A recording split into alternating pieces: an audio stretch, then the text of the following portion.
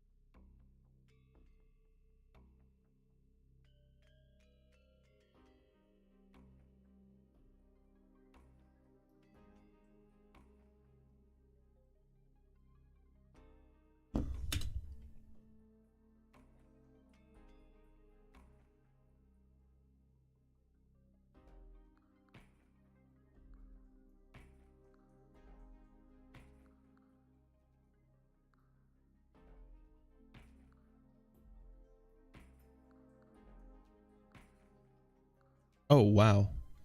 That's wild.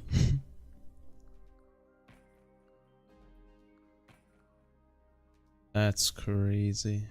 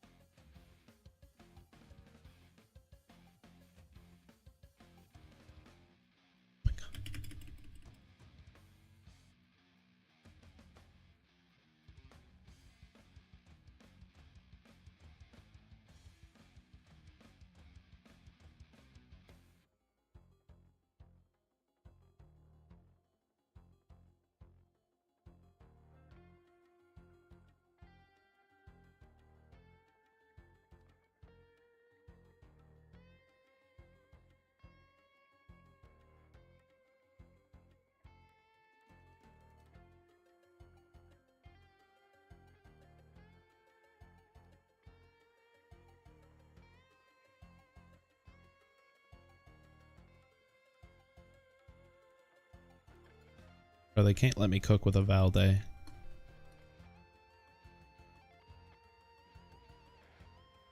Not even, yeah, the PK, what is this thing called? PK 120? Yeah, that's...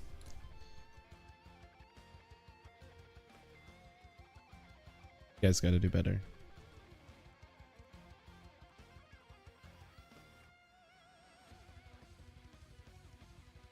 Oh. Unbounce.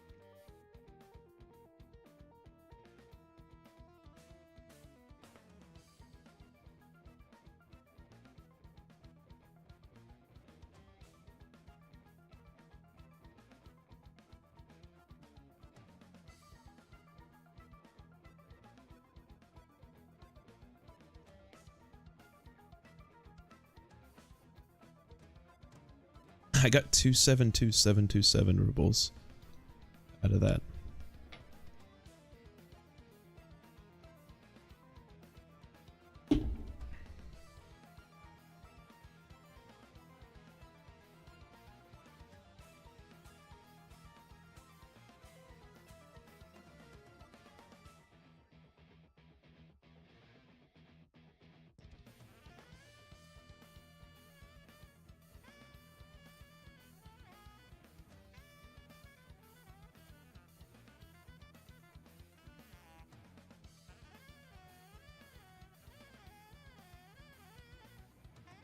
Oh, I love that that bug. Oh, that bug is so fun.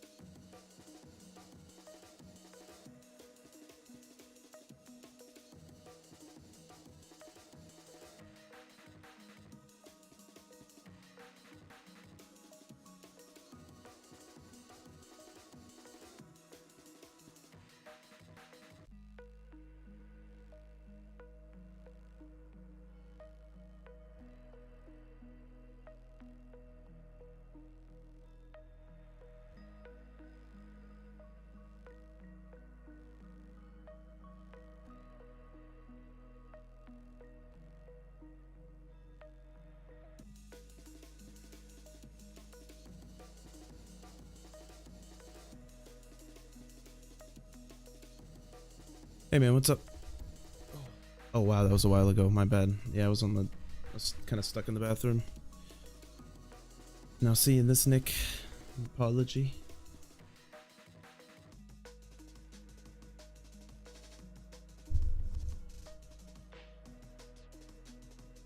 Sticking around. What's going on, man?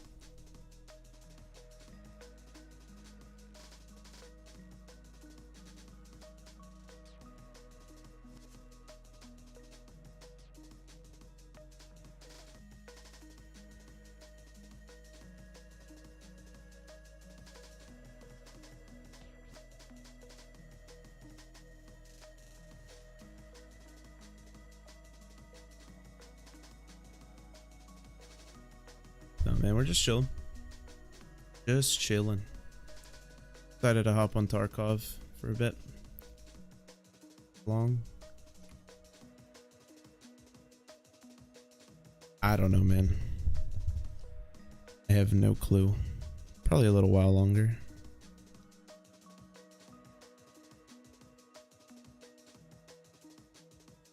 I just restarted it a bit ago to switch settings.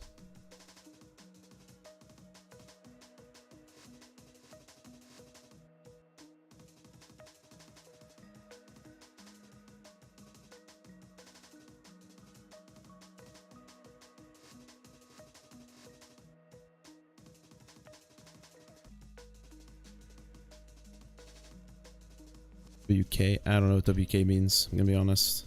I'm a boomer.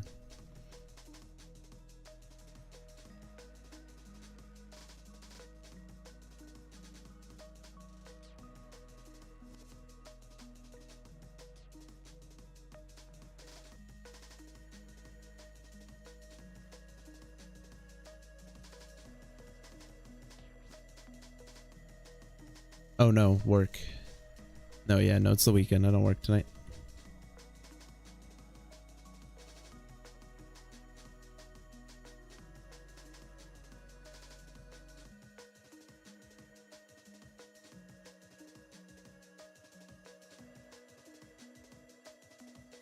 Oh yeah, it do be the weekend.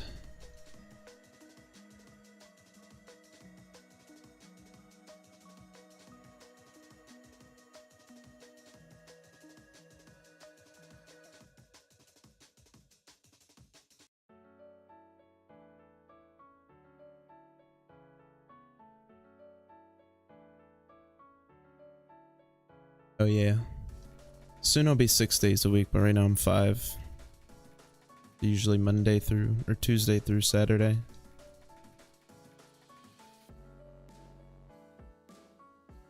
The Tar Bob.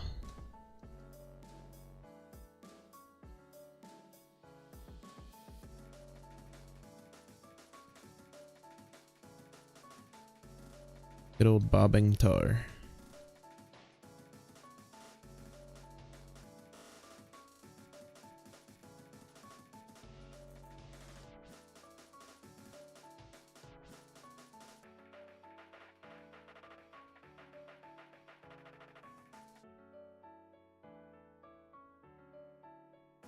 No, not yet, and it's starting to annoy me for that reason. Then I haven't had an update. Feel like I should have by now. It's starting to make me think they were just trying to like scare tactic me. Yeah, it happened like a month ago, and I was supposed to have a hearing within 30 days, and I feel like they don't want to just give away money to people they don't want working for them. Then Christmas season is coming up, and I'm like a 6-year person. Like, they don't want to just get rid of someone who knows what they're doing. Like the busiest time of the year.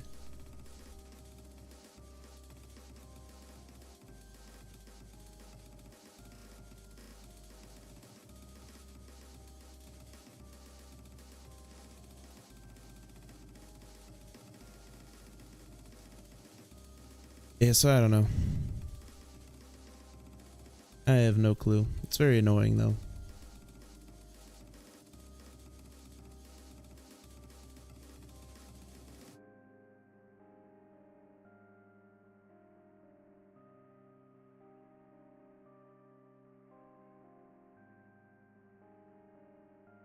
It's just the reality of having a union. You get a lot of nice things, but the company treats you like absolute shit and the enemy.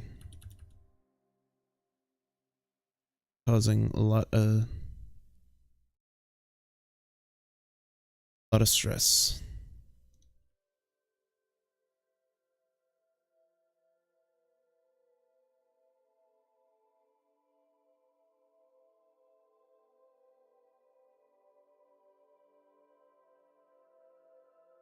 I do also still be in Discord if I ever mute from time to time. I haven't talked in a minute, but I just don't play it through the microphone.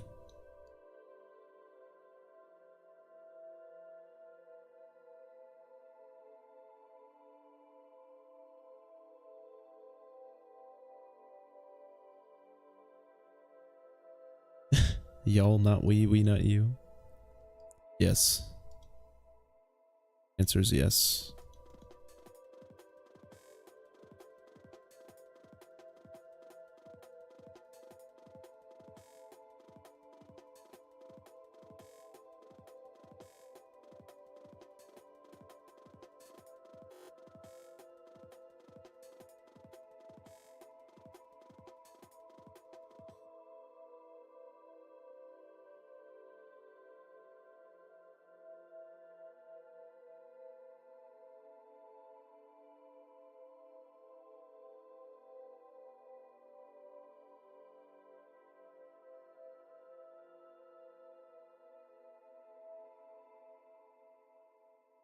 Cricket, man.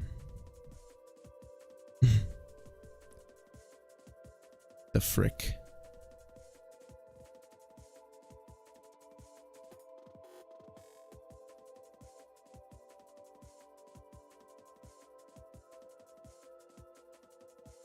It's something you want to do before you die?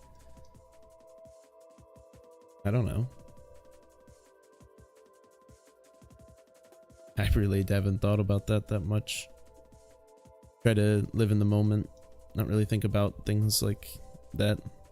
So I probably don't have many answers for a lot of your questions in that field.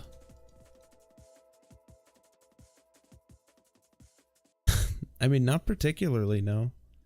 That sounds like a clusterfuck, honestly.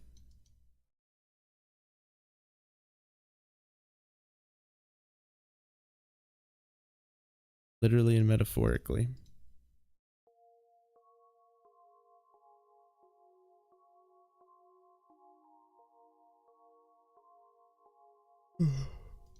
Man.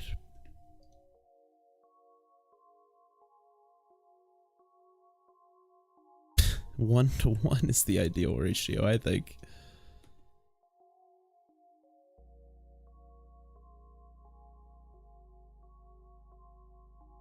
I feel like that's universal. I mean, that, I guess you just extrapolate that up to so 4-to-4 or 2-to-2, you know what I mean?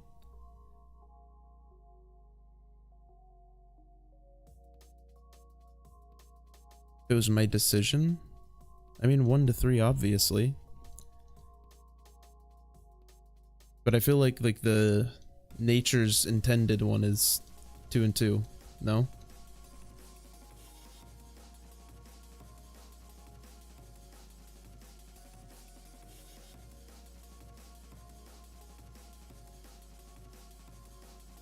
No? Why would that not be nature's intended? That's literally mathematically accurate. Well, Mormons aren't real, or do they don't know anything.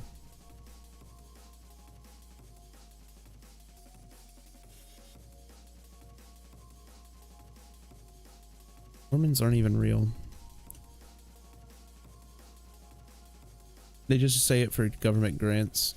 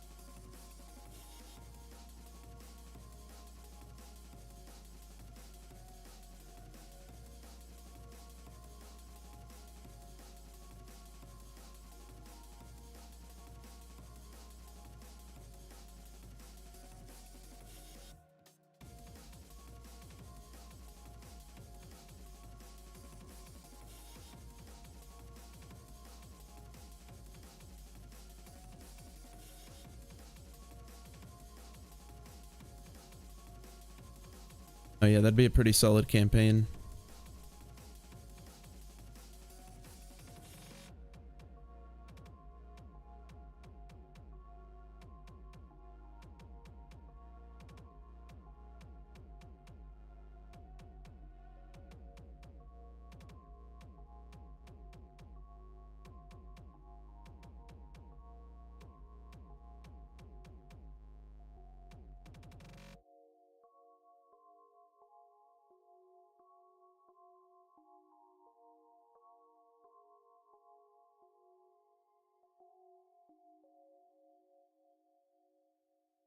You an imperfect neo-futurist pop quasi-mentalism escapist of postmodernism identity regression like me?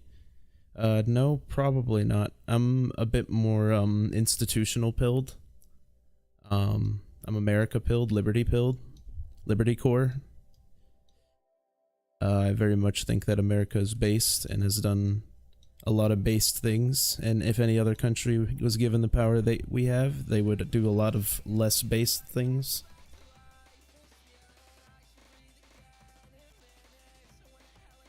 So I'd say I'm a pro-America, neoliberal, neo globalist.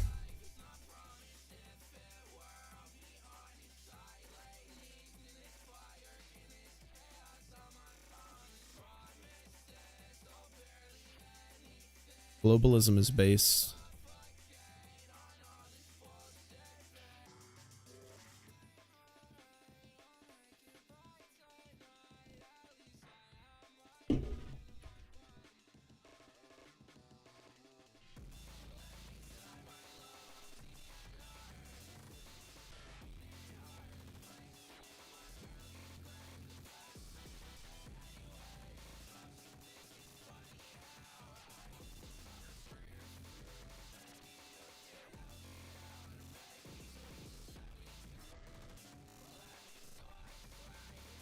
The pink. Yeah. Just a music player. I didn't make it. I just typed the, what's it called? The file out.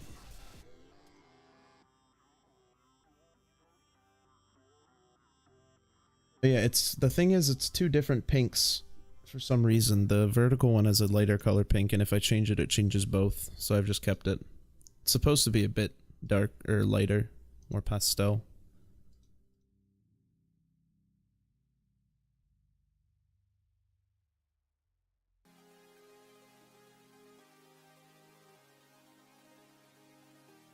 But yeah, I choose the color.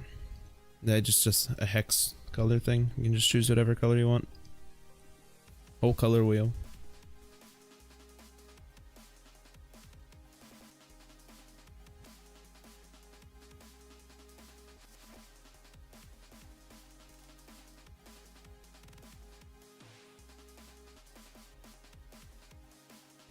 Why did I choose pink? Because pink looks nice. It's one of my favorite colors. Looks sick.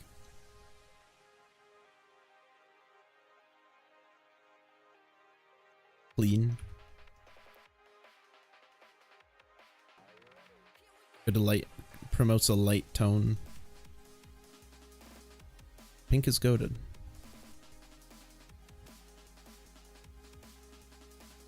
Yeah, it'd either be a light pink or a light green theme for pretty much anything I make.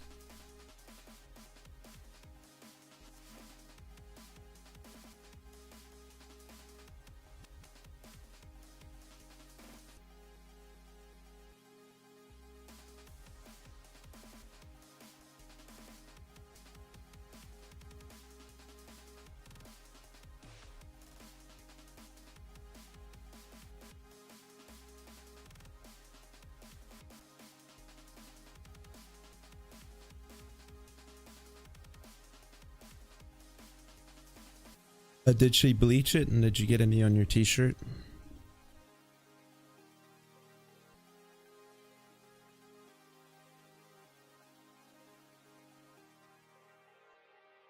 Then you know what you're gonna be feeling like. We all know.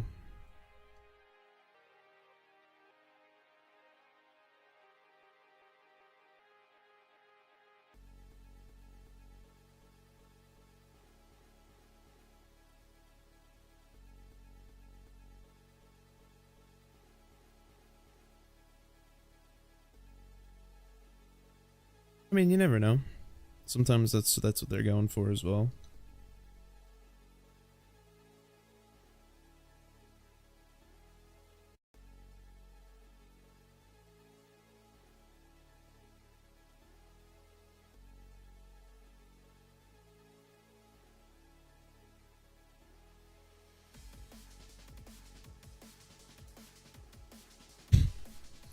Christian.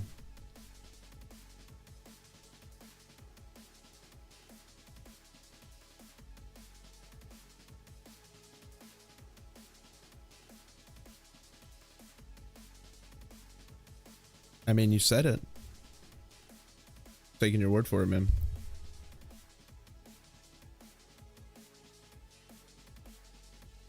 Ugh.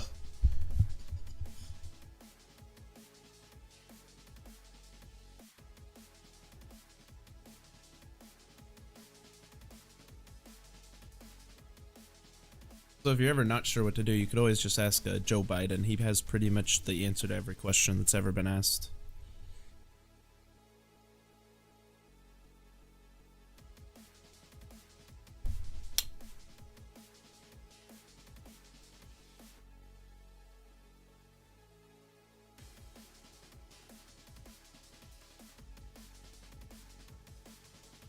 Shout out Biden.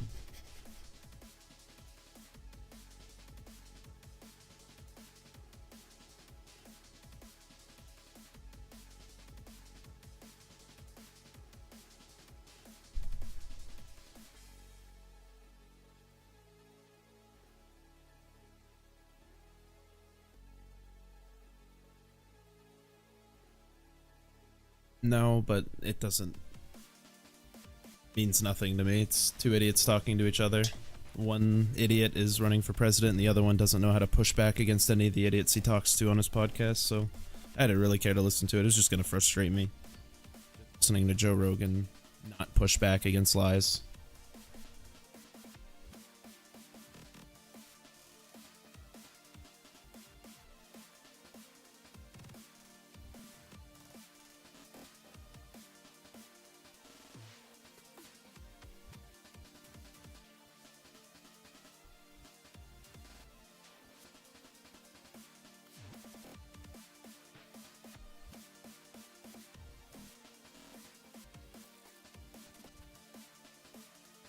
No, it's not even the expert. He doesn't act like an expert. He acts like he's just an idiot just asking questions, but then and I think he's telling the truth. I don't think he's misleading anybody. He is just an idiot. And so when he has people on who are much smarter con men than he is an honest thinker, well, what happens is that he has a lot of people on that just outbrain him, and he just kind of gets left in the dust and lets people use his platform as a propaganda machine.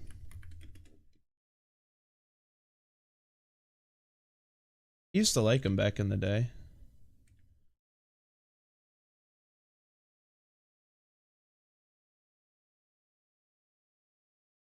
Used to like him back when he was more UFC comedy focused. I do like both of those things.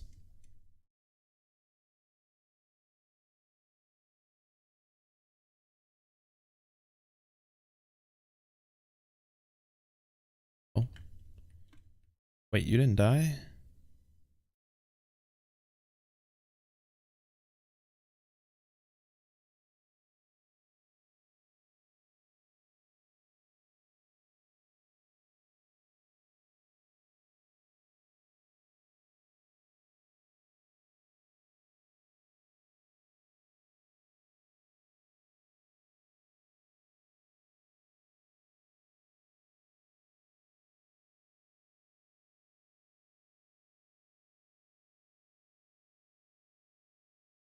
Out of me.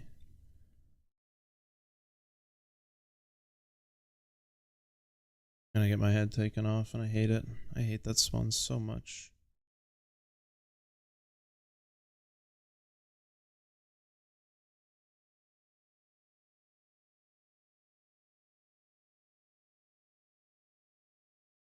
Like, yeah, he just kind of knows he's dog water. and has just kind of owned it. He also is, it's more retaliatory. Once people got mad at him about his literal misinformation about COVID, he got like mad for some reason.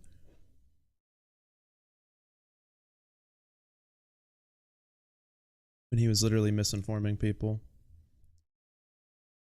What do you expect? But I don't know. It's just it's a whole host of things with him, man. I think it's a lot of it's just contrarianism, retaliatorianism. He's not willing to break. I didn't mean to shoot there either. That's not good. He's not willing to break on any of his like strong beliefs in any capacity. Whatever. This is where I die right here. You ready? Across the street. Ba-boom, ba-boom, ba-boom. Shocking. But no, yeah.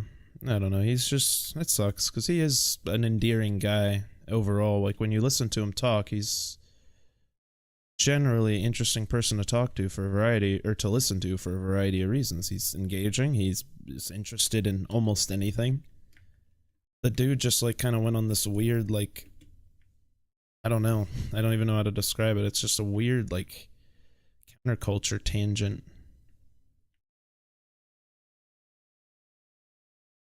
Basically just like forcing himself to be like anti whatever he thinks is the popular idea, even though it's just because it's the one that people are saying is literally the morally greater. Like, I don't know. And then people on the left suck at pushing back too.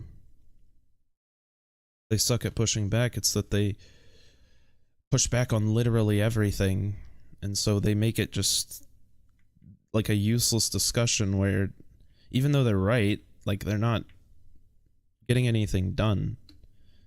Because like for example, Trump said the enemy within thing over the weekend, last weekend or last week, whatever, he said that. And then what's it called? Like 3 days later they're talking about him at McDonald's, like, wow, he's just this is the worst thing in the world. Like, what are we doing? It's like,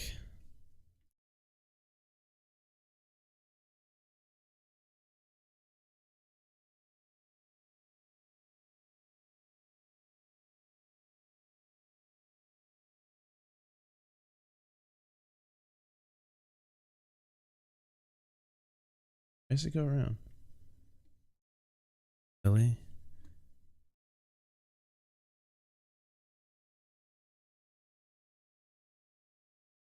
Speaking truth, man.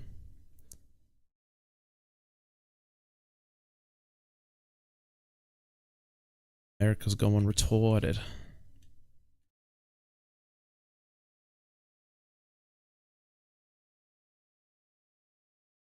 Like a Mark 18. I don't like that. Am I God?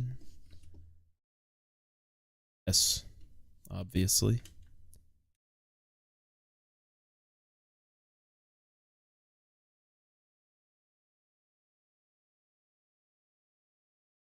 Yeah, I meant to do something. Hard Bob. Two things.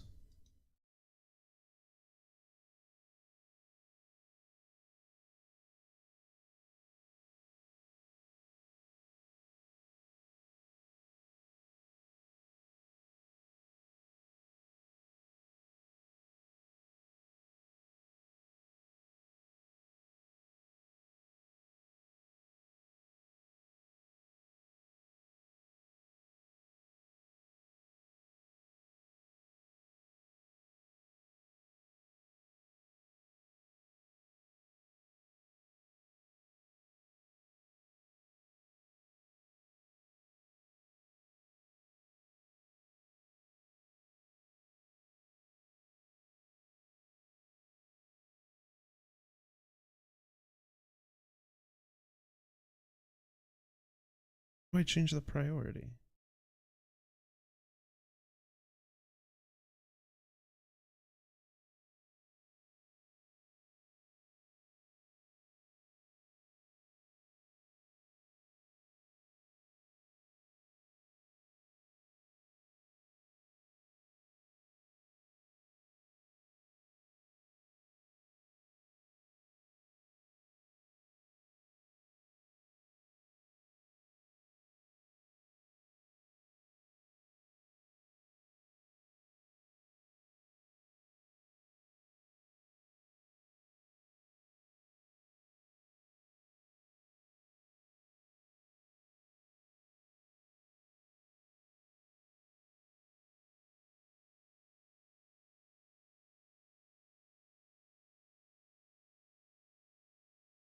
Something, what's up, man? Need to turn off the efficiency cores now. Oh, they are off, okay.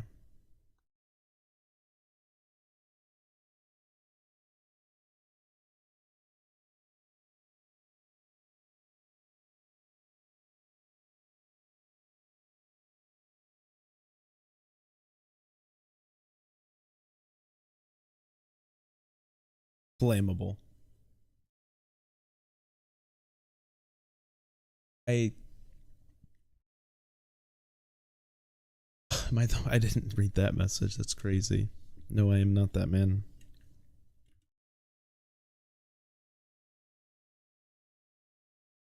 I don't know if I could do that, man. That is a bit of a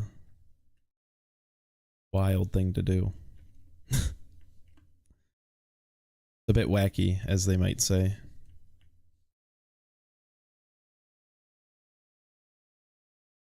I am what the kids call super mega late right now to the party I'm trying to get to.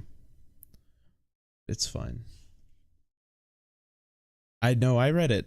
I read it. I don't know if I could do that, though. It is very funny, but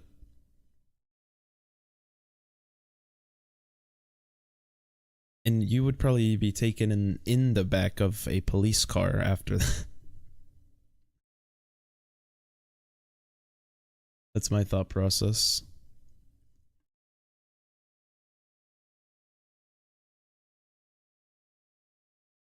Getting like 112 frames after that fix. That was like the most beneficial one I've ever done. It was very easy. Oh, wait. That actually fixed a lot of my stutters. I had a stutter every time I ADS with this thing. I didn't even get it the first time.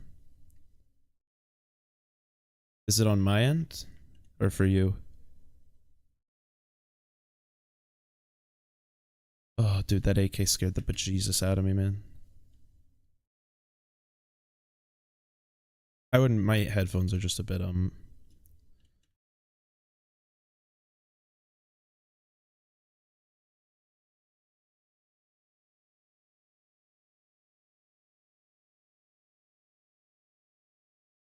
this guy's just a little difficult to deal with over from the left.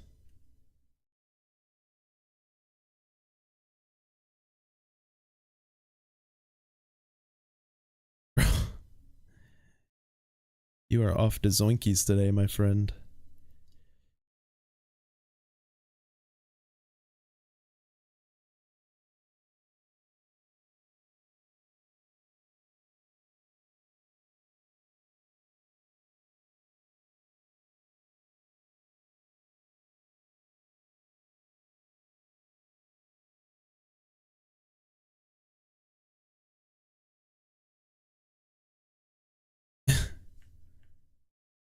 No, I've shot that shot too many times now. I just remember it.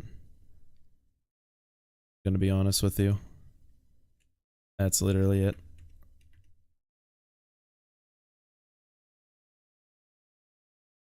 Blown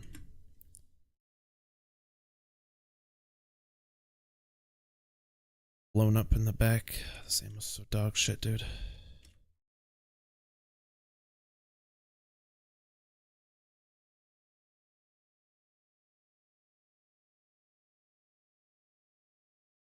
Whoa.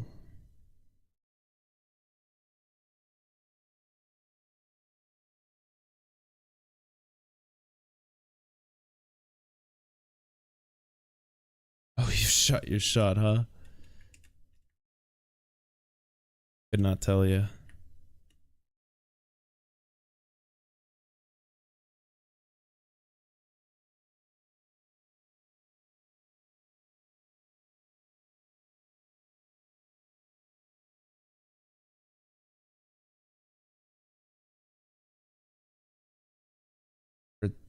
Thug's Mansion by Mac Miller? I have not. Or actually, I probably have, but I didn't know what. I don't know, like, I couldn't tell you the song because my buddy was a huge Mac Miller fan. So whenever he drove, that's basically all we listened to. So I probably definitely have listened to it a few times through osmosis.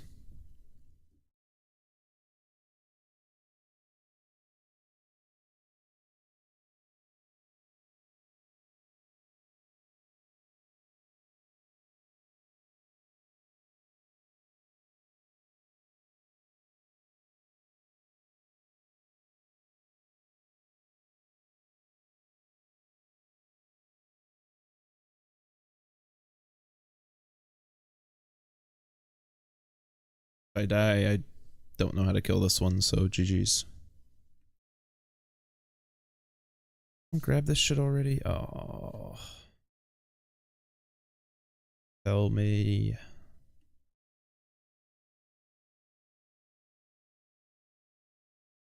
Rough.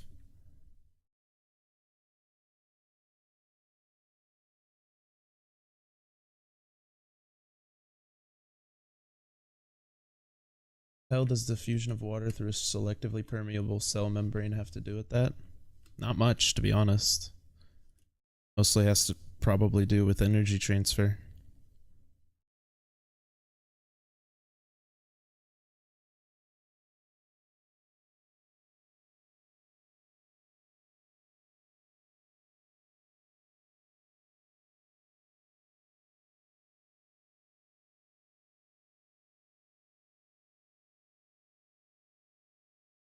Ooh.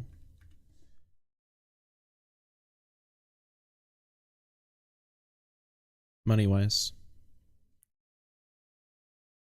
That's osmosis. Yeah, my brain isn't really, what's it called? Um Physics pilled, I guess. Would that be physics? Biology pilled right now?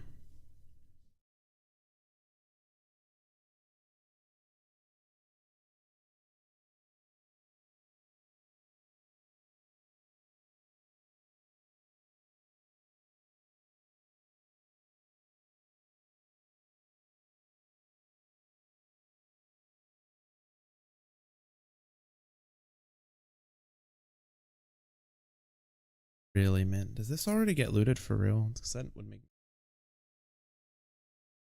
Oh, wow. It's getting to be like Carson now. You're getting a little aggressive there, Nick. Getting a little angry. It's not good. This is anti-anger. Anti-anger streaming. Dude, there have been not a single valuable spawn this entire raid.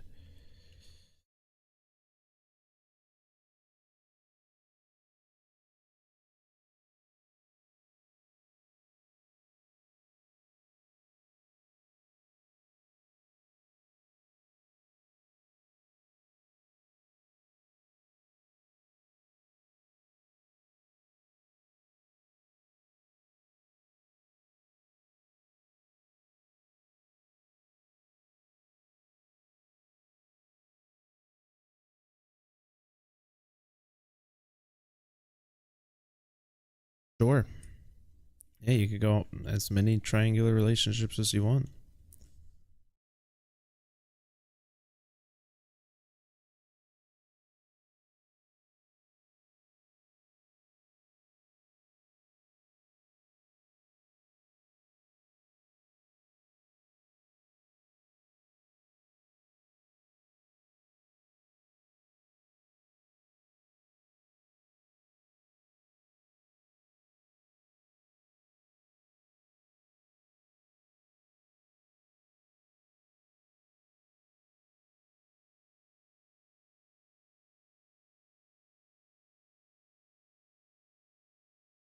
All the females leave, gotcha.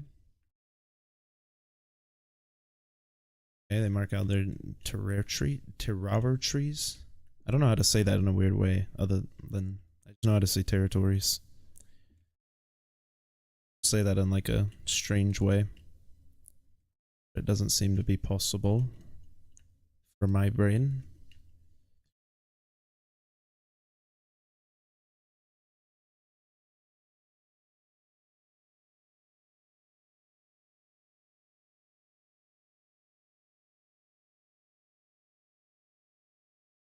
One of the most cancerous items in the game to put in your backpack right there. It's the heaviest thing you can imaginably put in your backpack.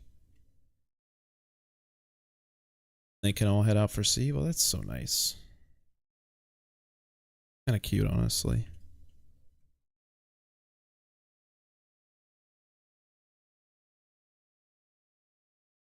Really have to study, like, come on, man.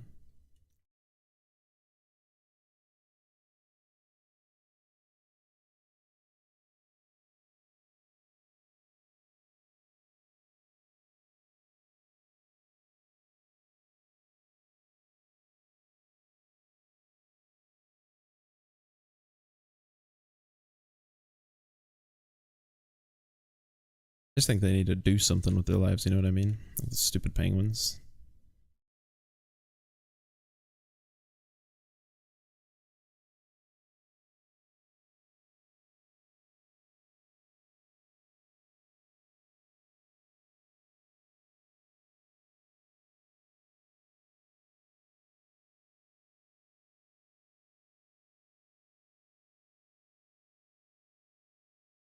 Brother, there's zero stinking loot.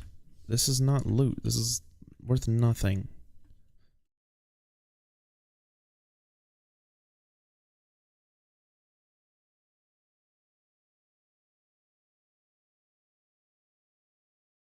Only some of them describe it as prostitution? Oh, with penguins. Yeah, sure, why not?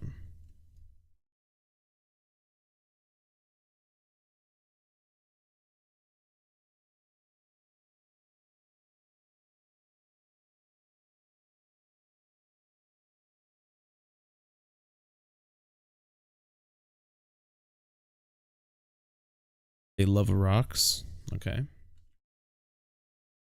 I'm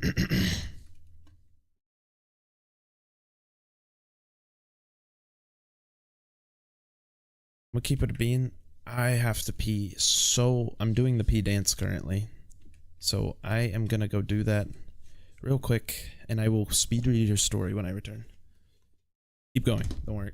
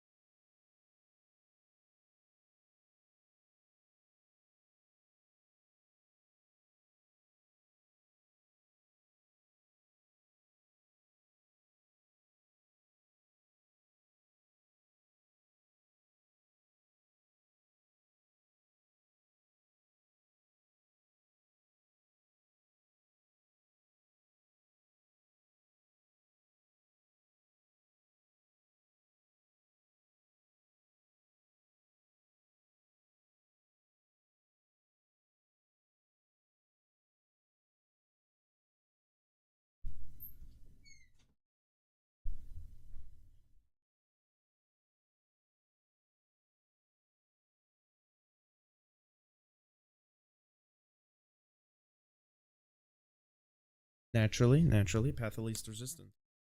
All these stupid penguins are bringing rocks to me.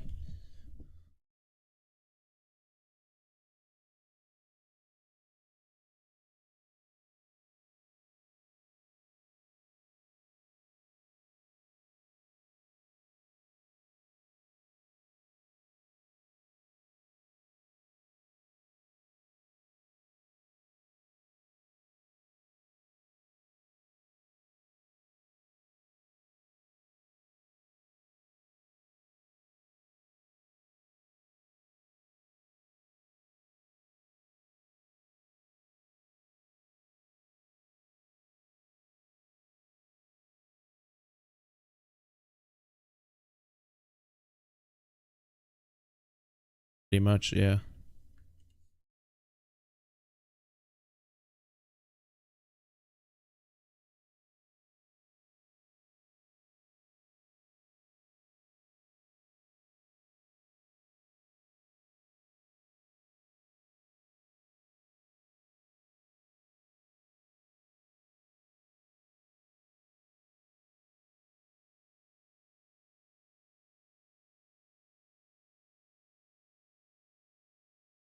Thanks for grabbing all the loot for me, buddy. I didn't have to go up there. Oh, you shouldn't have.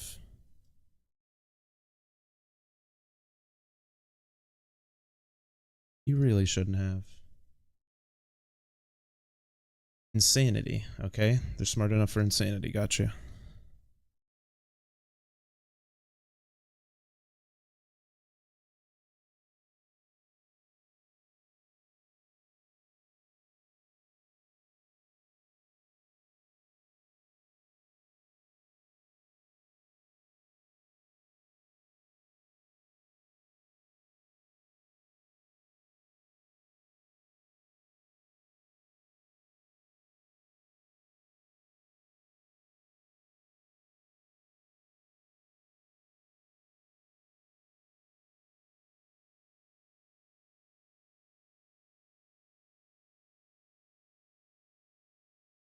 Get disoriented because of the za.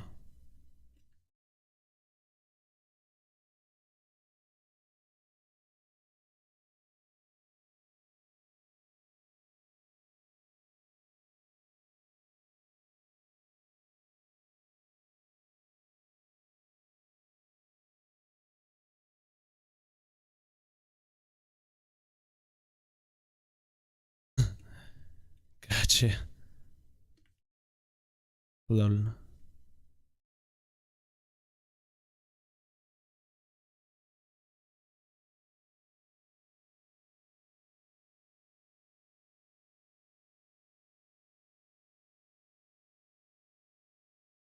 Oh my god, I thought the base of the gun was his head, dude. Holy shit.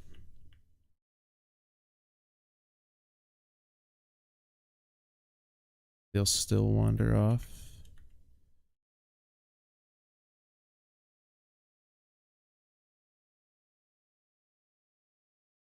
I'm gonna lock in here for a second.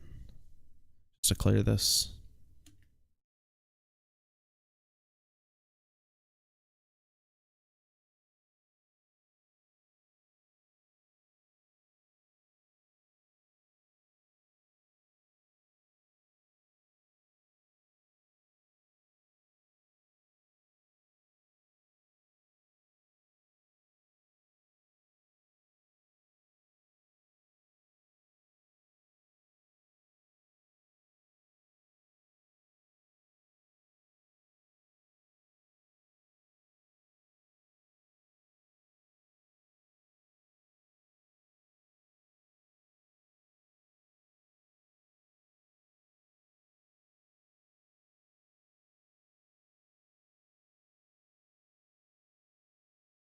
I heard one out there. Maybe he's above.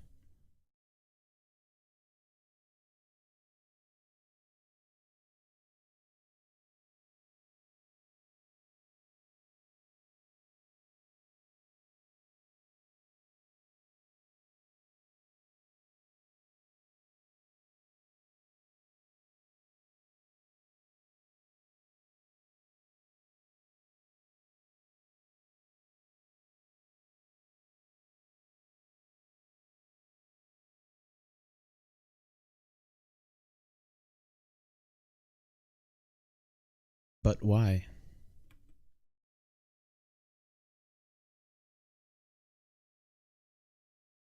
I'm insane.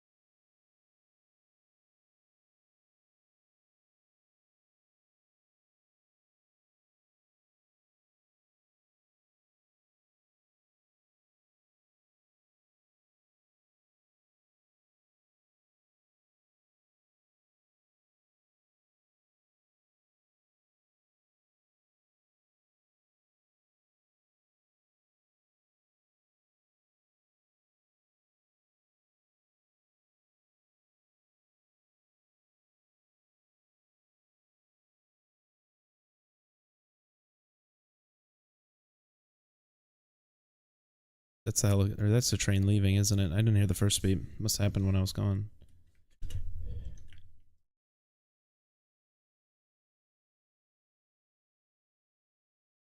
Good lord, man.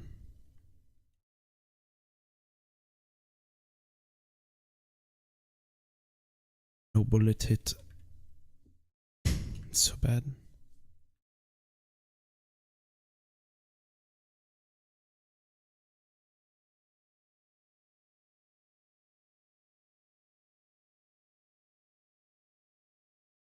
Oh, they're not innocent. These are all criminals.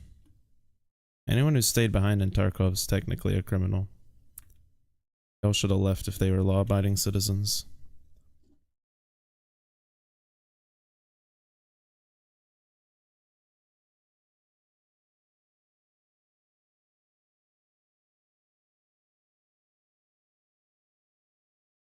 Well, this is a excursions. It's a war zone. They should know better.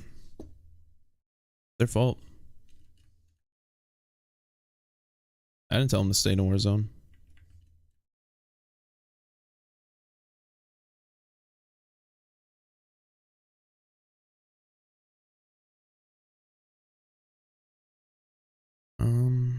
What to do? What to do? I guess go up top.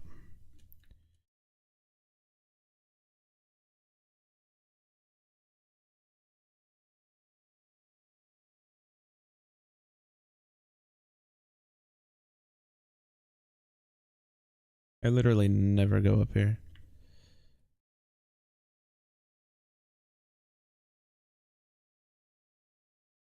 Hey man, what can you do?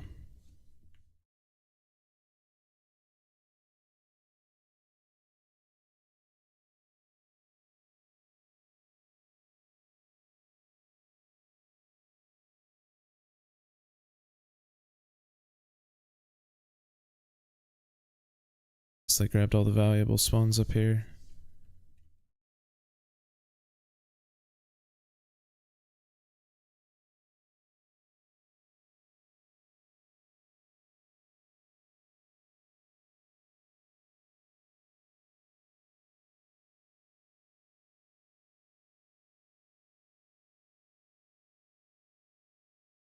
They didn't loot these guys though, which is good, I guess.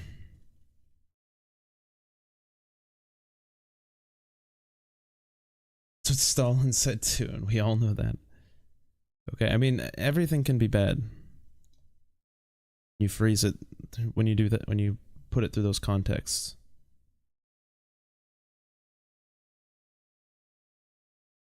Caligula? No, I am not the former leader of what, Rome, right? Yeah, no, that's not me. I'm gonna see that. Oh, so much good ammo though. Not a single valuable spawn, but all the ammo I could ask for. Oh, an SR. What do you have? M80. Oh, give me that.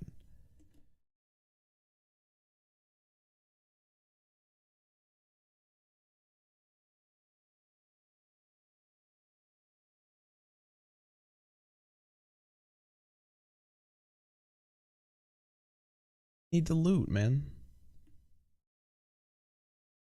You don't think I need the loot? Need the loot.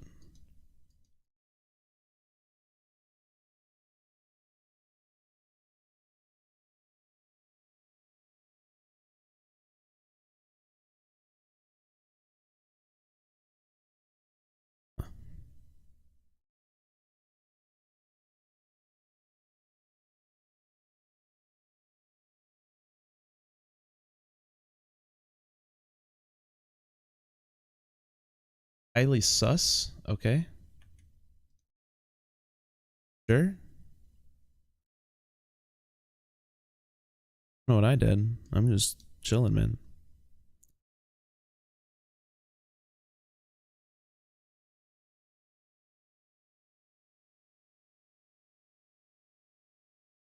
He's down low. Okay.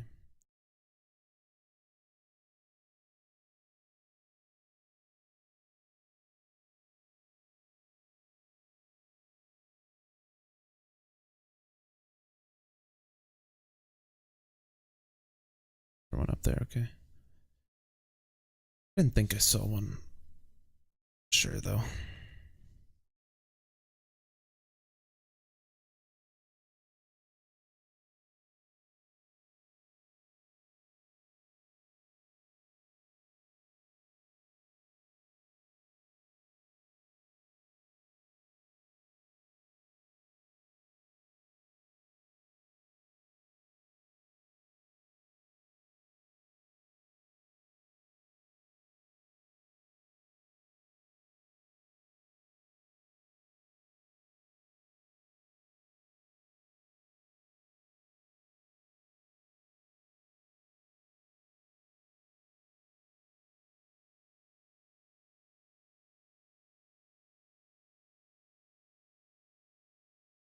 Oh, nope.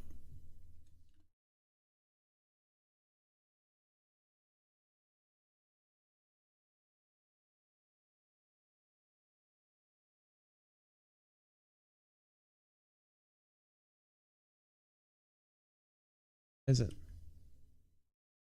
Because I've been smoking for almost 10 years now. So it's pretty rare that I cough. I also smoked cigarettes for like 8 years.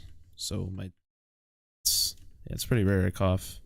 I also don't like coughing, so I normally don't load a big enough one that's gonna like elicit a cough.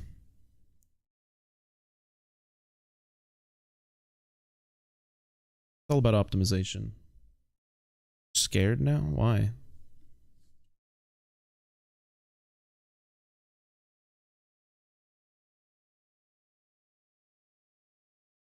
Please tell me I have Northern Road. Don't. Okay, I gotta go this way. Or no, I do. Northern Checkpoint. It's not called Northern Road. That's why I don't have that. So it's not what it's called.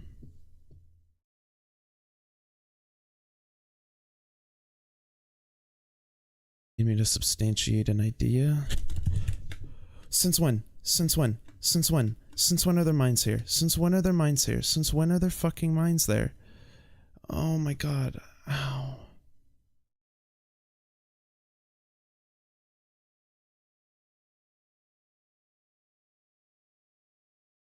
This is the ethos? What do you mean? I don't know what you're talking about. What is the ethos?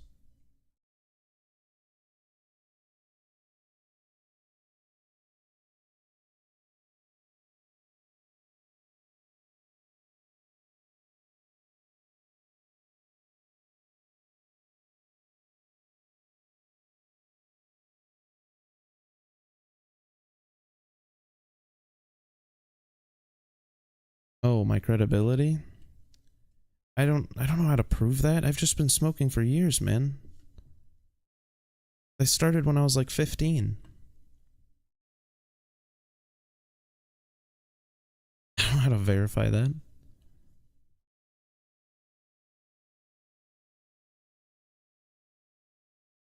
I just don't need to cough. Literally ever. And I'm sure I've coughed sometimes. I've choked up on my own, like, phlegm more so than weed has gotten me to cough, but that has to have happened once.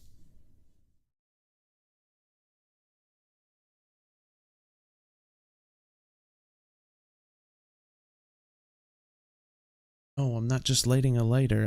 I showed you the bowl the first day. And this shouldn't be your therapy. That's not good.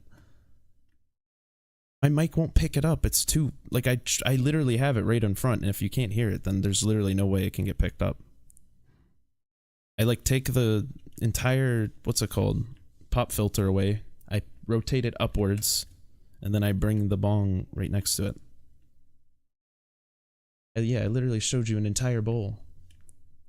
Tell me, yeah. Also, I cannot be your therapist. That's not good. You should, if you need therapists, you should go to actual therapists.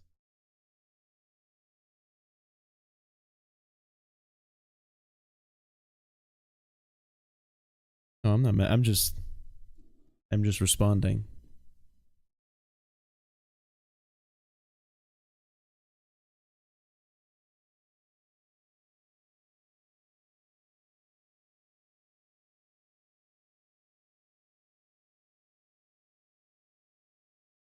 Just not a responsibility I want to have is all. You know what I mean?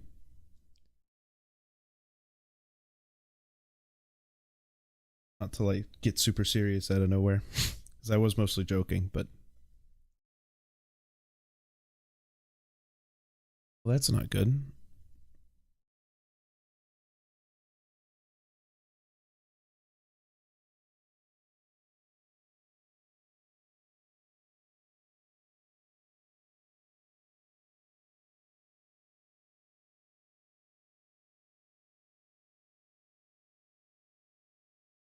Shouldn't have such a negative outlook. But who am I to say?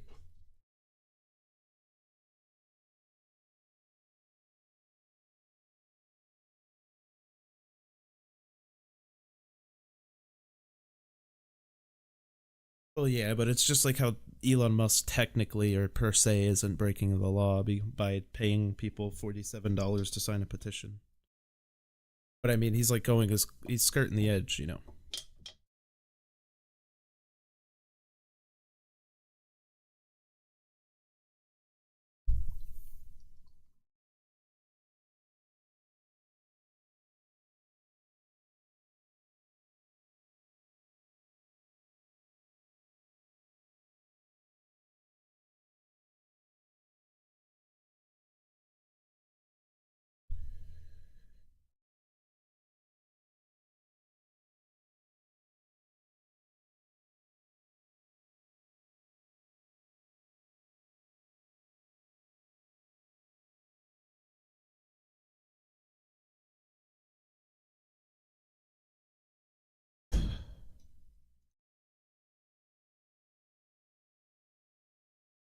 Wait, are you talking about someone I was? Did I reference someone, or do you love that, and then you're saying man like the closing, like not like actual man, but just like man, I love that type thing. Oh, Elon, I don't. I probably have the opposite of loving him, if I'm gonna be honest with you. I really, I used to like him, but as I grew older, he just kind of looks like a fraud.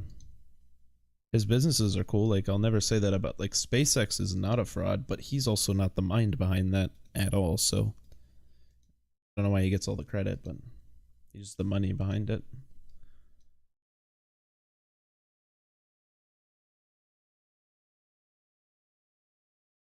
But I don't know. I've just never liked Elon personally. Well, I mean, not, I can't say never because I used to as a kid, but I definitely do not anymore. Kind of just gone off the deep end.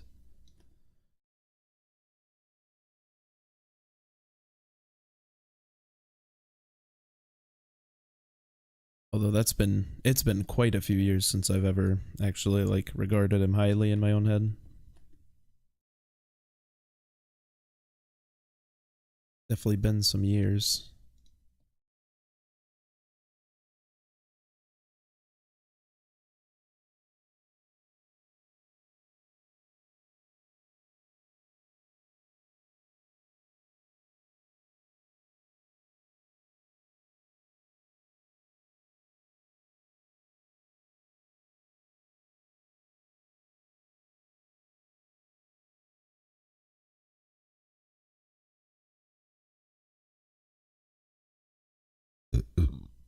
Yeah, just a lot of his ideas, like when you look at them, they're kind of just like what was the Hyperloop? He just reinvented trains and then everyone realized and completely gave up on it because what the fuck else was it? It was just trains. Invented trains. But somehow he's like this genius. Like the electric cars are cool, but like other electric cars are better now.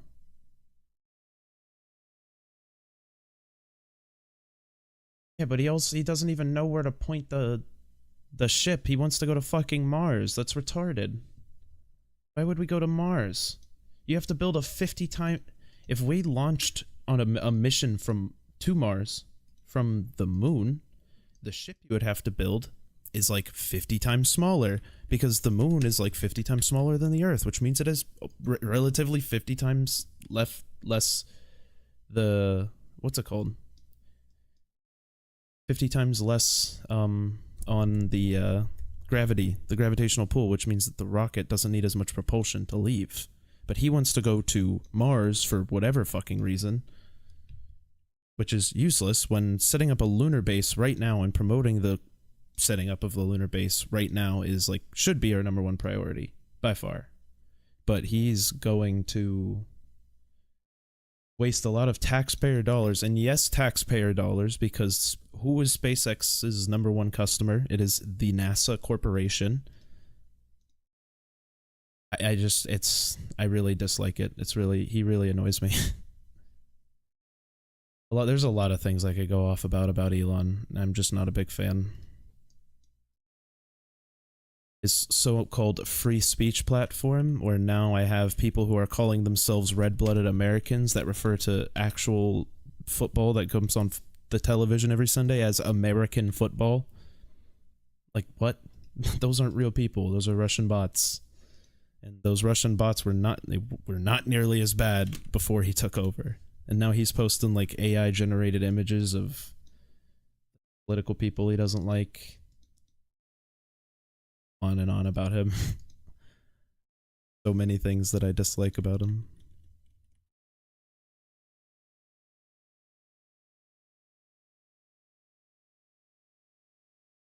I think there are those minds. It's just those minds aren't loud like he is, so they don't get as much recognition because we care about loud. Loud equal funny, loud equal good, loud equal strong, loud equal everything. Because America's full of a bunch of homunculi. Not saying homunculi or Elon Musk fans, but just in general, like, we're very just simple minded.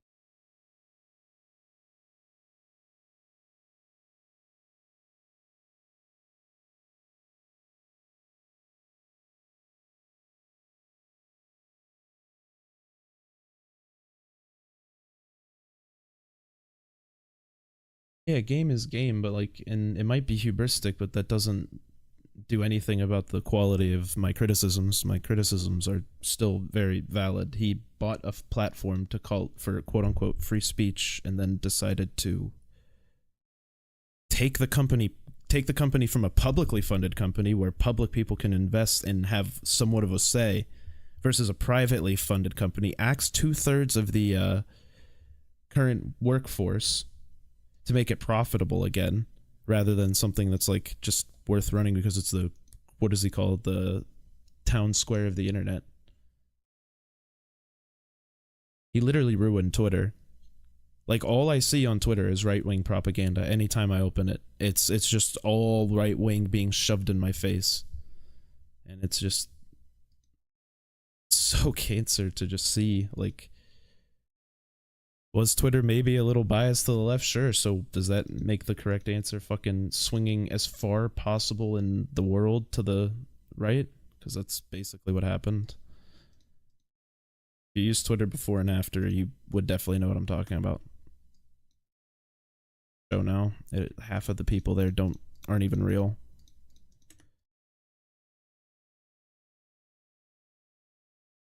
Little bias to the left? Right on this issue? Yeah, a lot of bias. A little bias? But like, literally Hassan Piker is like ousted by the entire left, so I don't know that's not true at all. Have I been to Berkeley? If you're talking about California is a completely different beast. Those are far left, but that's not the majority of people on the left is the problem. And the bias to the left is, what did they do? What did Twitter themselves internally censored something because it came through from a repairman, which repairmen aren't supposed to share private things from laptops they're repairing, by the way. So they took it off because it directly violates the hacked materials policy, where they then eventually decided to unban it and uncensor it within 24 hours, while the JD Vance files have been censored for 3 weeks, and that journalist is still not unbanned on Twitter, the guy who reported on it. I don't care about the relationship between Berkeley and Twitter. I don't care. Because whatever Elon Musk is doing is worse. I want to see actual actions being done.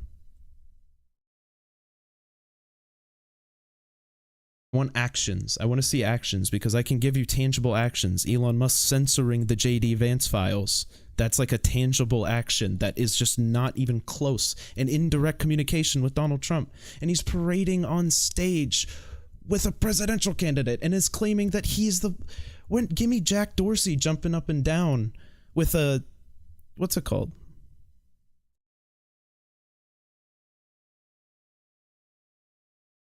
What to care... But that's not choosing to care what... No. It's understanding the magnitude of each thing.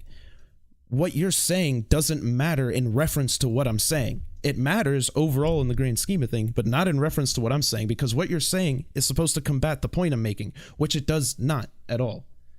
But, like... That's what you don't, like, I think understand is what I'm trying to say, is that... It's just... We need... The order of magnitude is... The difference in order of magnitude is wild between those two. Between Twitter under Jack Dorsey and Twitter under Elon Musk. So whatever relationship Berkeley and Twitter had, I don't care. Because I know they didn't have a direct relationship where Jack Dorsey is jumping up and down on stage with Joe Biden. But you don't care about that equivalency. You want to create a false equivalency because as if Berkeley is the same as Donald Trump, a presidential candidate. It's just not even close. It's in a different stratosphere. But good luck to you, man.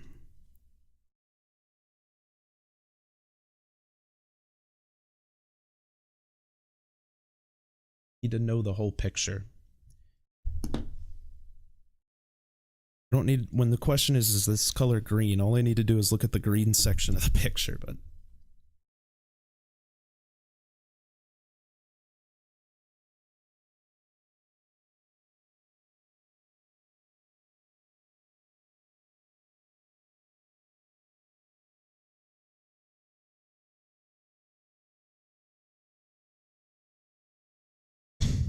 That's so funny. Like, you can't see how fucking blind you are. If that is, like, you said you enjoy joining the stream as much as you have, and then because we differ on political opinion, it's gone. And you can't see why that is, like, I'm willing to have a discussion, but you just leave. Do you not see why that's like a... Like, do you see how much it influences your entire life right there? Like, that's not good.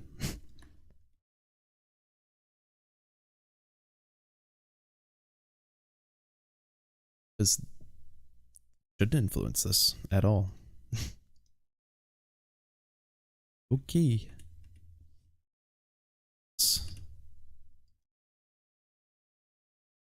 Leaving emotion out of it, I guess, right? Discussion anymore. Get mad instantly. Like, literally instantly.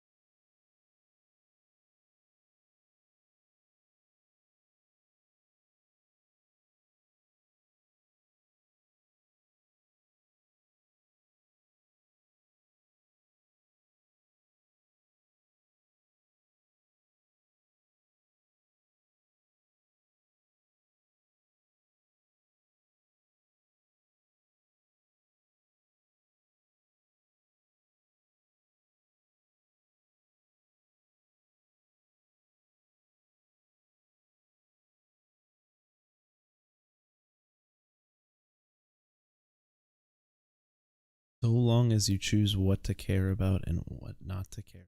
This is a funny line, man. It's not choosing, it's called understanding the difference between the two and whether or not it is even relevant.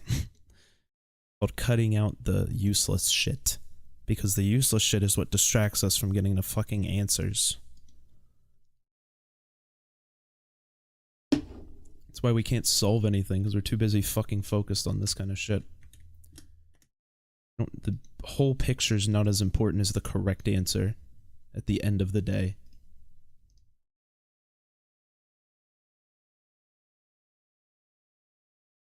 The whole picture is like a delusion.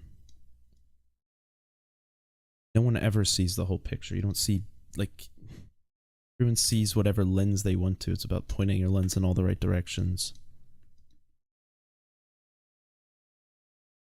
Or pointing it in the wrong direction and learning, but...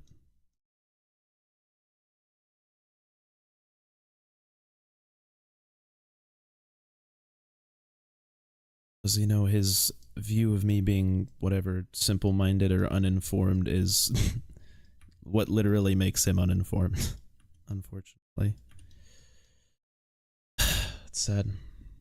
Very sad. Cool dude, but he just, literally, like, can't even let his own political biases not distract him. Not completely blind him.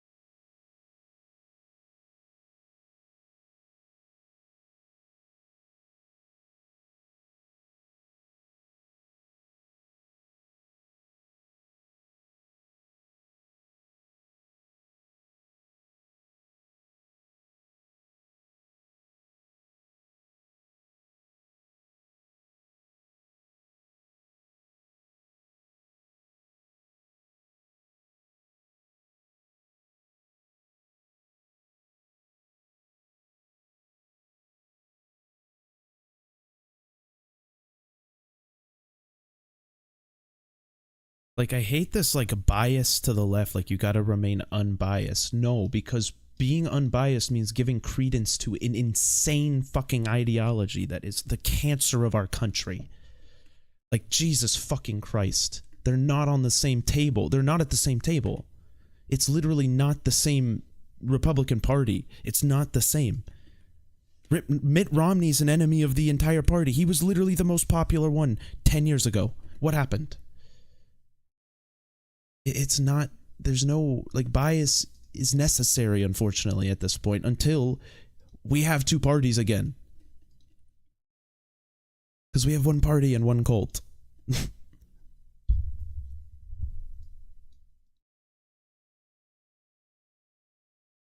That's, like, the biggest problem right now. So locked into whatever they currently believe. But it's because one side has the truth and the other side has delusion. And they believe the delusion to be true.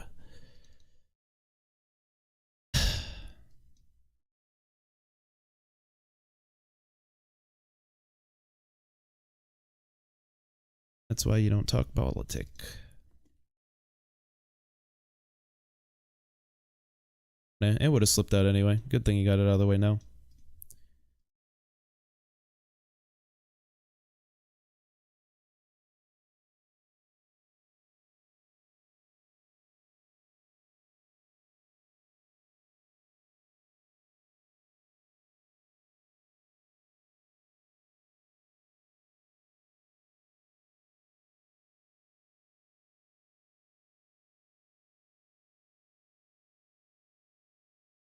What's up, Alexandro? Sorry you had to hear that rant.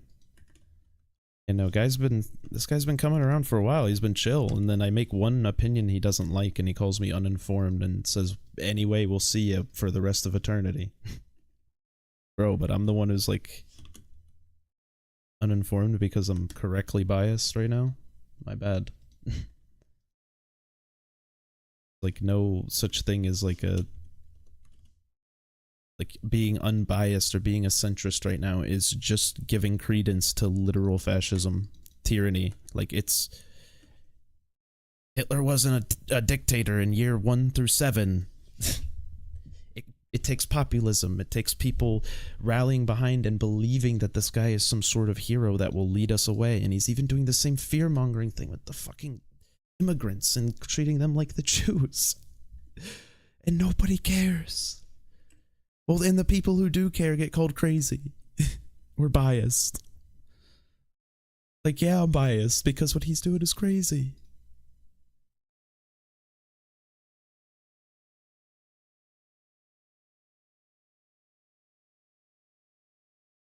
Ay, ay, ay, man.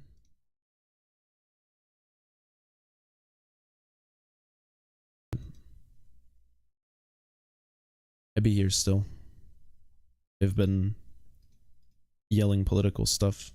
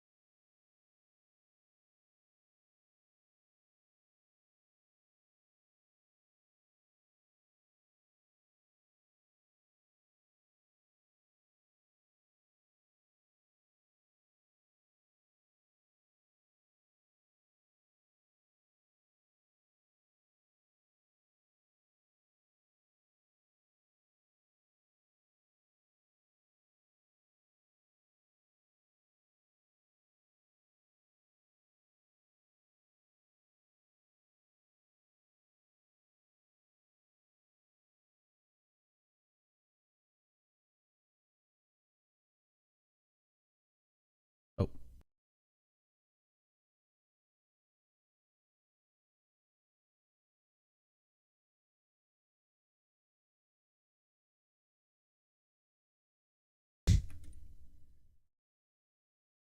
You're centrist, right?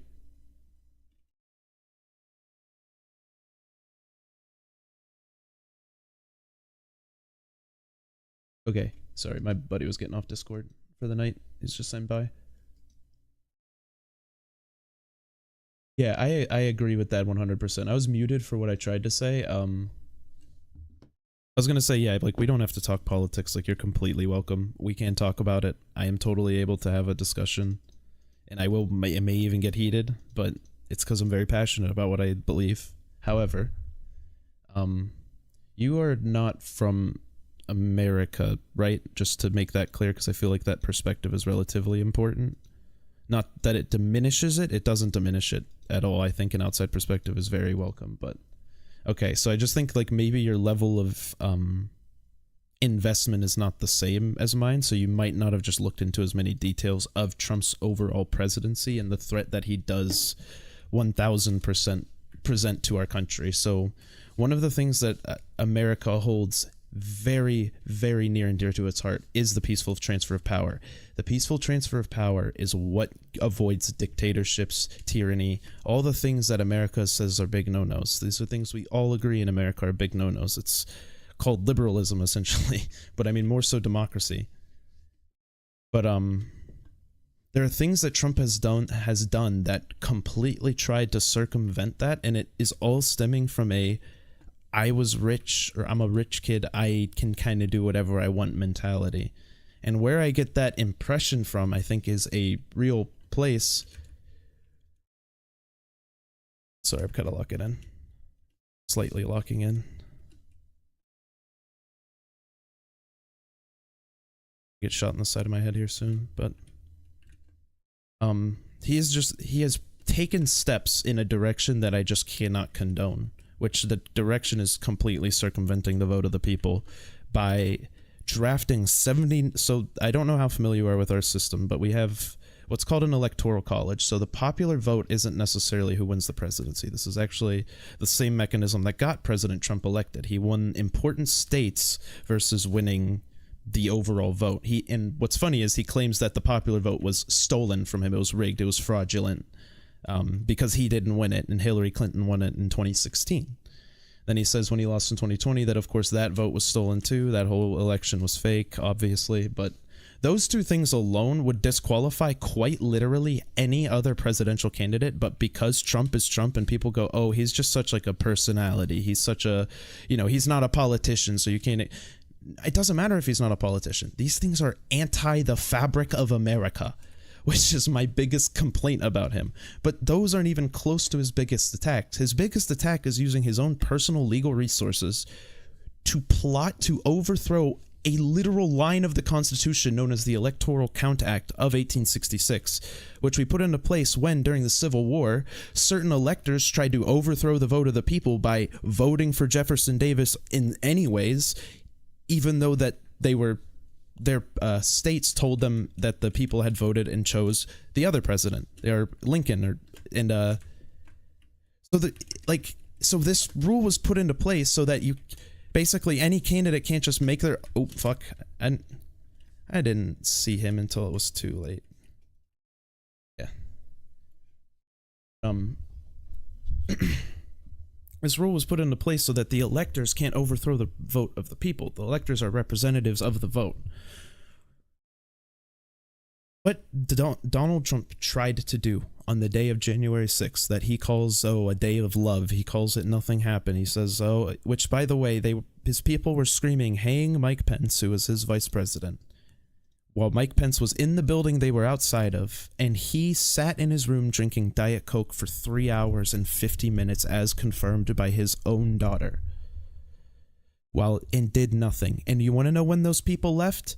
When he finally picked up his phone, tweeted and said, we have won, we have showed them our strength, you guys can all go home, you are all patriots. That's the only time they left. So this was a literal violent.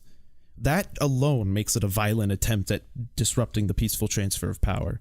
But more importantly, this was a plan.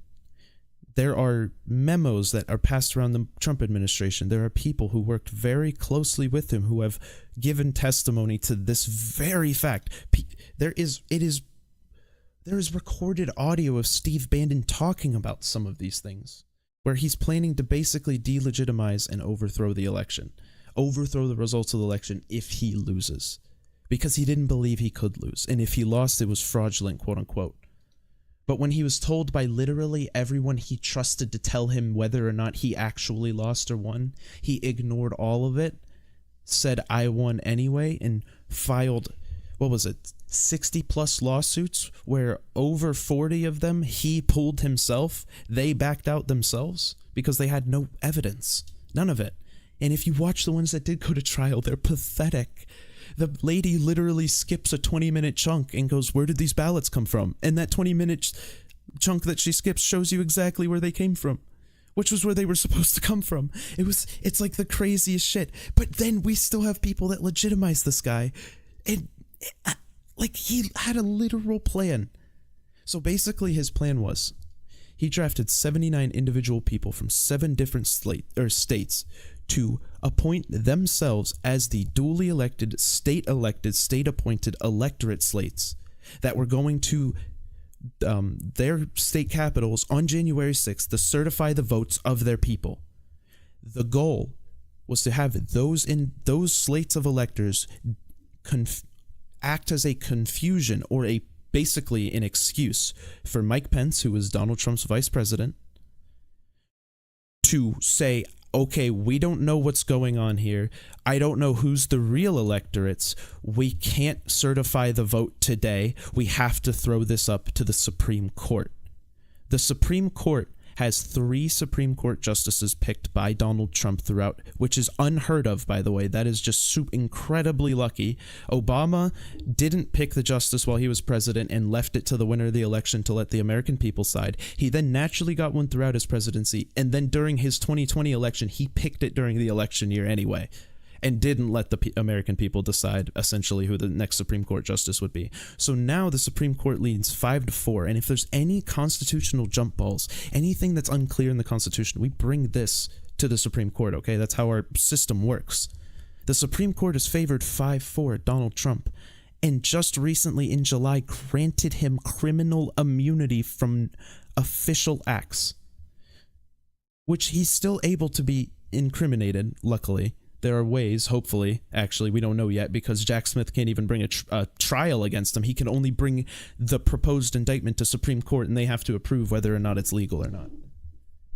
But the point being, the only thing that stood between him and, like, the presidency on January 6th was Mike Pence saying, no, I'm not going to do that. I am going to get this election certified because these are the correct votes of the people. And he did that. And he certified the election. I'm sorry. That's like essentially, and that's just one thing. That's just one of my major issues. But go on. It is like quite literally him trying to overthrow the vote of the people, which is anti-democratic. It's basically what Orban did in Hungary, but worse, because it's just like through direct force, and he literally told a mob of people to go. But I'm sorry. You could ask your question. I'm ranting.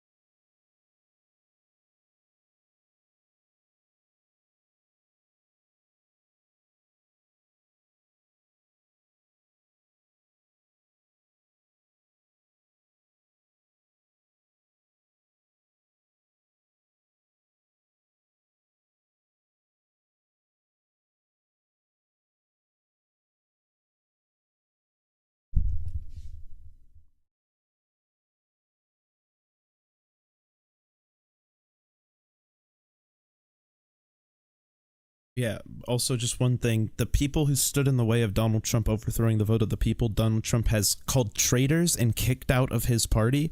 42 of 44 of his former administration members are gone. And his new vice president has said that he wouldn't have certified the vote on January 6th. But that's just another detail that's really, I think, important to know about this election, which makes it a little different and where the fascism things start to pop up.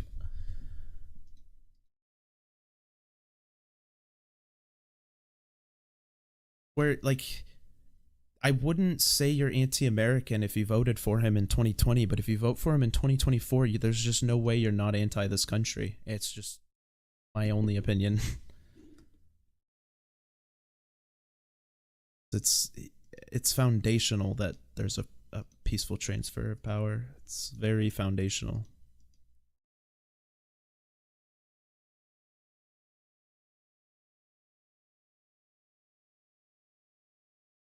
She has not deflected every time. I've heard her go to KamalaHarris.com and look at her policy that she has laid out on her website. It is 80 pages just on the website. If you bring it to Microsoft Word, it's like 100 plus. Go to Donald Trump's website and look at his policy. It is 16 pages on Google Docs or Microsoft Word. And some of his economic policy is, we will slash inflation. That's it. Kamala has answered questions over and over again. You're probably just not seeing them. And when she is asked a serious question, it's normally incredibly, or what is posed as a serious question or like a controversial question, it is probably posed in such a dishonest manner that addressing it is pointless. I do absolutely think Kamala is a viable option for multiple reasons, but number one, she does have actual policy, has been a part of the administration that pulled us out of the economic downturn of COVID, where we are by far the #1 economy in the world recovering from COVID. So like I don't know what more you need. And in terms of qualifications, she's been a prosecutor her entire life. If like that's like, I don't know what makes you more qualified than being a prosecutor for your entire life and then getting elected to the, what's it called, Attorney General's seat under Obama, or being the District Attorney of California, or being a Congresswoman of California during Trump's presidency. She has so much experience in government and has pushed for so much legislation. Well, if you look at Trump's actual legislative record, it's all executive action. Do you want to know why? Because he was constantly fighting with everyone, including people in his own party, because they disagreed with him on minor issues. And if they disagreed with him on anything, he'd go nuclear. So nothing got done. Every single thing that he did was an executive action, which can be revoked, not only by the judicial branch, but by the next president. Or I don't know if it's the judicial or legislative, but one of the other branches has the check on the president to just revoke or vote against an executive order, essentially. And the next president always can. It's just not like concrete legislation. And then he like constantly says there were no wars under me when we abandoned our Kurdish allies. We dropped the largest bomb in Syria that's non-nuclear. They're just blatant lies. Like, Kamala might deflect or politician her way out of some questions, but she's not blatantly, provably lying or causing panic in towns that I live near. Because I live in Ohio. So that Springfield, Ohio shit, it's a little closer to me than, like, most people. But most importantly, I know that you could see on the local news that they were the only schools shut down in the middle of fucking September when the weather's 75 and nice. Schools are getting shut down because of bomb threats. Because the people heard him say that they're eating the cats and dogs, and so they started calling in bomb threats against the schools in Springfield. He put them on that stage. Sure, he's not responsible for those individual people's actions, but he said it to 60 million Americans. Would that have happened if he doesn't say it the night before? Probably fucking not. It's just the irresponsible action after irresponsible action, and then it just gets hand-waved because he just calls the criticism like bias. And he just says that and it just wipes everything away.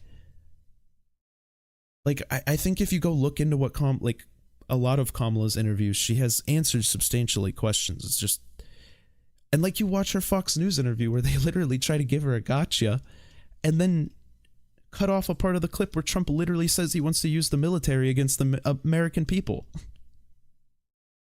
Like, she absolutely has a plan, and it's written down on her website in a very extensive format. That is just kind of like my whole argument for her. But, and I'm not like arguing at you, I guess, because if I sound aggressive, that's just a very common, like what you said is not uncommon to hear from Americans who just haven't been incredibly engaged in the system because they've had no incentive to be engaged. Why be engaged when the news that you get shoved in your face is super entertaining? I mean, it's a sad but honest truth. Like, news is entertainment. No one cares about the truth. No one is going to sit and read through a 120-page indictment like I am. But that's because I'm autistic and care about this kind of stuff. I read through the Jack Smith indictment that Donald Trump said was completely phony. When I read it, it don't look too phony. There's a lot of damning shit. He just doesn't want you to read it. He wants you to disregard it completely. And that's what people do. They do because it's easier. And it blows my mind. And then no one reports on this shit. And then we have people like Piers Morgan who act like they are actually a centrist when they echo people like Tim Pool who are quite literally paid by the Kremlin. It's just, there's so much about that guy. I can rant for hours. Hours and hours and hours. Just like there are fair criticisms of Kamala, but when you extrapolate those criticisms over to the other side, it's just not even close. So like then you have to wonder, do I care about that criticism or not? And that's when a lot of people who support Trump just decide, I stopped caring about that criticism. It's actually not important. And the goalposts have changed so many times with them. It's crazy. And what's also crazy is how you can't you can't be an anti-Trump Republican. That doesn't exist. There are anti-Kamala Democrats that are going to get elected.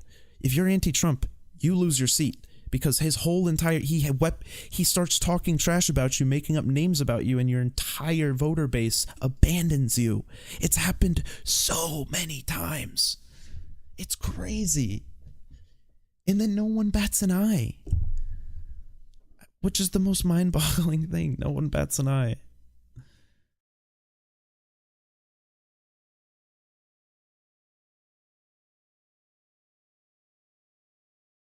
And see, I'd respect that, and I think being center right in your country is probably means a lot different than being center right in America right now.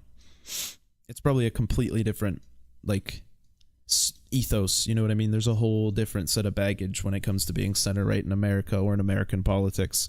So in general, I think being center, I'd honestly be close to center right generally. Like, when it comes to the market, I'm a very free market capitalist type. But it's just, and socially, I'm a bit more liberal.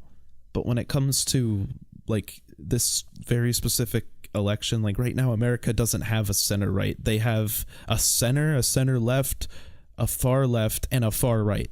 There's nothing but far right now. 80% of the Republican Party believes that the last election was stolen, when quite literally every piece of evidence that has been presented by them, by Trump, by Trump's lawyers, by people who are pundits of Trump, all of them have been absolutely nothing and have gone nowhere in court in front of juries. It's just, in the right, or in America, we have no center right now. Like, we generally don't. Like, voting for Kamala is not voting for the left. It's voting for democracy at this point, unfortunately. But it's because this guy wants to be a king. Like, quite literally, this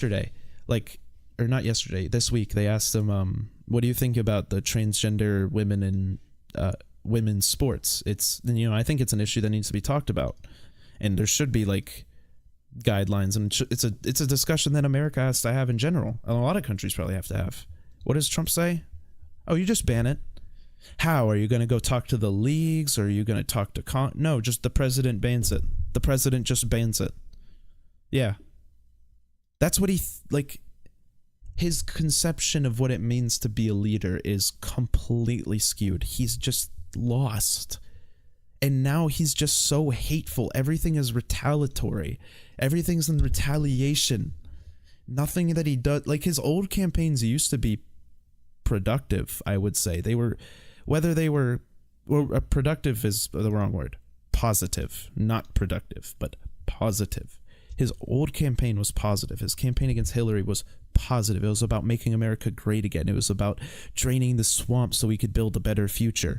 Now it's about America's bad. They're letting him all in. Everybody's coming over the border. They're poisoning the blood of the nation, which is a literal quote from Donald Trump. That's a quote verbatim. They're poisoning the blood of the nation. That worries me. That kind of stuff worries me. That's what you read Mein Kampf and you're like, huh, I might have heard this somewhere. It's like an insane. I would have called you insane for comparing him to Hitler in 2019, but after 2020, January 6th, what he tried to do, that shit was crazy. And I would have said, I don't blame you, but I mean, he's probably not actually like he won't actually do it. He just really, it's all like an ego thing. Now I don't know. I think he might actually just be Hitler now. Like, he has said such insane things because he believes that any press is good press. This is a quote he has said 50 million times from when he was age 21. But the negative press has broken his brain, and he's no longer, like, his perspective is skewed, and it's now just anti-enemy. He doesn't think that we can work together.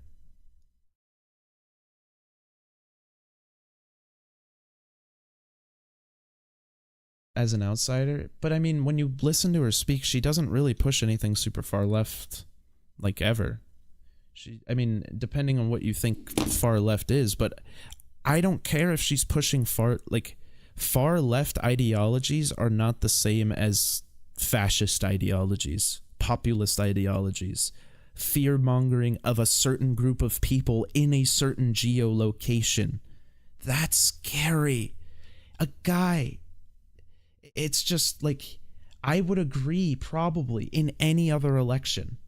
But this guy has co-opted the right in America. He has made them care not about reality, but only about whatever serves his victory. They just blatantly disregard or say they don't care about any damning thing. I've watched, this is, okay, unironically, I'm not joking. There are clips of Democrats, people on the left, going up to people at Trump rallies who have all the Trump gear on and asking them, multiple people, not just one person and not just one person interviewing this. I've seen multiple people ask this exact question. Who would you rather vote for? Kamala Harris or Vladimir Putin?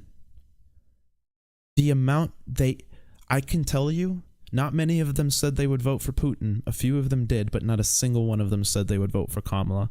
They said they wouldn't vote or they would vote for Putin. This is how brainwashed people are on this woman. Like, people, like the what's it called? Like, the person, she's literally put more people in jail than most cops. She's put so many people in, like, she owns a Glock that she walks around with. Like, she's probably in her own mind center right. But she understands that the left is where she needs to be. That's where she can make the most impact, you know? But I just feel like people have, like, been, like, her perception has just been washed on the internet and across the world, I guess, if that is the outsider perspective of her.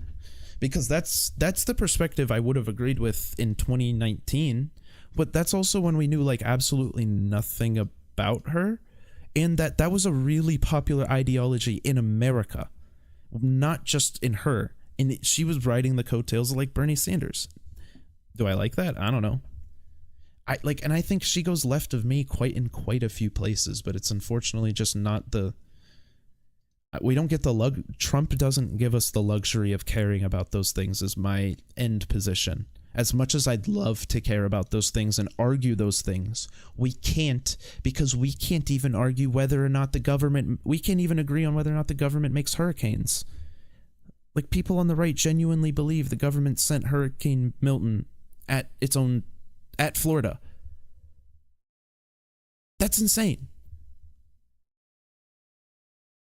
And there are people who were holding rifles at emergency relief workers because they believed the lies that were being spread. Having two parties is crazy for this reason. I understand now, two parties is based unless one of the parties goes crazy.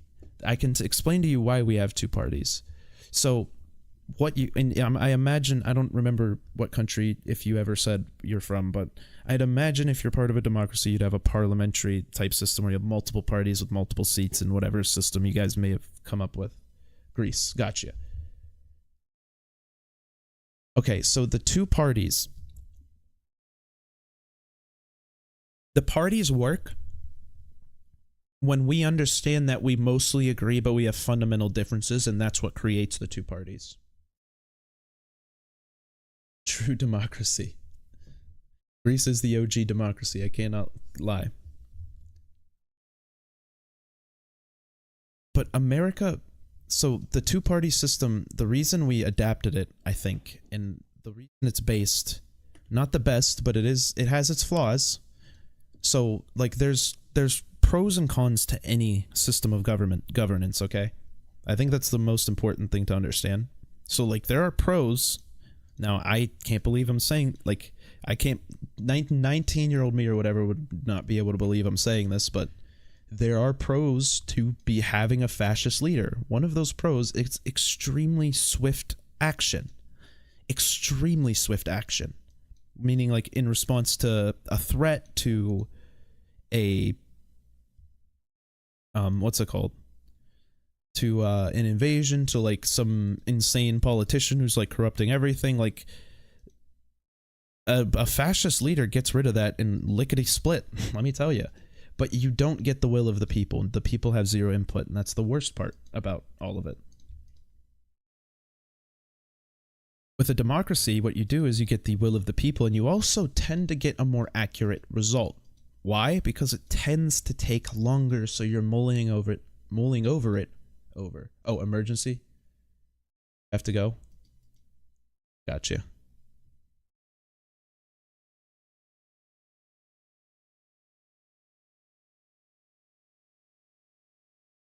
Oh, maybe I might be responding to something old then. Older, like in response to, I'm responding to something that you were responding to a while ago. You know what I mean? Yeah, like in case of emergencies. Yeah, an emergency. Yeah, exactly. Like fascism has its benefits. Like every system has its pros and cons. US tried to strike a fine balance between that by having two parties instead of 50, because 50 party, not 50 like I'm over exaggerating obviously, but the two parties, what they do is they give us a semblance of that swift action that a fascist government is allowed to have while still maintaining the democracy. And I think that's the real strength of a representative democracy, is the fact that we can split into these two parties through our representatives, and those representatives can kind of act as almost teams in Congress when making laws, and it's a lot easier for us to get stuff done because people can just vote to their party if they really are torn on an issue. You know what I mean? Rather than allowing like the Green Party to have like 30% influence over the entire vote, even though they make up like 1% of the entire population. You know what I mean? Like the two parties are generally going to be aligned in America, I think. Why not have people vote count for the final decision? Because I will explain why. Because that is slow. As accurate as that may be, and as much as that might represent the will of the people the most accurately, it takes the longest. And sometimes speed is more important than accuracy. Because like, and that's just kind of like the argument. And I'm not saying that one is better than the other. I'm saying that's our reasoning behind it, if that makes sense. So which one is better? It's kind of hard to tell. All I can tell you is that both are better than fascism, which is and if you listen to the Germans talk now, like modern Germans and Germans who survived under Hitler, or who lived under Hitler, or people who were persecuted by him even that survived, you can't wait for the alarm bells to ring. You can't wait, or no, sorry. You can't wait for him to do something to then ring the alarm bell, because it's too late by that point. You have already given him too much.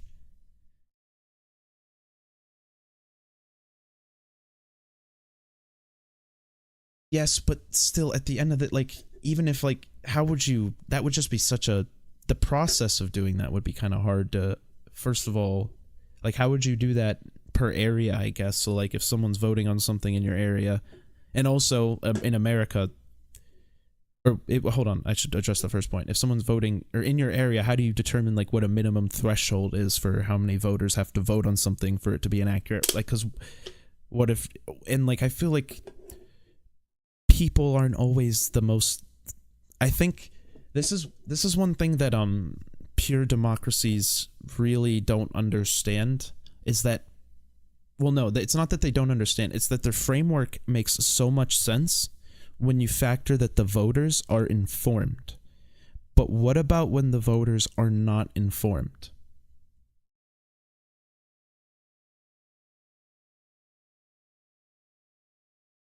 That's the biggest problem. And American voters are not informed and haven't been for a very long time. Some of them are. Those are the people who participate in local government and vote at a local level, which you can have a massive impact by advocating and voting at a local level, and a lot of people in America do.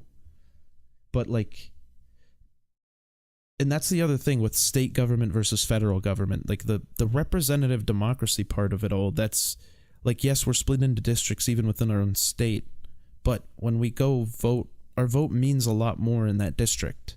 So you have a lot more of influence. And those things directly impact your life a lot more. It's things like voting for funding for potholes, infrastructure, that kind of new schools, all that kind of stuff. And that's all stuff you get just by simply participating, which it feels like people like Trump are literally advocating against the participation in real government because he says all real government is fraudulent and fake. It's just because they don't agree with him sometimes. And it's just like, how do we operate in that world? I don't know what to say to that. Like, how are we supposed to argue about whether or not, like, Kamala's economic policy is viable or not if we have to worry about this guy screaming about problems that don't exist? That's like the crux of my, Hey, oh, you've been sick, Emmanuel? What's going on, man? Good to see you, though. Hope you're feeling better. We are just chilling here. I'm yelling at Alexandros, but not in a negative way. I'm ranting. It's good to see you, man.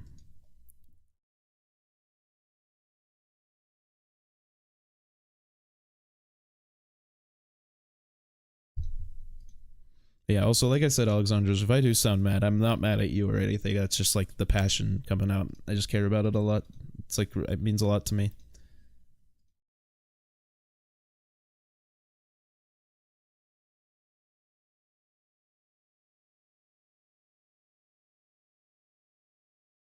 And plus both of my grandfathers like fought in wars, like put their lives on the line for they believed in was a great nation, and going up against everything that makes what they thought the nation great is just rubs me the wrong way, and it's why Trump really irks me.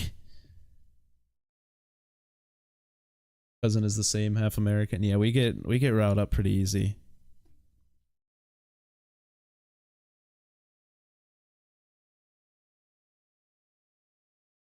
Oh, I didn't mean to click on that.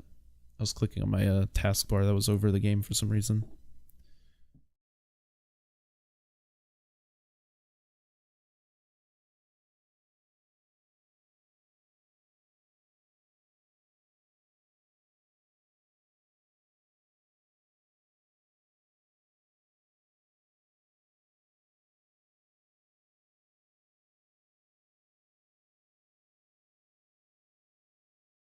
But yeah, it's just the fact that like Trump is against what makes our country our country. It's like he's against the identity of America, and he like demonizes.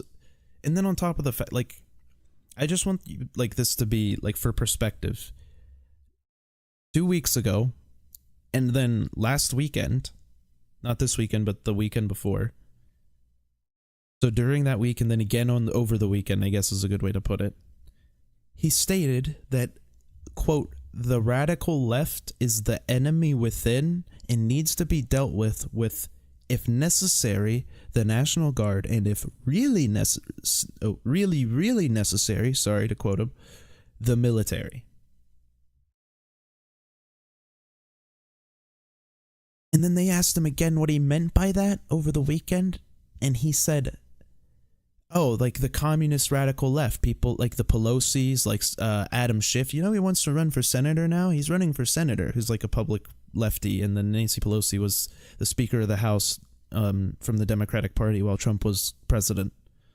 Like, those two things scare the shit out of me, because what if he then starts working with Elon Musk, who he's best friends with, to go on all the Twitter accounts that are American, that are based in America, that argue with all the crazy MAGA people like me on Twitter, that do it while they're on the toilet like me, and goes after those people in whatever way he chooses to, whether that be legally or with actual force. I have no reason to believe he won't, because he's told me he will.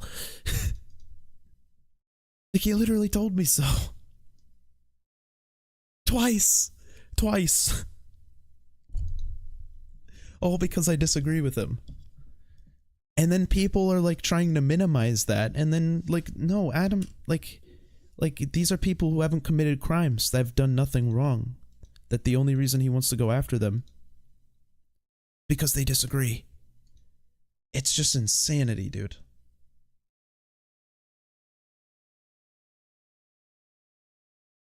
That would absolutely change my stance, man. If it was Mitt Romney or any of the classical neocons that used to be in America, that represented America back in 2004 to 2010, absolutely I would change it. Absolutely. It's not a Democrat versus Republican thing.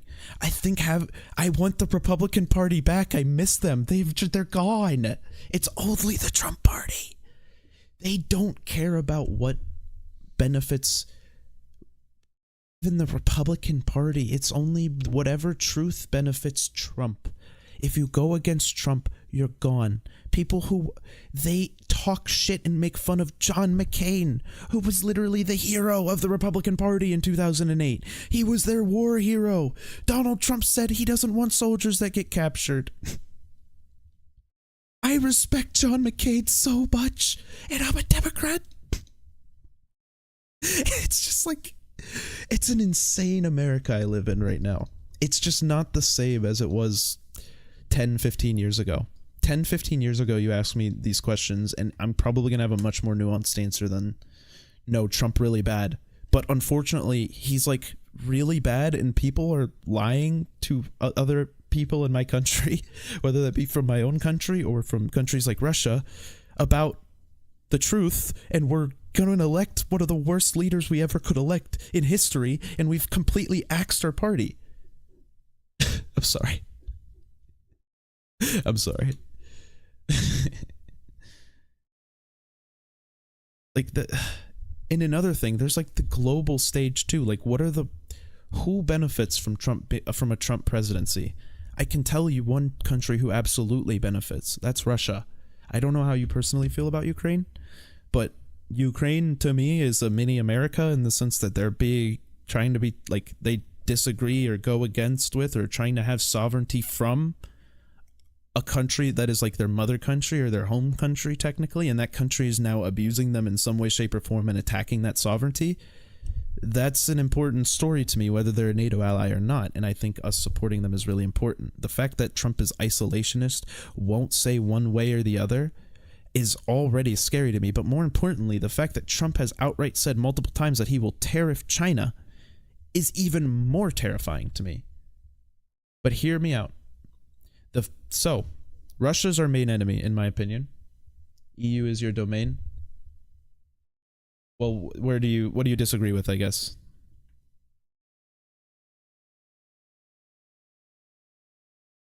I believe that a sovereignty is being attacked, and whether or not the government is corrupt, that's whatever. I just don't think that we should disrespect the wishes of the Ukrainian people not to speak Russian. They don't want to speak Russian. They want to speak Ukrainian.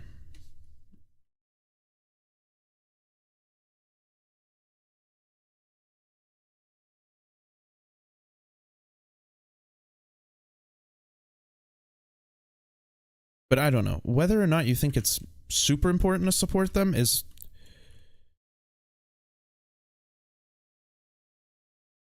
less important than what this does to Russia. Sorry, this is a wild fight.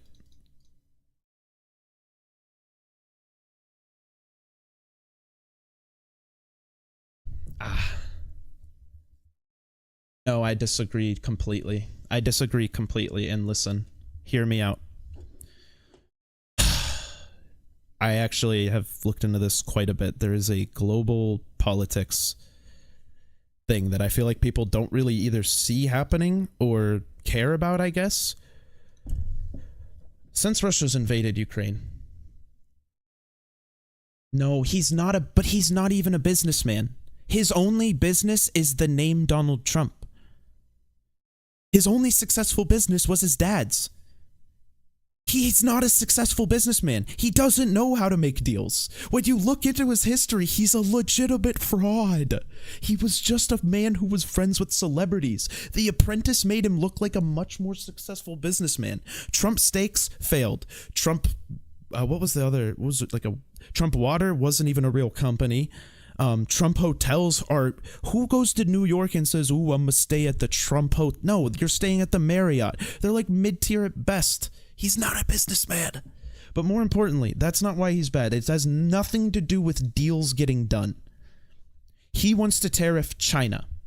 China plays a giant role in keeping Russia at bay. Now you're saying, China and Russia are friends. What are you talking about? Yeah, Russia thinks China and Russia are friends, but China doesn't think Russia and China are friends. You want to know why China doesn't think Russia and China are friends? Because ever since the economic sanctions from the West, you trade with Russia, you get sanctioned. So people don't trade with Russia anymore.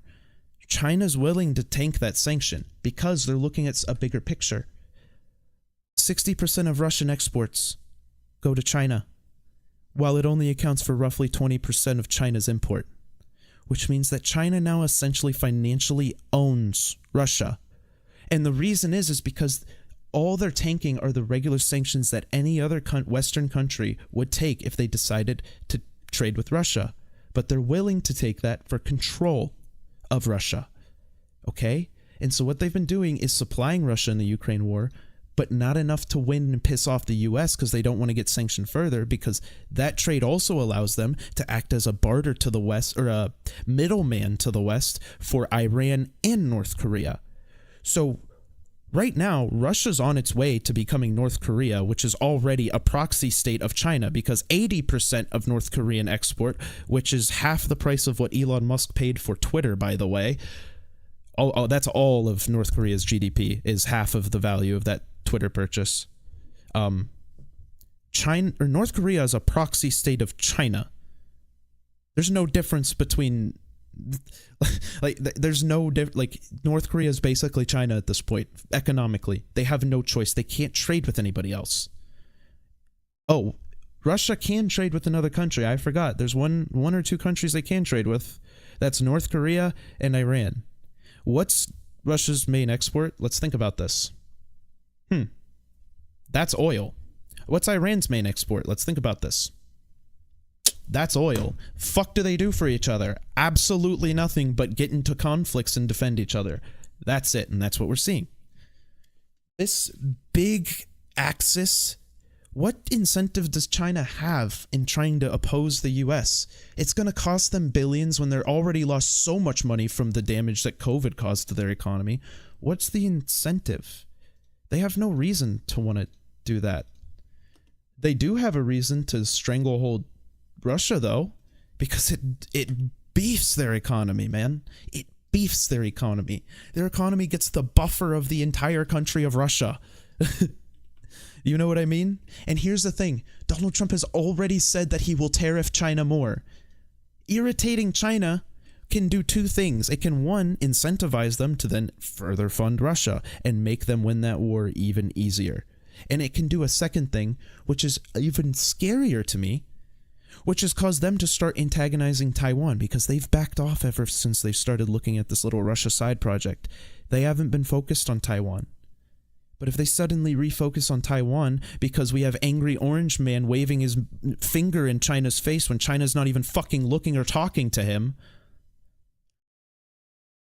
it's just like these type of things are going to disrupt the order that is currently keeping America. Like, we are bleeding Russia dry, and the people are starting to realize it. That's why the Wagner group tried to storm the Kremlin. But this is the context that I don't think gets talked about, because this is not surface level. This takes like a couple steps. It takes like 10 minutes to kind of explain even the most basic. Like, I have a very basic understanding of it. But when you look at the numbers, they're all there.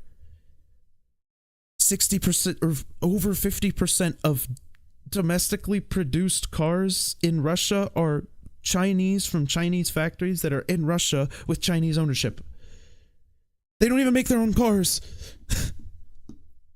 Like, they're gone. Like, Russia's China. And I don't think China even expected this. I think Russia just banging its head into the wall of Ukraine further and further has given this gift. It's gifted this to, what's it called? To China. And now China just has this beautiful gift on their lap. Like, oh, look. It's just a fucking proxy state that used to be in a global superpower just right at my feet. Wow. And so, like, what incentive does China have to piss off the US when they're already tanking economic hits from trading with Russia to begin with? As long as we keep this relationship we got going right now, Russia bleeds dry eventually. And this might be the best thing not only for Americans, but for Russians too. Because if Russia does bleed dry in a very pathetic way by being controlled by, what's it called? By China, the people aren't going to view that as strength. There's those ultra-nationalist, super far-right people in Russia who are like super hyper pro-Putin. Those people are going to be gone when they make no money and their money is useless and everyone has to speak Chinese.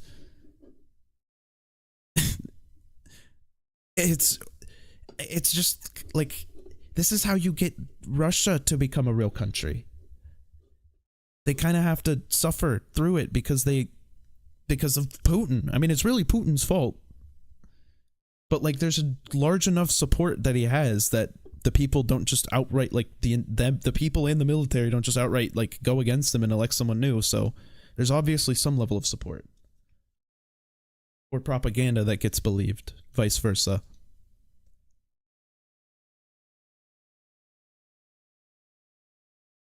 But besides the point, there's like Biden's economic sanctions on Russia since the Ukraine war have had massive impacts on Russia that you just didn't get to see until you saw the GDP numbers for the next 2 years and saw that their exports were slowly leaving the global stage and entering only the Chinese stage. Everyone in the military is his friend. Yeah, that's what it seems like. Although there are people in the military who turn around and run from the, like people like the Wagner group, but there are also videos of just frontline soldiers just saying fuck this, kinda, but then those people are found executed. Fun country. Sorry, I meant to change the title. Just because I'm up on Valorant. Called rantcore screammaxxing.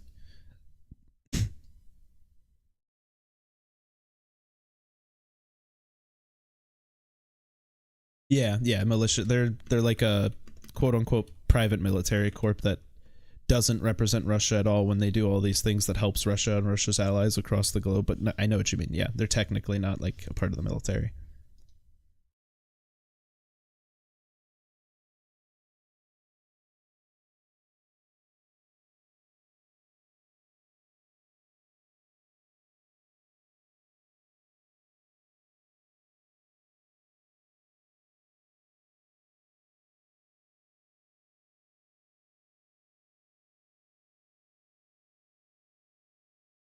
Yeah, the guy wanted more money. Oh, is that why they stormed Moscow? Okay, I didn't know that. Interesting. I just saw that they did it, and I literally assumed. So that's me making assumptions. Okay, fair enough. Fair enough. I didn't know that. I just didn't know any further details outside of the fact that they stormed them. So I was like, you know what? These motherfuckers, they must hate them, dude. I know they got stopped well short, obviously, of Moscow, but.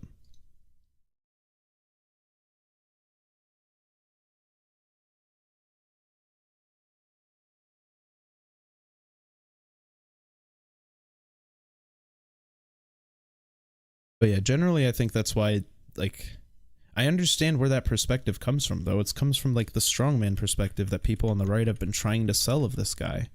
But, like, when I see him and Putin interact, it just seems like he's getting taken advantage of. I mean, Kamala Harris was literally made him crack on stage by just making fun of the amount of people that show up at his rallies, and he, like, lost his mind like a child. You know what I mean? Russia will collapse and China is too far off. Or is not far off. Not far off, my bad. No, I think China is our main concern. But I don't think Trump understands, like number one, China wants to put a base on the moon. Not too far off. Oh yeah. What China is gonna, they already have plans for the ILRC, which I don't think people realize how important this is, but Americans don't give a fuck about going to the moon. But a base on the moon can mean a lot. There are incredible resources up there. And once we realize, oh shit, producing things in an environment that has no ecology to damage and no biological life to pollute, you could really get some production done. And that's what China is going to learn real quick. Not that they care, but American companies are really going to like that. But more importantly, that's going to become the conduit to any future space mining, which is going to be a big thing. There are countries already talking about revising the OST, which is the Outer Space Treaty that says no one can claim any land in space. And the fact that Trump is with a guy who wants to focus all of that energy on building an unnecessarily large rocket to go to Mars when we can build a smaller rocket on the moon, because you need to build a big rocket because the Earth's gravity is really strong, but the moon's gravity is not. But that's just like another, and that's just a small thing. That's a really small thing. That's my personal interest thing why I don't like Trump, because he supports Elon Musk, and Elon Musk is fucking retarded and guiding one of the best companies, SpaceX, into the tubes with this fucking Mars shit. It's stupid. The Chinese economy is imploding. No, I understand that China's not doing well either, trust me. China's not necessarily cooking.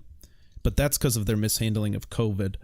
However, this Russia stuff is helping them on the global stage, and a successful lunar base could pull them out of that. And I don't think you realize that the Chang'e mission just launched a few weeks ago that's going to go take samples from the other side of the moon, and the next Chang'e mission is building bricks on the moon out of lunar regolith, which is the dust that is all across the moon, which can be turned into water, by the way.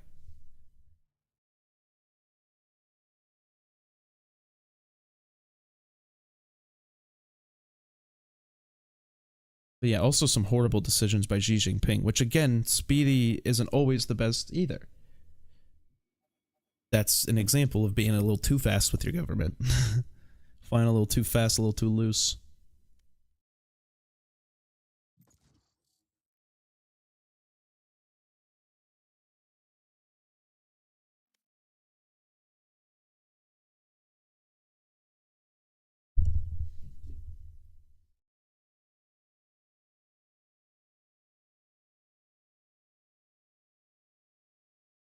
That won't matter when people overthrow the government back on Earth. Well, why would they want to overthrow the government when their government is the first to set up to colonize the moon?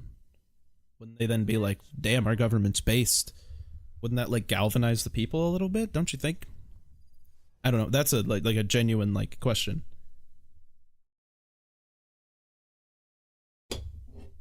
Well, but that is going to bring money.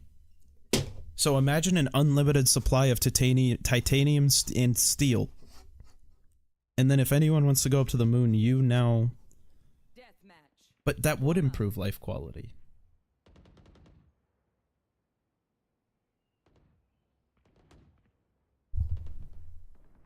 It would improve their economy by massive... And they have made, what was it, 5 successful landings in the past decade on the moon? That won't... The plans are by 2040. So 2 decades. They're going to have people back there by 2030. Now, we plan on having people there in 2 years, to be fair. But nothing past that. They have plans for an entire research center. We have concepts of a plan.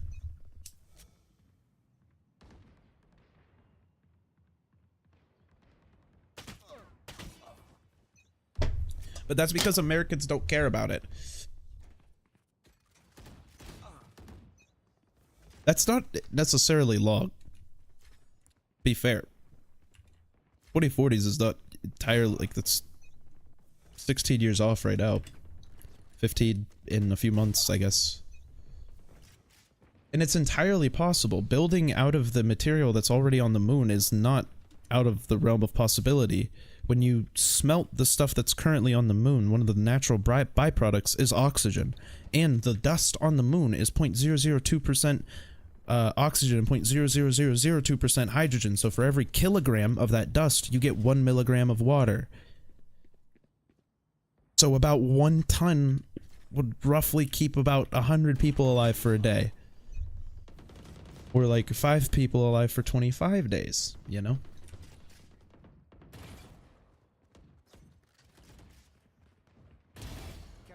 And then there's also water recycling, but the methods are already there. We could have been doing this years ago.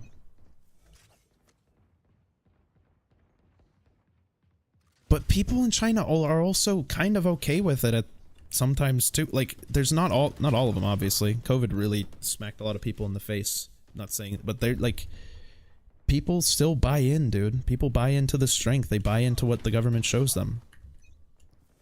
And like, it's funny me saying that, being someone who does somewhat trust their own government, but I trust my government through the fact that I trust the system, because the system itself makes sense. But when there's dishonest actors running the system, it can cause problems.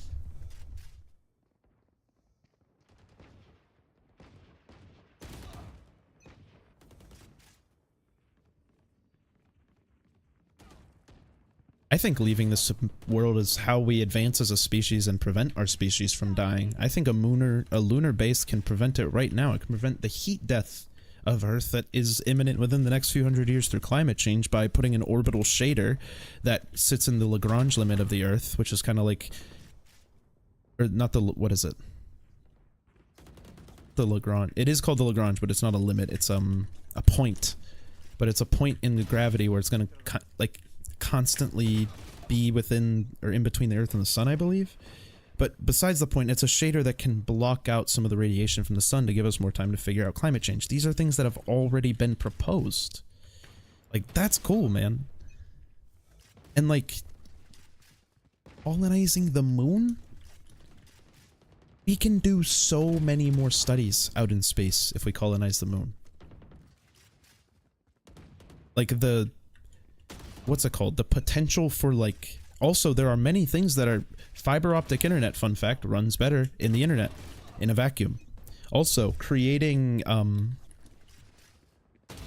it called? Creating tissues in a vacuum, so in space, or like lunar orbit, which would feel really close to a vacuum versus, the orbit of Earth, which is a bit, like, if you see the people in the ISS, they're not like necessarily floating, they're constantly falling as they correct the, or as the ISS corrects its trajectory as it falls into the Earth and then pushes forward to stay from.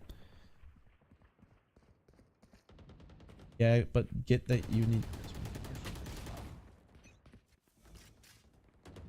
Well, we're not really fighting anybody, like America at least. We're more just helping people out because that's what we've been doing for a very long time, and sometimes fucking people over, but like, we're not perfect, and I will never claim that we are perfect, but I think we have, if other countries had been in our shoes with the power wielding the power that we wielded throughout the past 100 years, countries like China or Russia would have taken I just don't want to imagine it.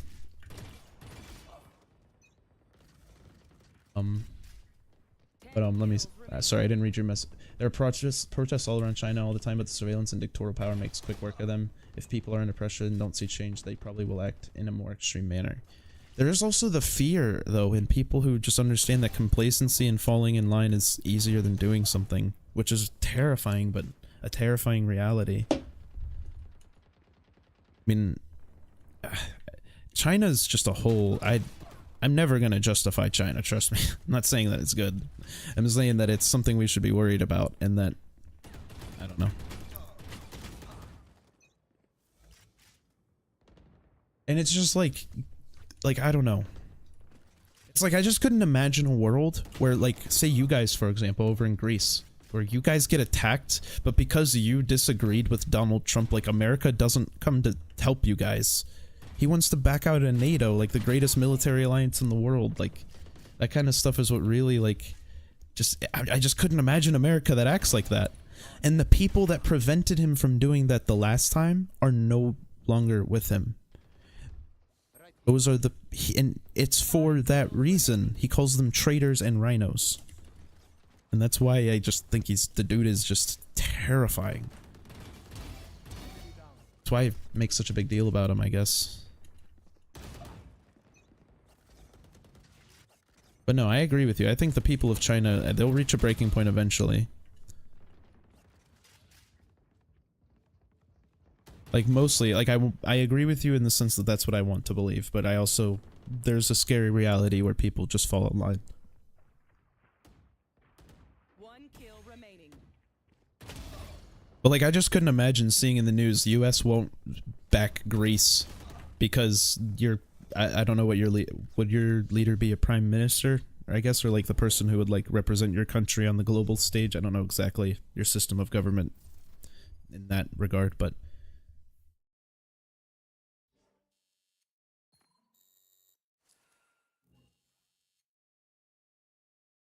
NATO is bullshit. I mean, I think NATO is the reason that like there have been so many less wars since if you look at wars before NATO formed and wars after NATO formed, the amount is shockingly lower. I think that alone is a good enough argument for NATO. I think does NATO, like, now the power balance between NATO, does that get abused? Absolutely. I'll never say that. I'll never say that it's perfect, but it is good, and backing out of it would be, overall it does a good, I think. Now, whether or not, and also whether or not you want to attribute that wars thing to NATO is, you know, that could be its causality versus, you know, what's it called? Coincidence. But I don't know. I just think that's like represents a fundamental value that all of these Western countries, that like our two countries share, and that like if anyone wants, like, we don't settle our problems with guns and bombs. Like, if we have to, we will, but we would prefer not to. And if you try to do that with any of our friends, we'll fuck you up. But, like, there's half of America right now supporting a guy who doesn't want to do that. Which just makes no sense to me. Like, sure, are there, like, imbalances in NATO? Yeah, but why not promote a way to fix that when we know how much good NATO has done overall? You know what I mean?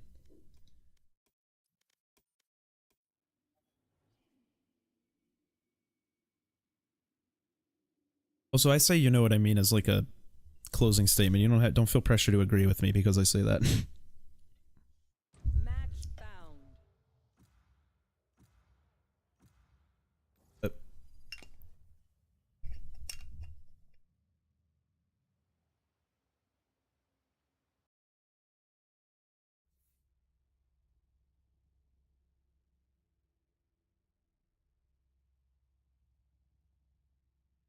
I just think generally, Warm up.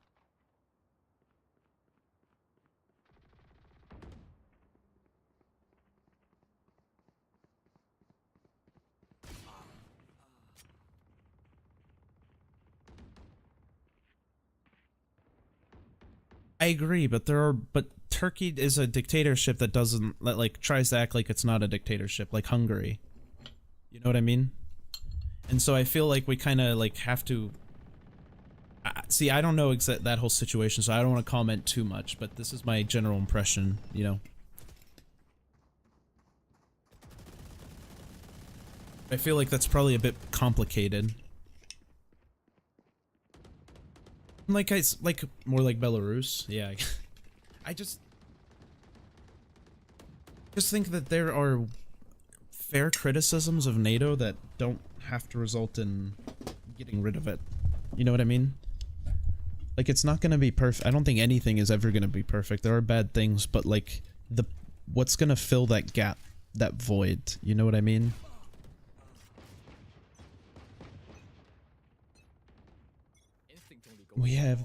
Would have no war. We have not, or no nothing. Fight.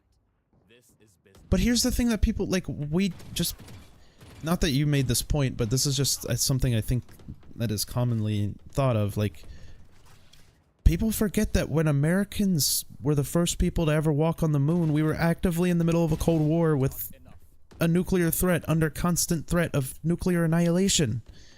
And we still did, what was it, like 15 Apollo missions? Like, not that, like, yeah, that's not, I don't think you're saying that, Emmanuel. I'm just, more making a broader point off of what you said. Just the fact that, like, you know, like, people say that we can't invest in, like, I'm just really passionate about physics and space, so that's why I say that and bring that up. I have very strong opinions.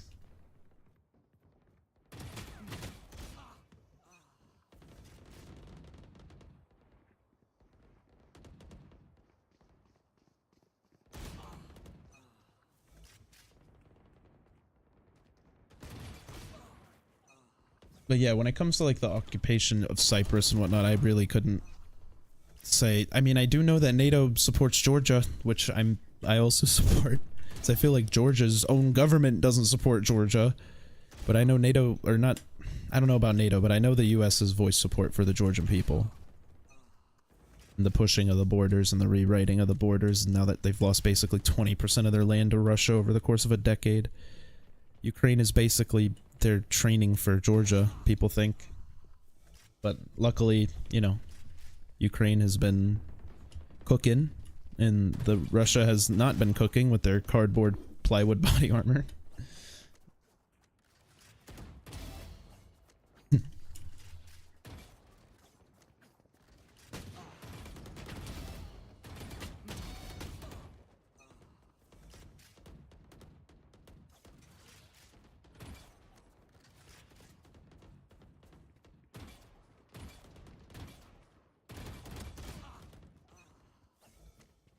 Oh, I believe you. I believe you. It would be interesting. I'm definitely probably going to look into it soon. I love global politics.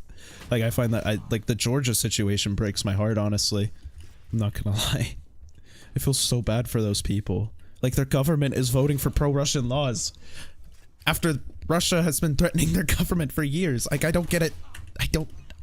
Sorry. Oh, that one will make me so mad.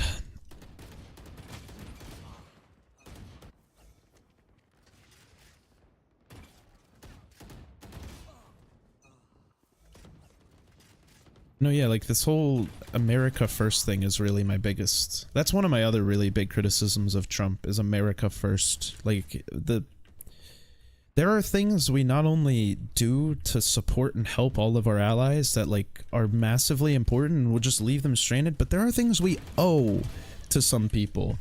And there are some things we need to make up from bad things we've done in the past too. And backing out and going completely isolationist is like plugging your putting your fingers in your ears and going nah, I can't hear you. You know what I mean? Like that's at least that's how I look at it. Like I just feel like it's just abandoning our responsibility and like the debts that we do owe to other countries that we've either fucked over or have helped us in the past.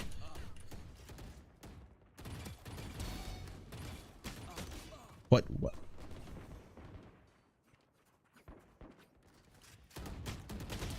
Based, Alexandros, based. Yes, no, sincerely. What's crazy is how true that is. A king that genuinely cares, a family, a monarchy, a literal family of people that genuinely care about the people of their nation and have genuine decades-long reasons to be invested in the success of their people and their country.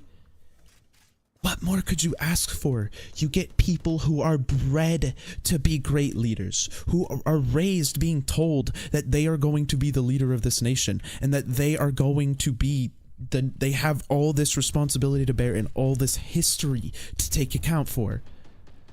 Now granted, it's a scary amount of power to give one person, but if you can guarantee a logical or a king that is competent, logical, and cares about the success of its people, name me a better form of government. I'm sorry. Never thought when I was like 12 that I'd be saying monarchy is based, but like monarchy under certain conditions is based. But unfortunately, those conditions are almost impossible to ensure, which is what's sad. But no, I agree with you 1000%, Alexandros. You're very based.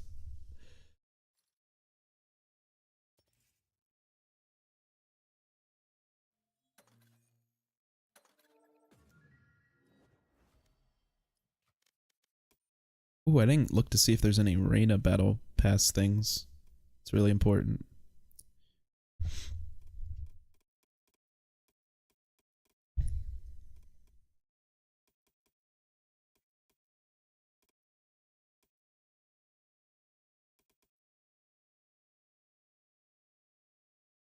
No, really fun talk, Alexandros. I appreciate it, man. Thanks for stopping by, dude. Hope you have a good rest of your day, man.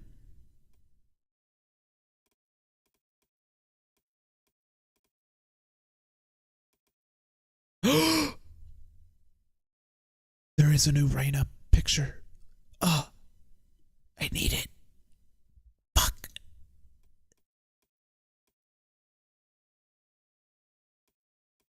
I need it. Fuck, dude. I didn't think I would buy this battle pass, man. Here I am, about to buy it. Ooh. I got it. I'll load into a team deathmatch. Man, that was a really fun talk, though. I appreciate you, Alexandros. Even if we disagree in some parts, it was very fun. It's actually nice talking to someone who's like knowledgeable about global politics, fellow Americans.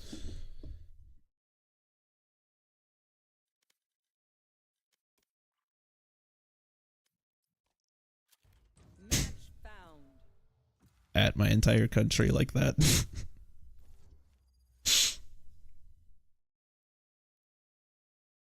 I can't believe that doesn't come, dude. Like that, like laugh I did into the mic or the breathe or the whatever. That would have cut out my old mic or this mic without this pop filter. It does so much work. But I'm gonna go pee while this loads.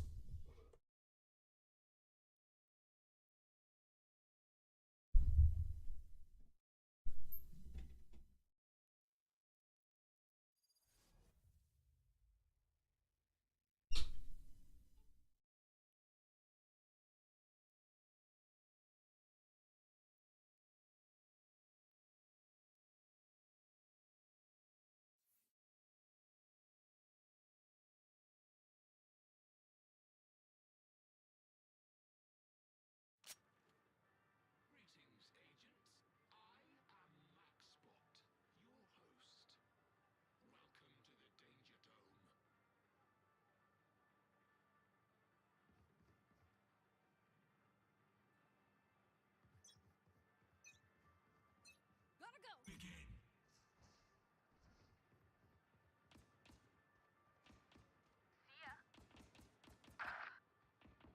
Go, go, go. I'm out of here. Get out! I didn't spend hours building this arena for you to hide.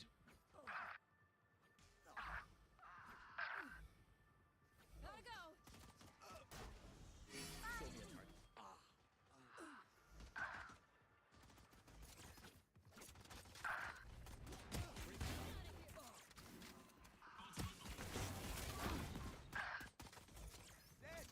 Go, go, go. Headshot. Enemy kill.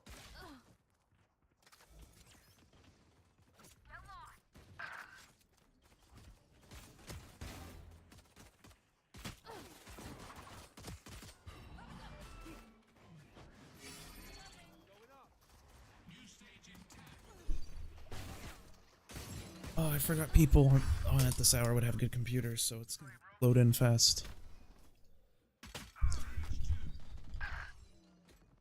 Missed the whole first stage? It's crazy. Forgive me.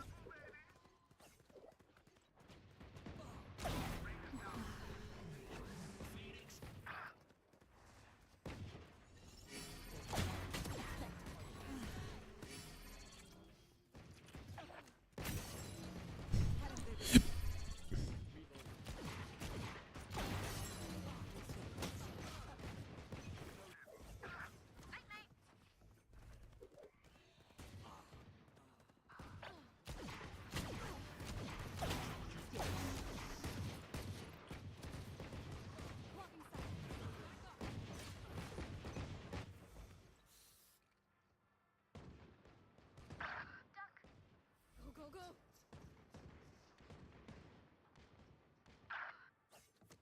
Go, go, go. Gotta go.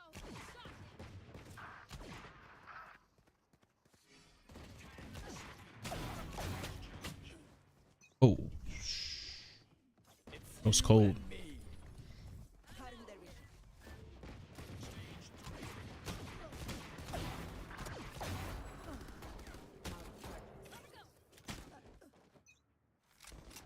How have I been, man? I've been pretty good. I have been alright. Got my tax returns recently because I filed them late with my parents. Because my aunt's a tax attorney and my parents do it really late because my mom... Weird tax situation. Besides the point, got a lot of extra money that I can now use. Which is nice. It always makes me happy. I need to use all of it to fix my stupid car.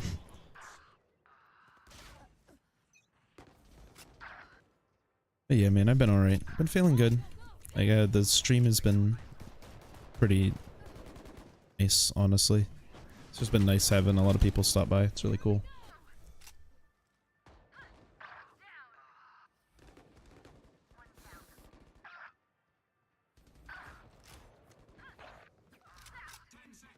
Sucks 'cause it just feels like there's less and less people playing Tarkov right now. Kinda makes me sad, but...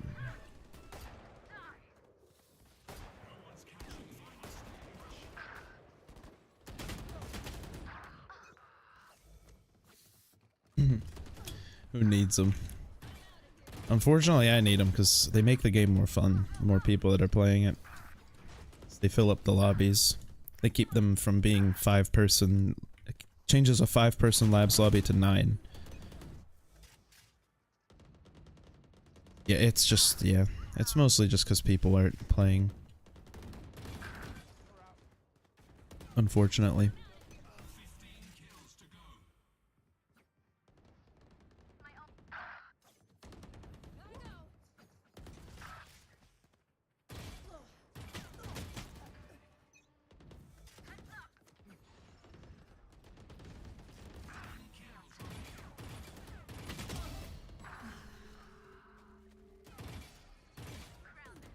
Like, what sucks is, too, is like a 5-person labs lobby versus a 9-person labs lobby. I will die in both, but I'll have more fun dying in the second one. If that makes any sense.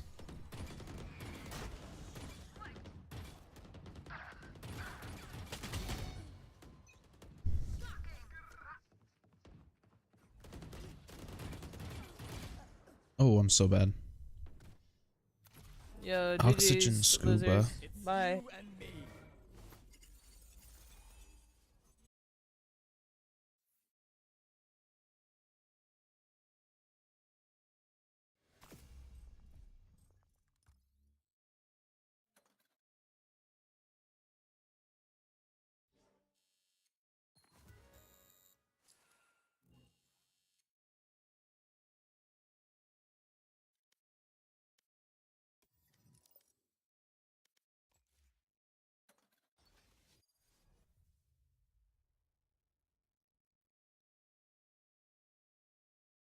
Yeah, I wanted to perform a test real quick.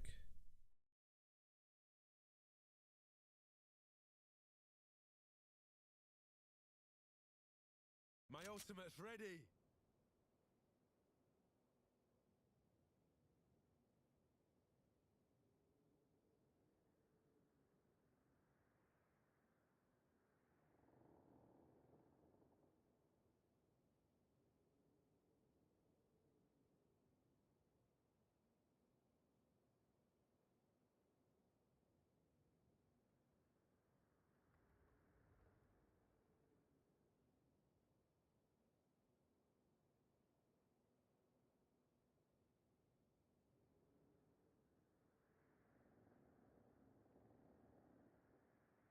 Discord open, please?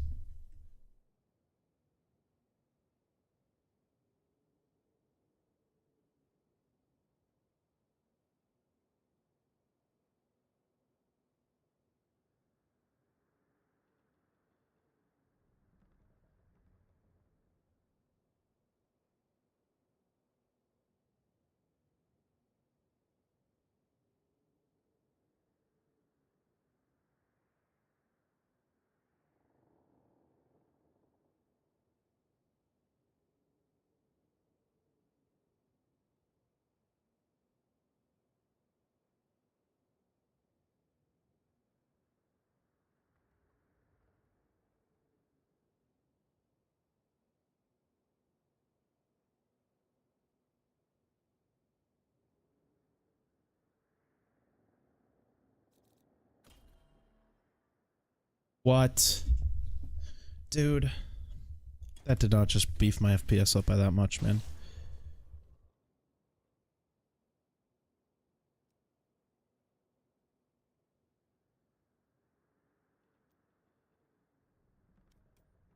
Do I have a cap? Nope, it's just hovering around my refresh rate. Okay. Now let's go into third user. Advanced hardware acceleration on.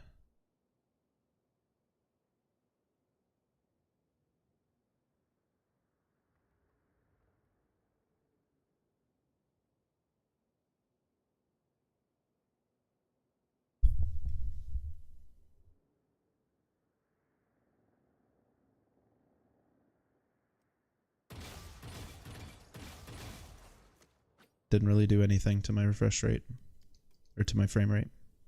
Okay.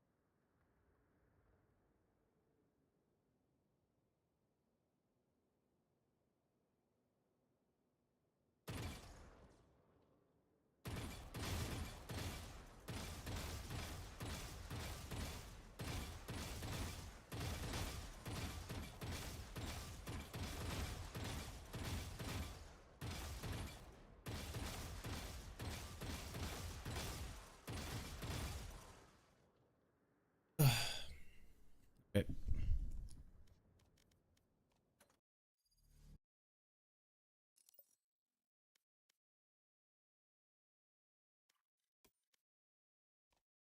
Might play like one game of Valorant or something.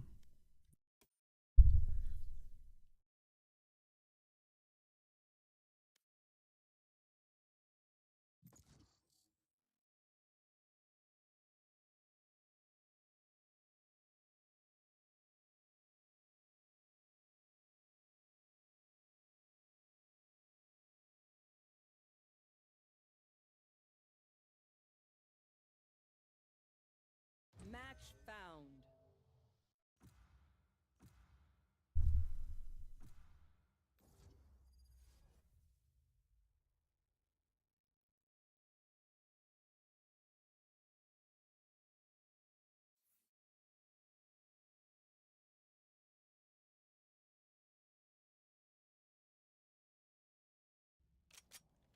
Death match. Warm up.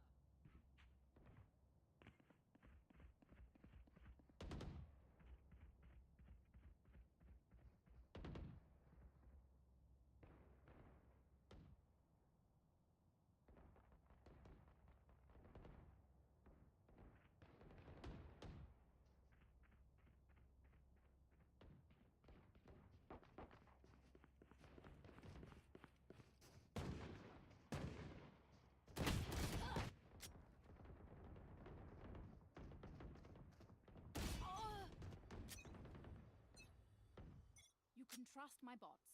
They only malfunctioned that one time, and honestly, she Fight. won't miss that finger. Keep it cool. That's how you survive.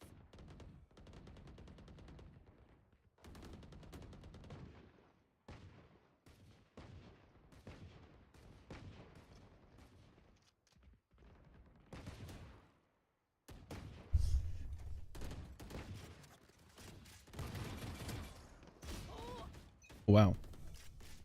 Feels way smoother.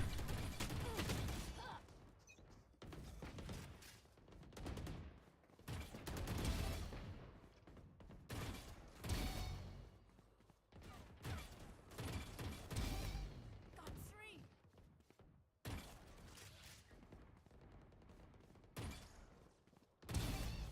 Now 4.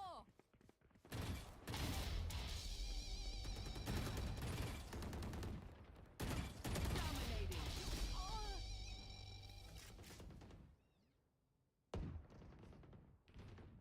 How's work been? Work's been alright. It's getting a little busier, but busier means that we have more people, so not the worst thing, because then I don't have as many packages myself, because there's more people to deal with the boxes, you know what I mean?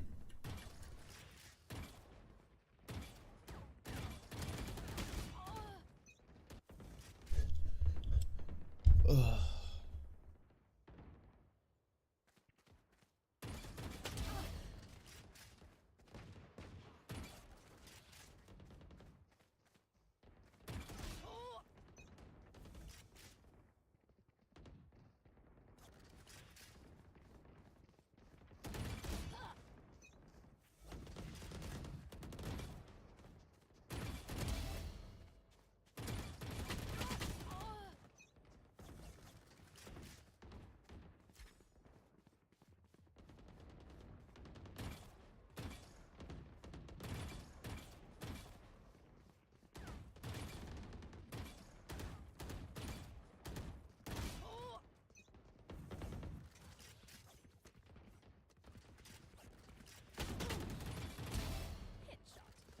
Good 5 day?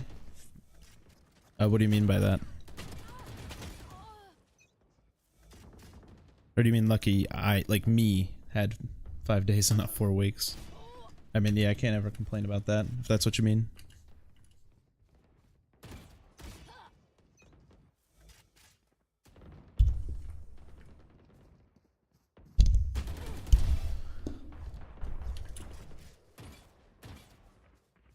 I think I explained my situation to you about them wanting to fire me, right? That situation's getting kind of funny. I'm starting to think that it was just a scare tactic. It's just one they've never used before. Effective. Incredibly effective, but yeah.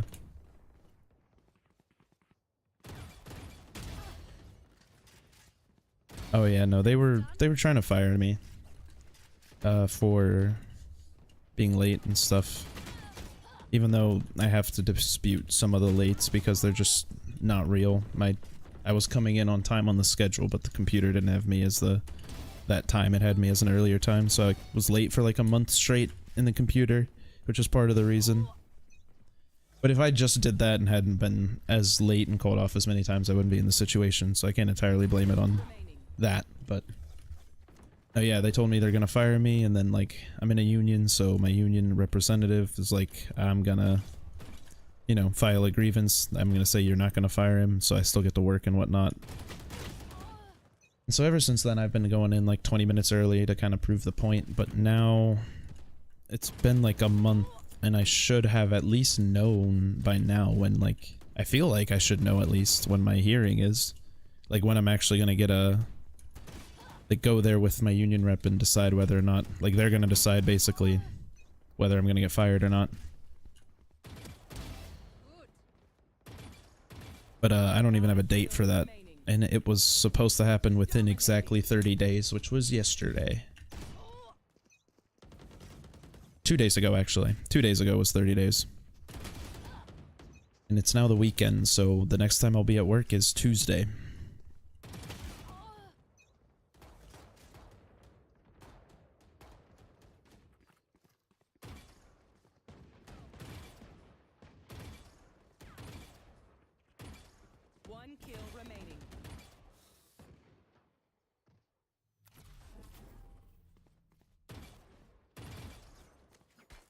Yeah, it's a scare tactic that worked. I'm coming in on time every day now. 20 minutes early.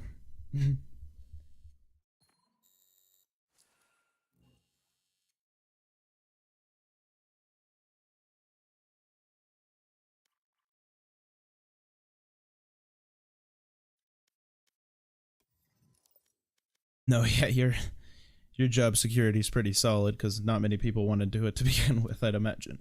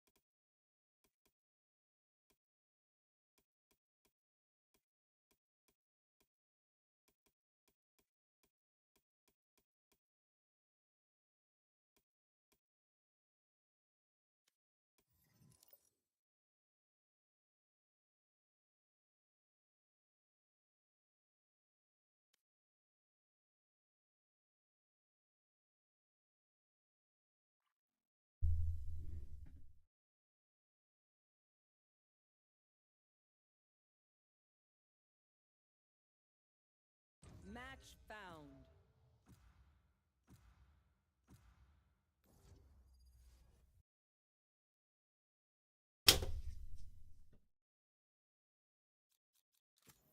They have no idea how heartless I am.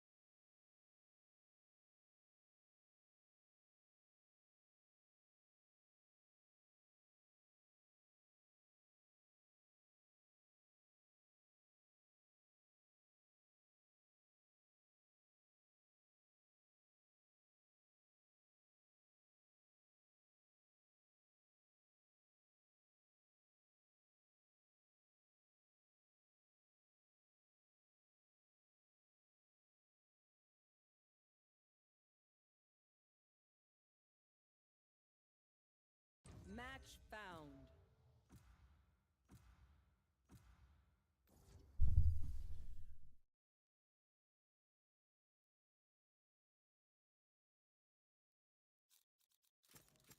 They have no idea how heartless I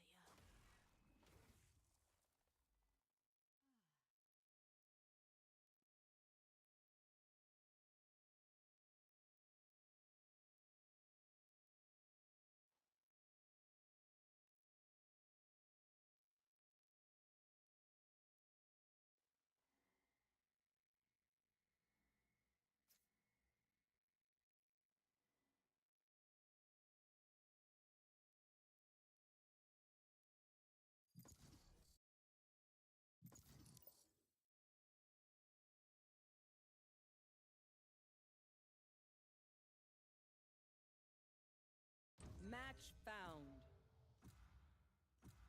Oh damn, that's crazy.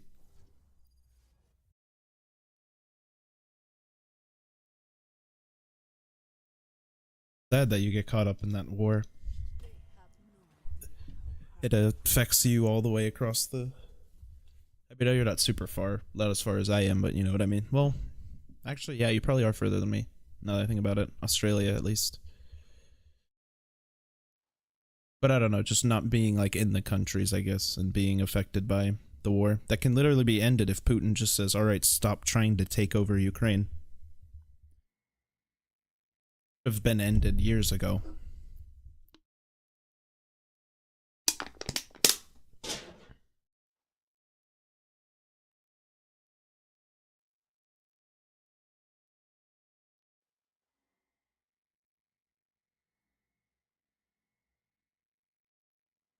Sorry to hear you had to deal with that. That sounds terrible to have to deal with at work.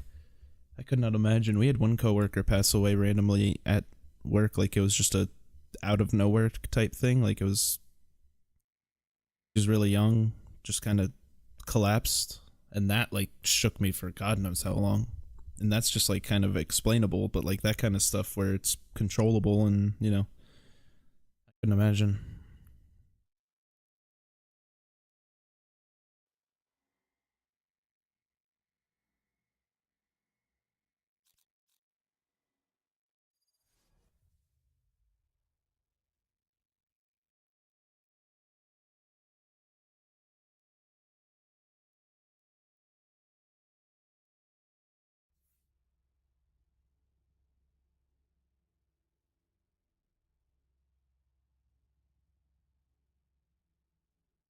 Another mission? Good. Anything to keep me awake.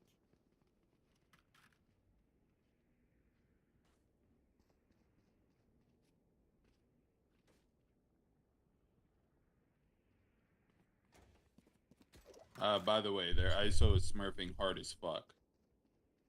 What's their KD? What? What's their KD? I don't know. I just faced him in the last game. I just know he's silver 3 in plat game. No.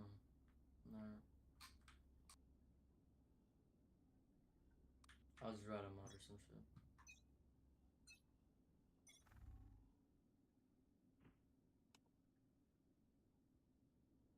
Hey.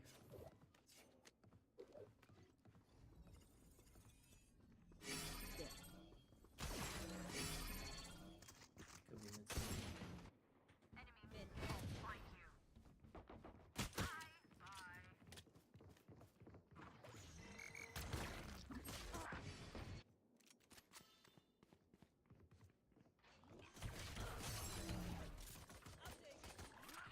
Spike planted. ISO in left corner. Busy has targets. Yeah, it's like that.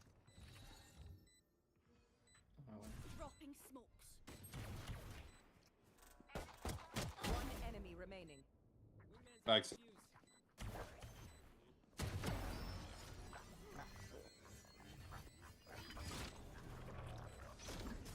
Get padre! My little guy did it!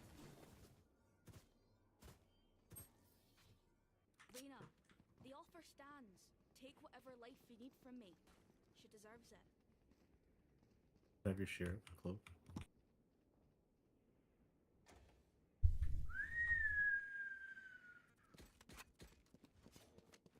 What?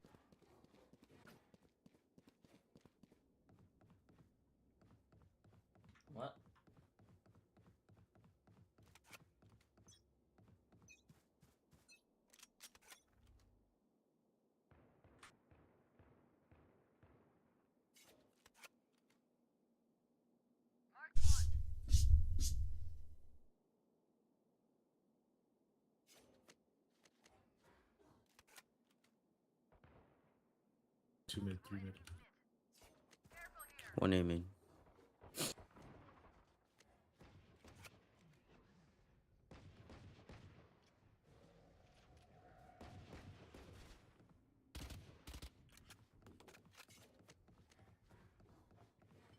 Please tell me this guy's There. patience. There.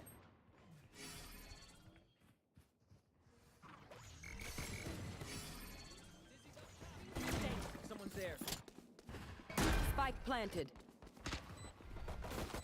Like first bullet, man. Every time I peek the guy. There.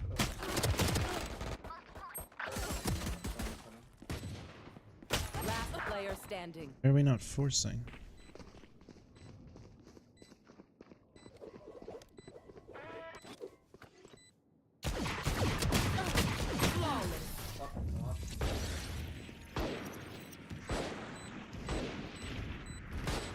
Their gate is playing hard to get. All right, I'll play.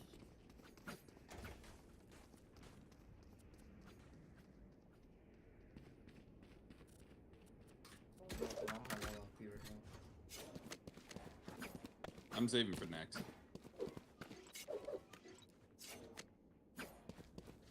Oh, so because you guys are like good with Russia, then Ukraine attacks you guys essentially?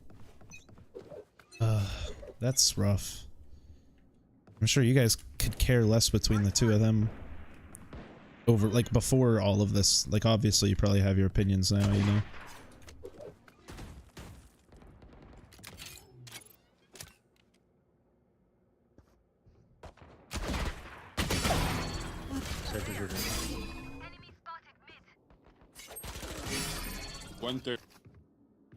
Yeah, and then literally all this fucking happens because Putin has to restore the Russian Empire in Russia, so he invades Ukraine and doesn't stop invading them for 2 whole years, even when it doesn't work. When he literally could have ended the conflict years ago by just stopping after he realized it wouldn't work. So many people die, and so many people now getting caught up in the conflict too. It's so sad. Like, the Russian people themselves don't even want to do it. It's literally just this one guy. It's crazy. I'll find you.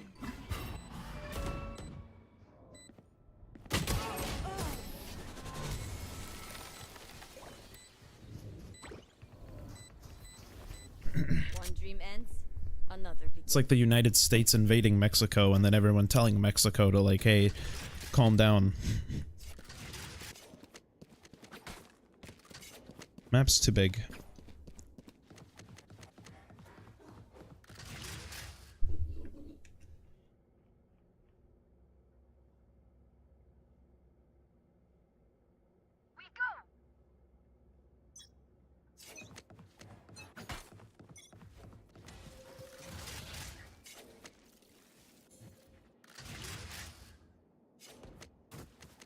B. Yeah, fuck me. Feeling sight.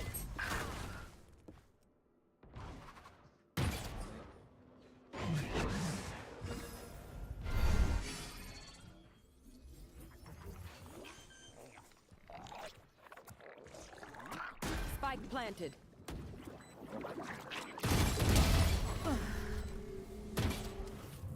Last player standing.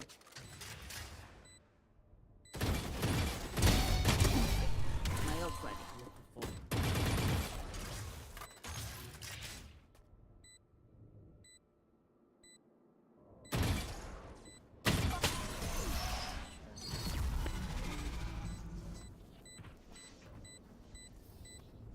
Hey, little man, pump us up. Let's hear it.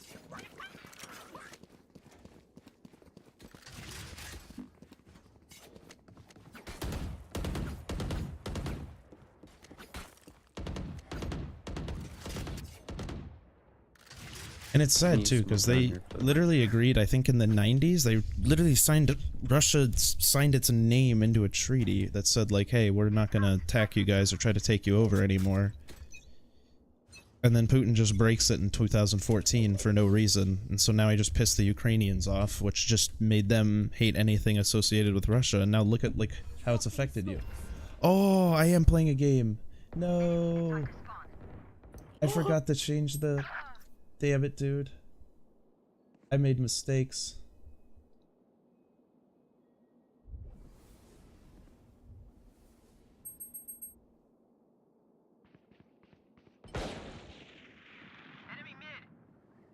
You could probably hear it, but you can't see me play.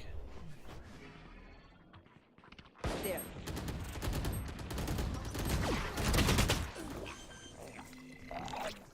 Just had clips too. I was going crazy the first few rounds.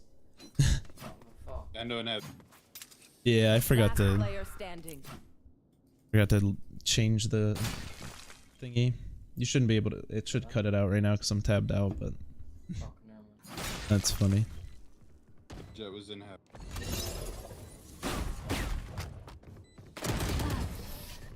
You could probably hear it that whole time, but you just couldn't see. I hadn't changed the setting yet. They have courage.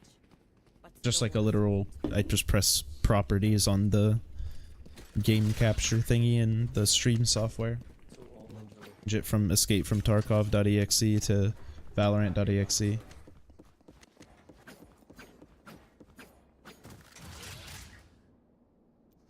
Yeah, because see, when I was playing Tarkov, I never changed the audio, so you could hear nothing.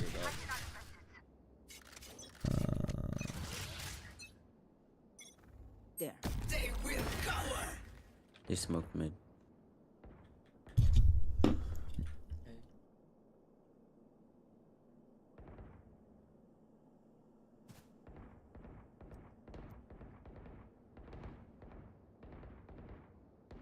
Oh yeah, I was going crazy, dude. I had a crazy clip. I don't know how familiar you are with Valorant, but it's very similar to CS mechanics. You have to stop, shoot, all that.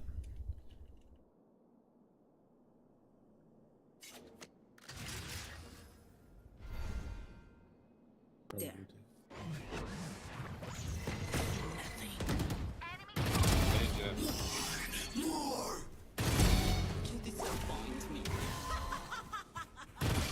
Ah,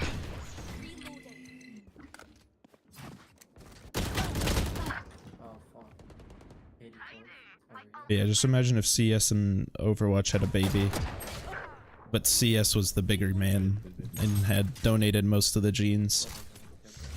Or the bigger human, I guess, not man, but you know what I mean. 30 seconds left. More genes from CS than at Overwatch for sure. The abilities more replace grenades and make them more Let me be interesting. clear. So you're not just throwing the same smoke grenade. I think that was the idea, at least. How well that's worked out.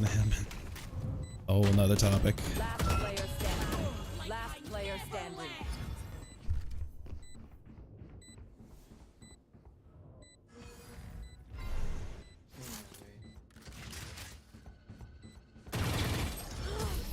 So fucking weird. Just didn't have to peek up. The symphony of death. Hurry to get used to it. Shorter. Because, not feeling to waste my time out here.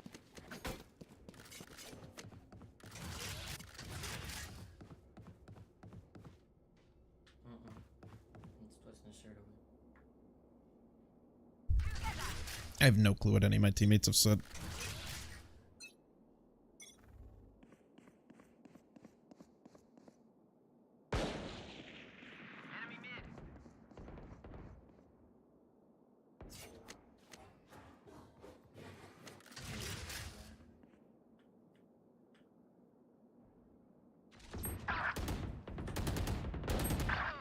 $100 on ISO. Fuck was that? It's you and me.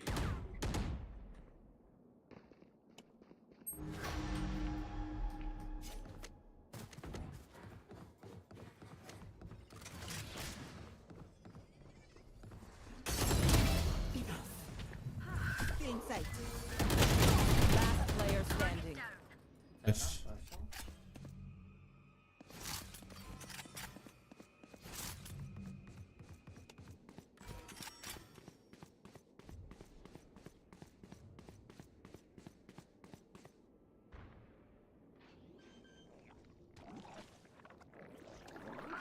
Spike planted.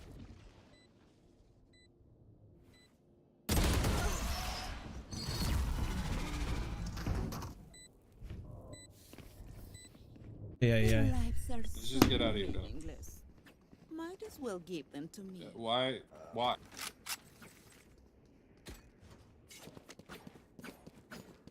Everyone gives up so fast. Alright, I'm eating this kid. Who said let's just get out of here? I don't remember.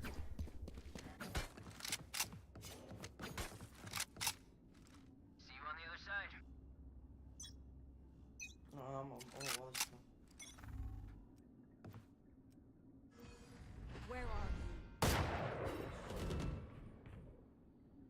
Echo mid.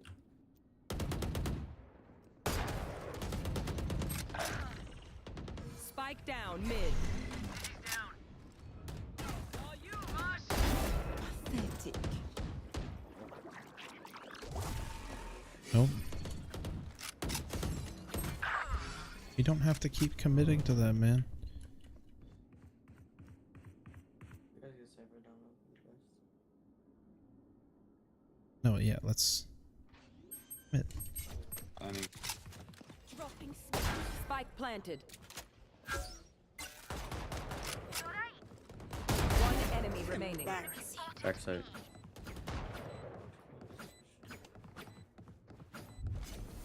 Oh. Really? They hope Russia win the war. But Russia started the war. Why would they... I mean, I feel like just out of spite. I guess like maybe with the way Ukraine's been messing, I can understand, but... Like, Ukraine's just fighting back. Like, they might be lashing out in the wrong directions, and that's probably not good, but... Or that, not probably, that is not good. You know what I mean?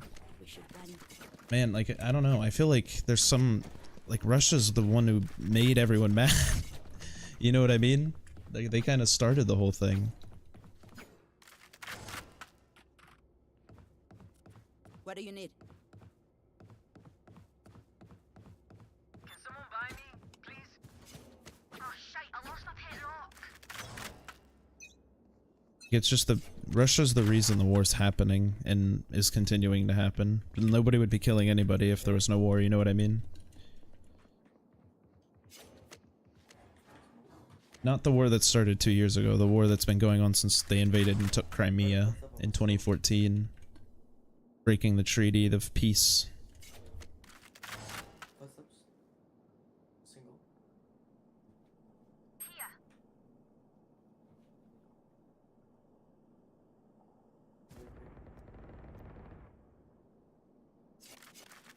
Heard someone around.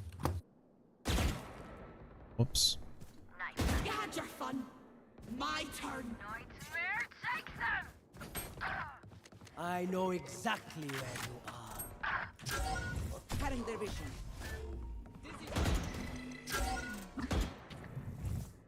Still in sight.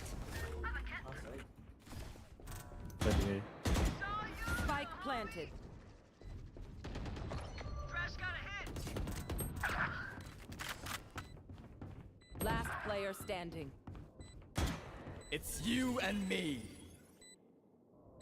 So to your... Drop in a smoke.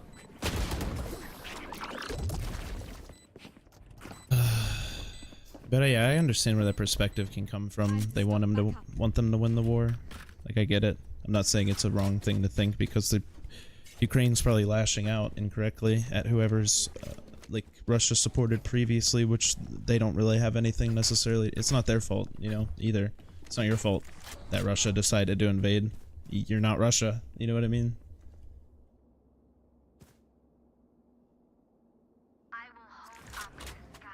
No, so what I'm saying is that nobody would have died if Russia didn't start it. I feel like that does matter. Don't you think? Would you not agree?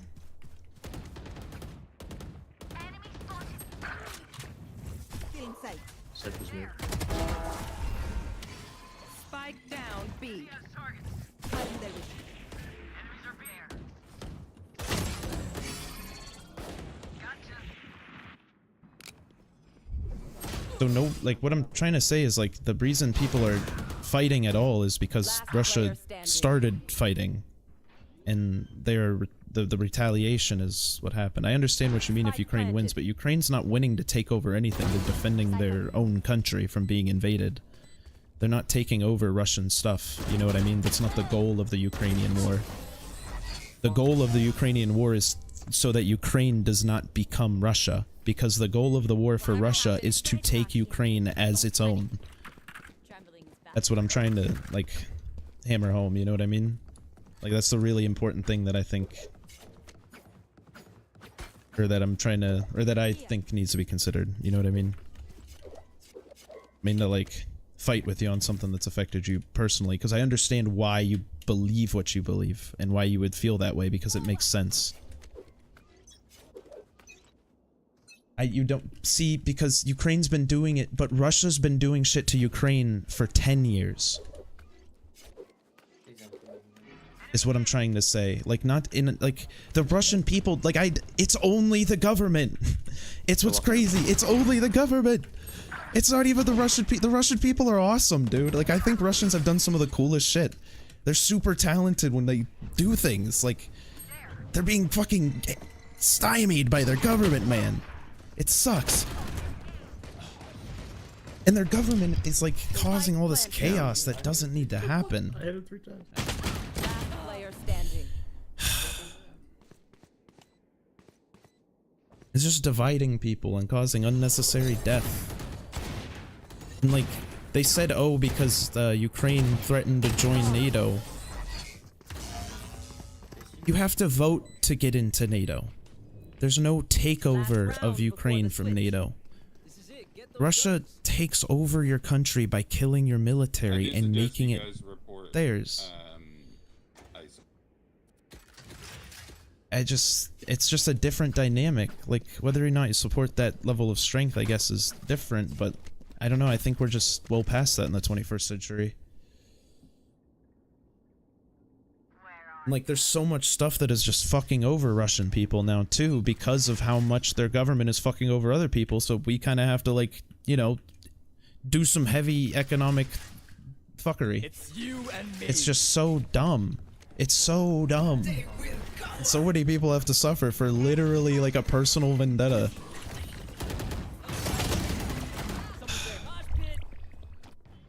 So I just saw you were here, Daddy G. I've been ranting, looking at my screen. Appreciate to see your name. Appreciate you stopping by. Also, Emmanuel, I'd, like, even if we disagree, I hope we could still, you know, I don't want to, like, it's not important at the end of the day. Like, belief, at least, or political belief, you know what I mean?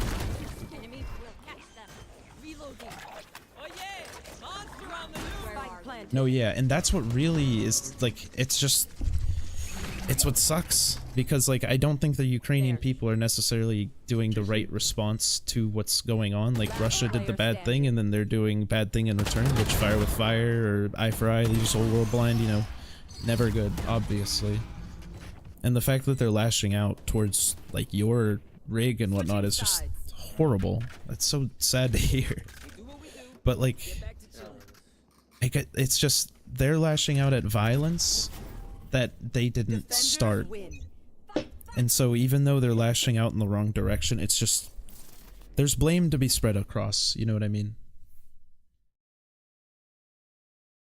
Like, at the end of the day, like, they're only doing that because they had their own land invaded by another country in 2024. That's just, like, that's, like, so, I guess, like, put yourself in their shoes, like, not that they're necessarily mad at you, they're just mad at anything Russian, essentially. And not that that's a good thing, but that's just, I'm just trying to, like, put myself in their shoes, like, I get why they feel that way, I guess.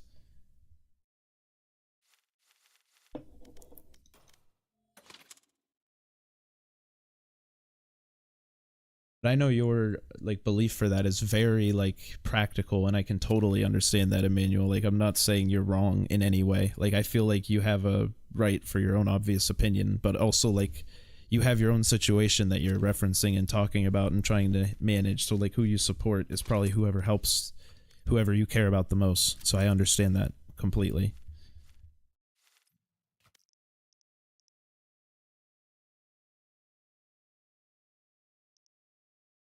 I'm just trying to provide context into why I say what I say, I guess. Provide a little bit of the detail.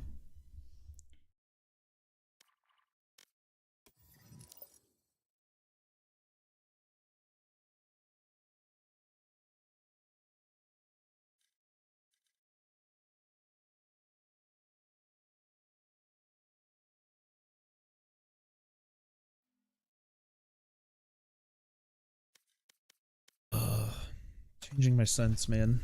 Changing the sensitivity has messed with me. I'm also so dry mouth from yapping, and I have no water.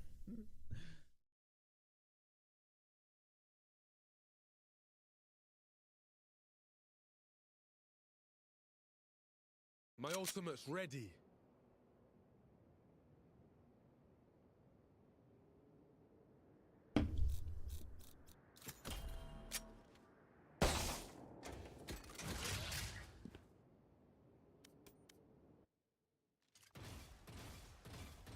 Like, I guess the point of it is, like, you can be mad at the Ukrainians, but also be mad at the Russians, you know what I mean?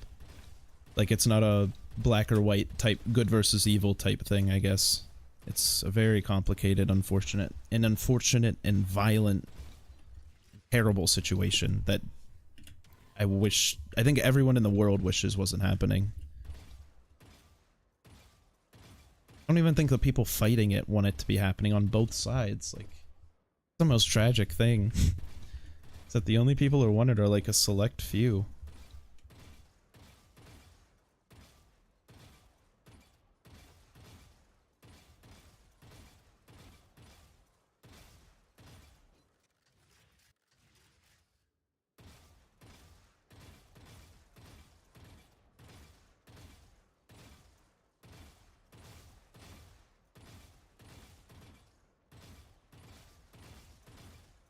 Plus, for me, like, I know you're a bit probably newer to the Tarkov community, I guess, Emmanuel, but there are like some Ukrainian Tarkov streamers that have just disappeared.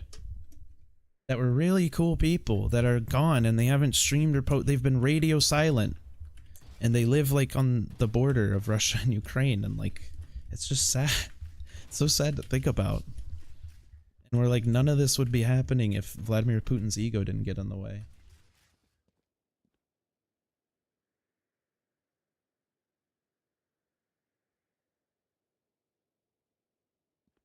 Well, bro, I'm not saying like I'm sure like the politics of it is a whole other thing. Like, I could never tell you exactly why or what the motive is.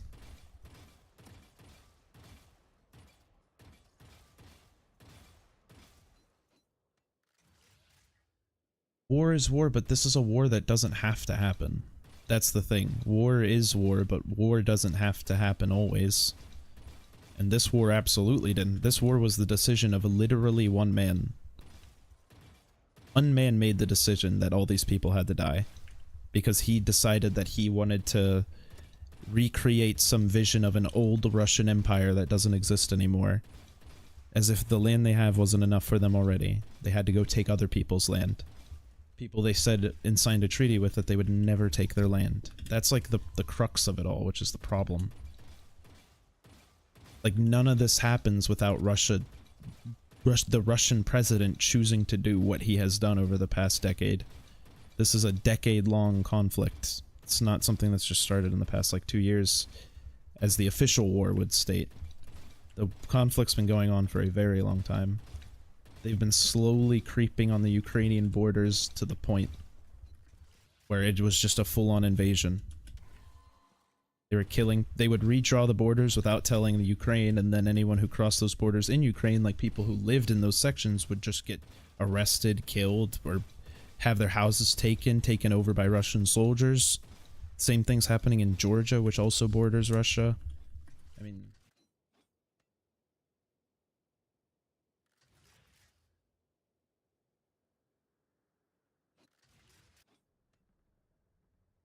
Oh, I understand that, but...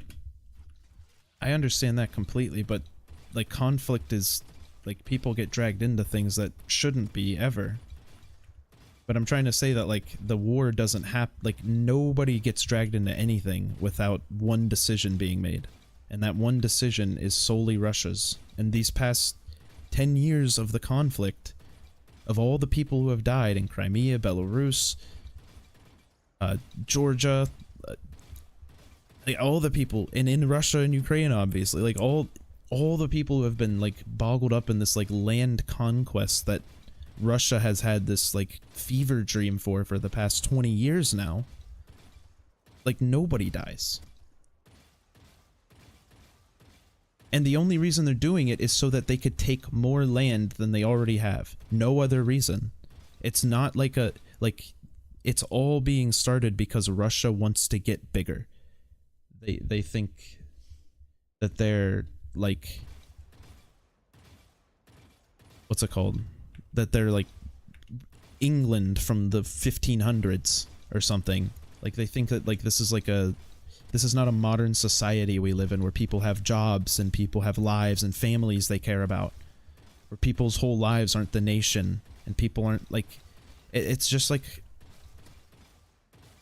complete lack of understanding of reality and just doing whatever he wants to like assert power over another group of people because they did some things that he didn't like. And so now Russia starts all this conflict by themselves with no instigation.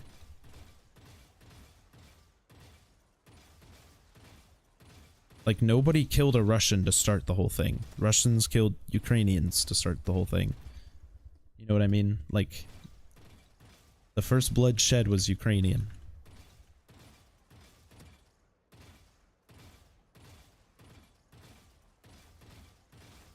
I don't know how, like, maybe that's not precisely true, but, like, the first bullet fired was Russian, I guess is the better way to put it. Or the first bomb dropped was Russian. You know what I mean? That's kind of the point I'm trying to make. Is that, like, none of this happens without one... Like, this wouldn't have happened given they don't make that decision. Decision is, like, the butterfly effect that caused so many people to just have their entire lives changed. It's very sad.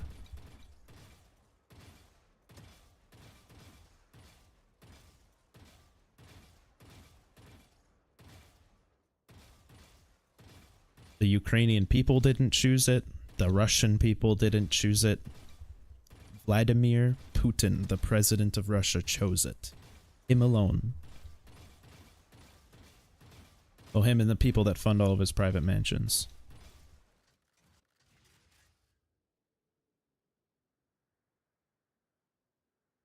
Ukraine was a rebellion, and they signed a peace treaty back in the 90s where they signed essentially recognizing Ukraine's sovereignty. That is what happened. Absolutely. That's the history. The treaty is what they're it's what they're breaking. I don't know if it's called a treaty, but it's some sort of agreement they came to where, hey, you don't join NATO, we won't invade you. Ukraine's not NATO, but they got invaded. The agreement was broken by the Russians. Like, that was the deal. I'm pretty sure, who was it, Gorbachev that put that deal into place, I think? But yeah, they recognized Ukrainian sovereignty. Or that could have happened. I don't know exactly when that happened. But I know that they stopped trying to take them over in the 90s again.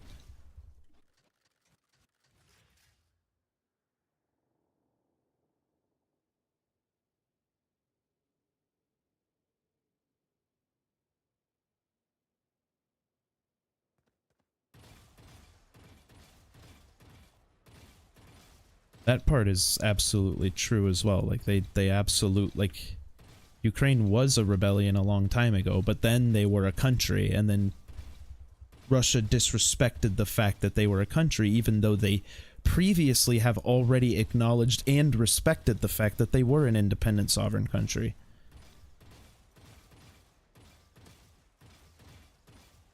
But Russia wants the resources, the natural resources. The land in Ukraine is much more fertile than the land in Russia. There are better natural resources there, which is why Russia wants Ukraine. It's like a 1400s power grab for resources. The whole point. It's why they want to keep calling, it's why they want Ukraine. But Ukraine has been recognized by every major nation as an independent country, including Russia.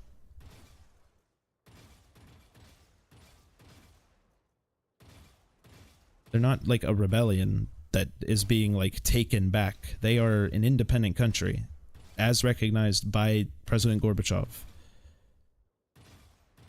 And like the rest of the world. Every other major Western nation recognizes Ukraine as an independent country.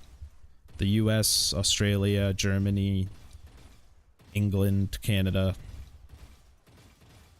All the major Western nations agree that Ukraine is a country, the sovereign nation that has its own borders that were then broken by or infringed upon by Russia. That is just the truth. Everyone in the world watched it happen in 2022. We all watched it happen in 2014, 2008 when he said he would do it, and then he did it. And then he said again in 2016 that he would then take all of Russia, and then in 2022 or 2021 he tried to do it. Or take all of Ukraine, not take all of Russia. My bad, I misspoke.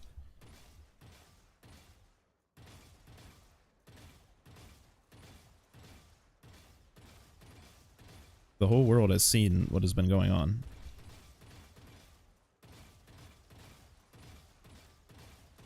There's a reason why the only trading partners Russia has right now is North Korea, Iran, and China. That's it. Those are the only countries that Russia can trade with. And if you trade with Russia, you suffer large economic hits from the US. And with the stipulation of if they stop the war, Russia can then trade with the world again. And you won't take those hits by trading with Russia. And they still do it. So now they're starving their own people and working with like the worst countries in the world. I guess not the worst countries, but like countries who treat their people like dog shit.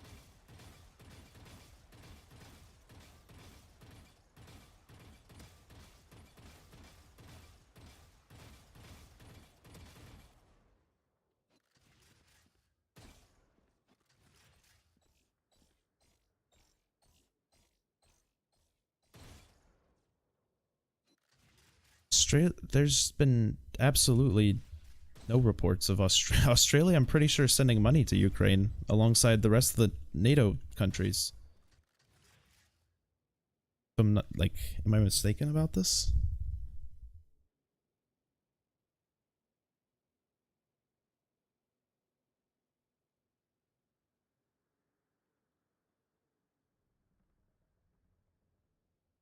Yeah, the Australian government has sent $510 million in military assistance to Ukraine, as well as taking in Ukrainian refugees. They've actually sent $1.3 billion.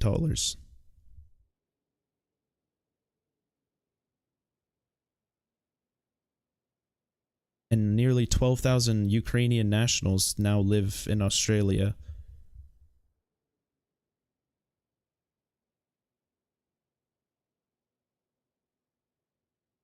Escape the conflict, obviously. As well as New Zealand. Not the same amount, but New Zealand is also accepting Ukrainians.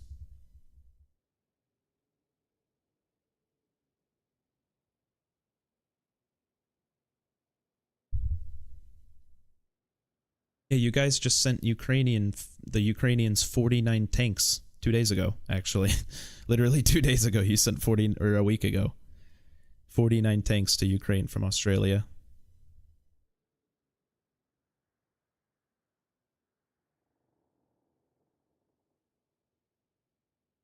I say you guys, but I don't know how much you're like, I know you're working away from Australia, so I'm sure you don't feel super like attached, I guess, right? I don't know how attached. I'm not gonna like presume that, so I don't want to say you guys and then you be like, oh, I don't fuck with them at all.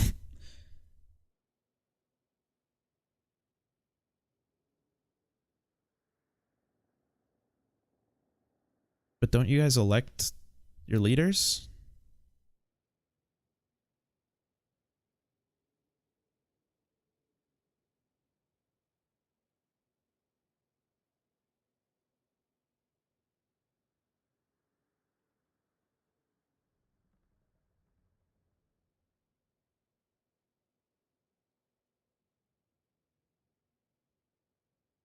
I don't.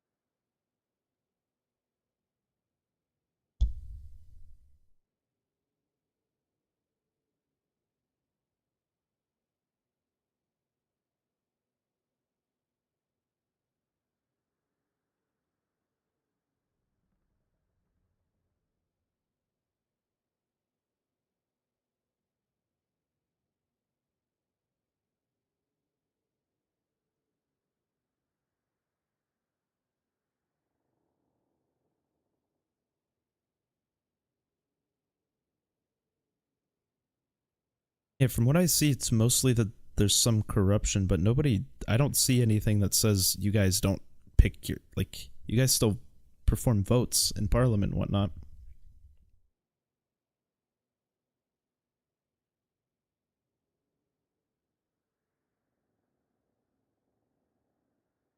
Like, there are genuine criticisms, but most of them are like inside of like Russian insider or Australian insider trading, or like, you know, corruption that happens in nearly every form of government, and even worse in countries like Russia, where literally the most profitable Russian companies are buying houses, but for some reason Vladimir Putin lives in them, even though Vladimir Putin isn't supposed to be making all that money. But the businesses and the government are just in cahoots.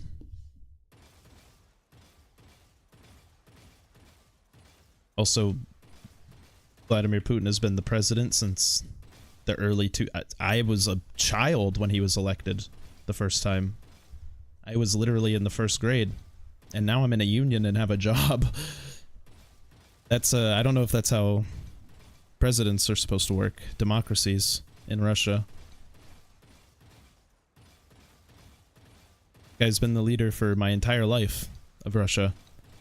Literally my entire life.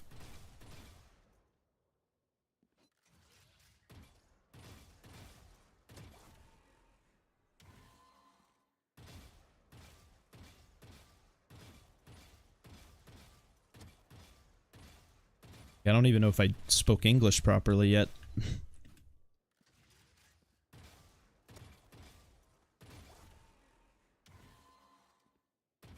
I'm not saying that they aren't, like, I'm just saying that I haven't, like, I've seen some I was just browsing some articles and I saw some genuine criticisms, but they all just seem to be related to, like, corruption, like, misusage of funds, that kind of thing, versus, or, like, people are complaining that, like, they don't get anything done, they just argue and babble, and it's all circus show. But they don't do anything. But, like, I haven't seen anything that says, like, you guys literally aren't allowed to pick your leaders.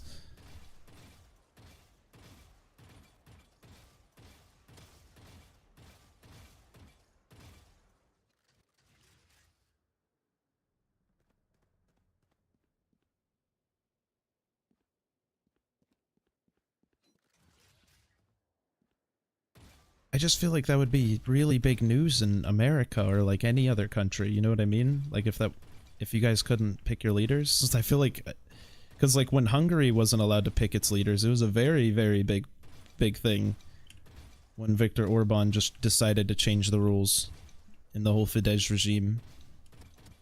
Or like Turkey, for example, like the whole world knows about these. The only people who really don't know are the people who live in like those countries. I guess. I mean, they do know, but not like the people are blind to the fact that he's been the leader for the past 13 years in Hungary, or however long in Turkey, or however long that whole regime has been in charge in Turkey. God, probably since the Armenian got to go Ukraine ship has been seen. I thought you said you were home. I thought you said you were home for a while. Didn't you say you were going home like the other...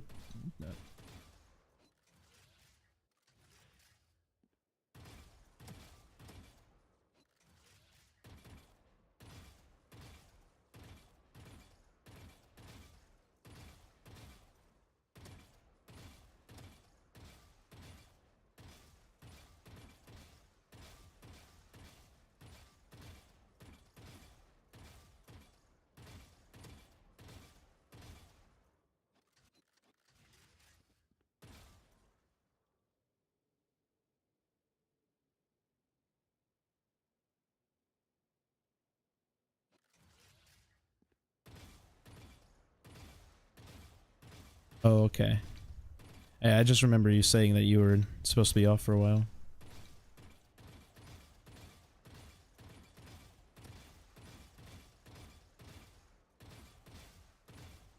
Well, hope everything goes well for you.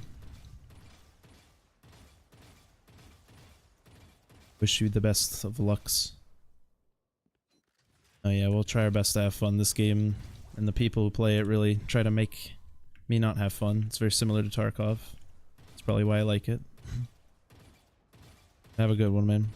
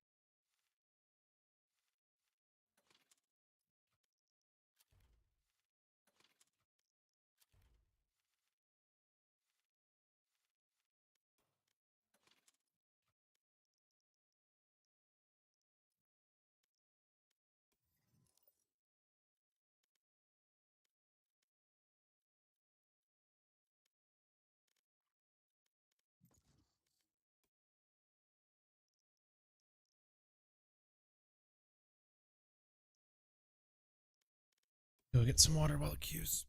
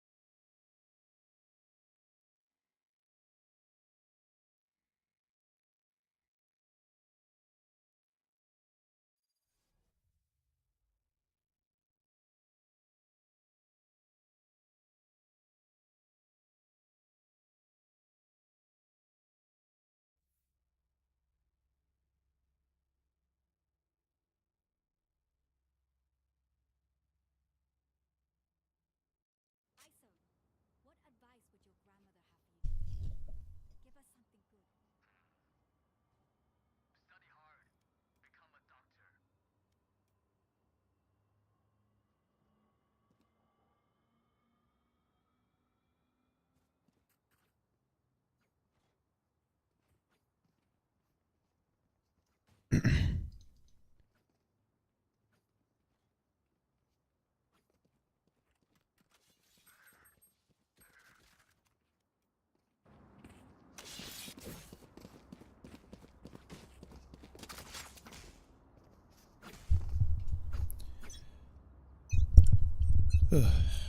go ahead, bro. Suppress it.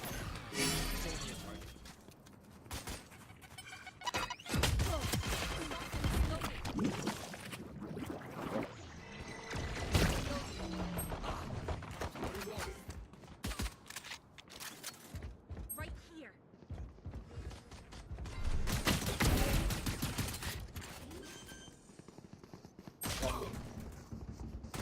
Last player standing. Spike down A. Satisfied. 105 close. One enemy remaining. Wait, I'm gonna smoke it.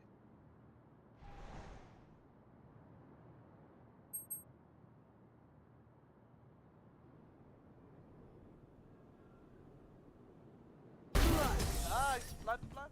This is what I trained for. Well played. Well played. Sage. Healer. What an understatement.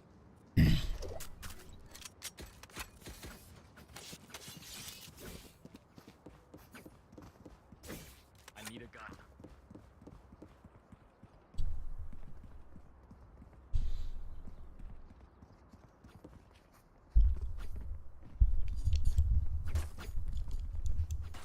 Good luck. Here. Spike. Got the spike.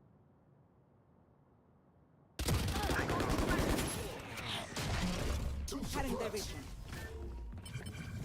Still in sight.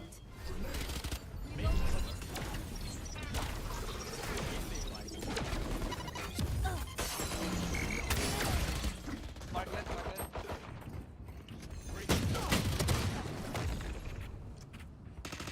You dafty. Refresh. One enemy remaining.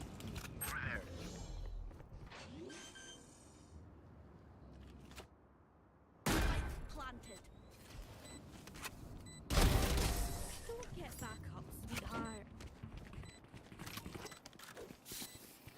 Here. You know, I could just outlive them. Nah, bullets are quicker.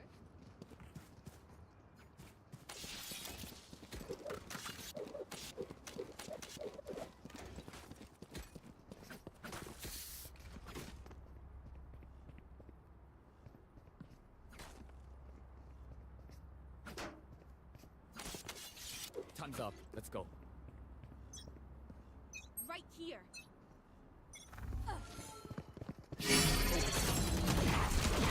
Suppressed. Still in sight. No peeking. I've won it.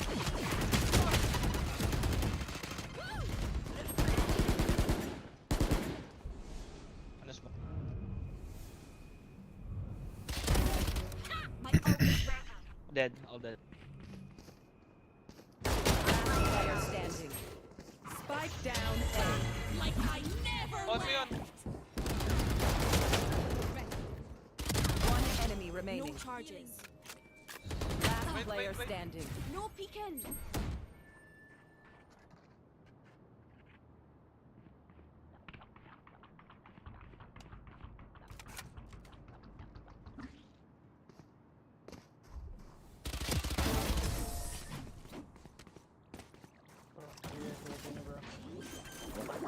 Yes.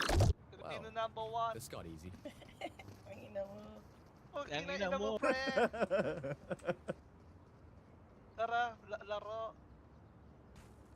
Mabuhat lang. Kaya pala ayaw mo mag-blood, Pinoy ka, pre. Mayabas ka. Ina ka.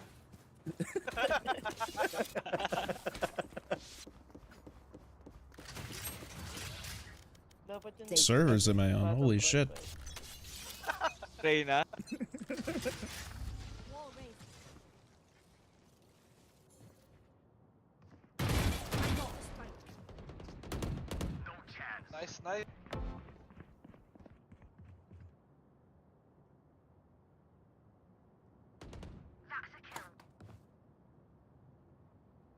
Go, go, go, go, go! Cutting their vision. I got it, I got it. Our spikes down. Ah! Two more, Ken, one more. Still in sight. Last player standing.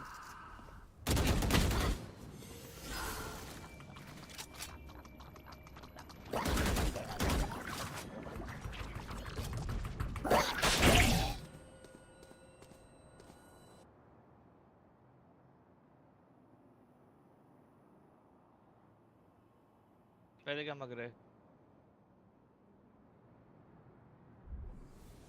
Close mid.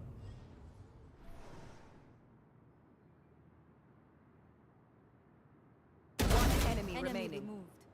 Baka Gecko nasa nasa loob ng market. Magkano, Frank? Yun ko Yun na, foreign. Yes, Last scene, Gecko nasa mid eh. Ay, nasa The enemy market. only looks composed. I need a gun. Their hearts tell a different story. Sige, saan kayo pala? LA ako. Thank you. Mandalo yung pre. Hello. Dinamay lang ako Hello. ng mga to eh.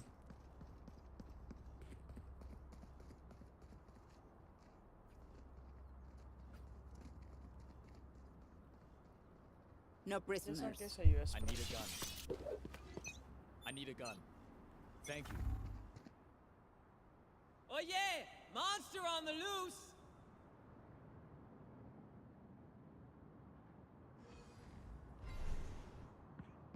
Suppressing. One suppressed.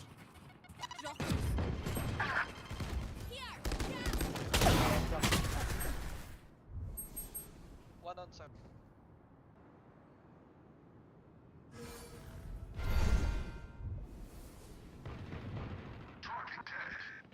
Last player standing. Enemy down.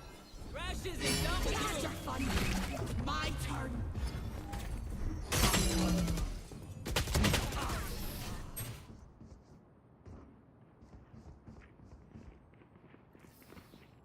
Even with numbers, anything can still happen. Remember that.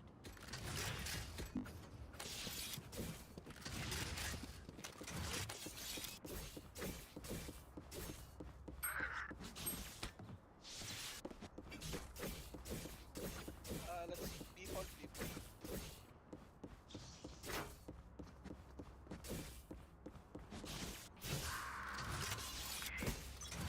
Nad ko kayo mga idol. They will cower. No distractions. Shutting them down. Dropped Gecko. Stopping fire.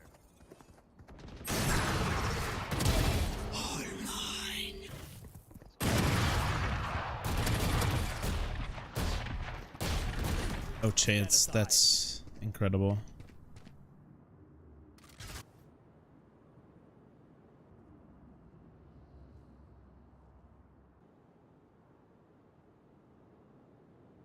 Last player standing.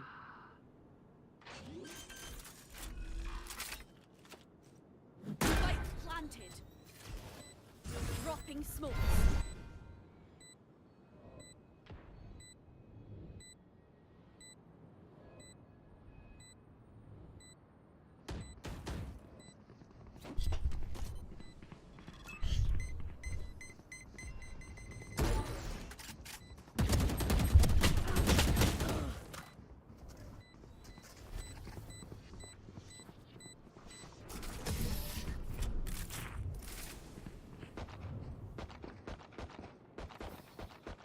They don't have a single life worth saving.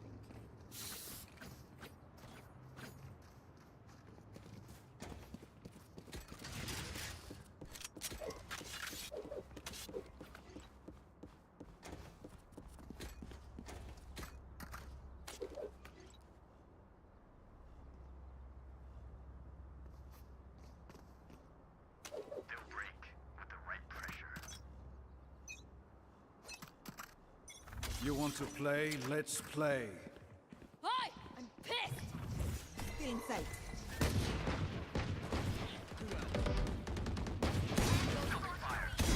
Spotted A. Cutting their vision.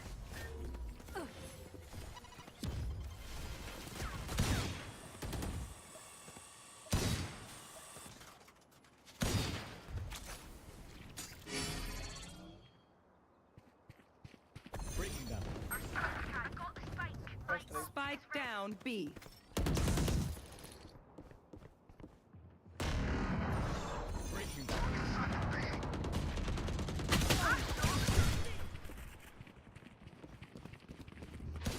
One enemy remaining. Drop in a smoke.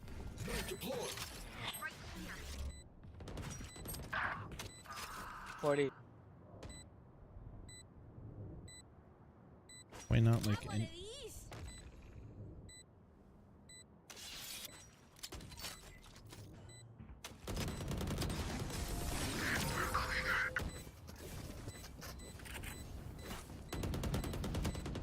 Bragging rights if you get first pick.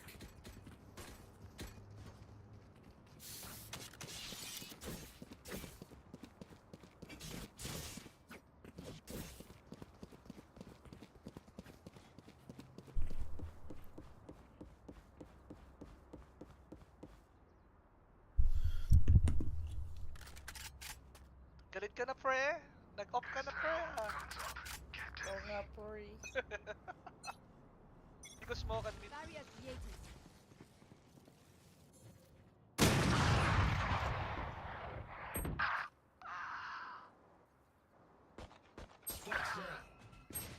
Spike down A.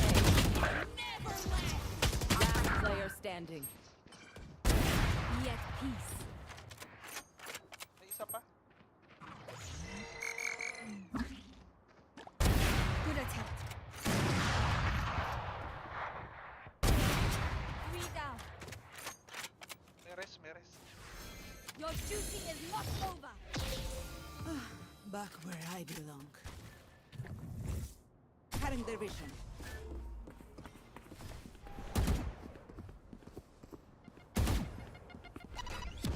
One mid. You are blind, Reyna. Still in sight. Last player standing. Team Ace. NP, NP.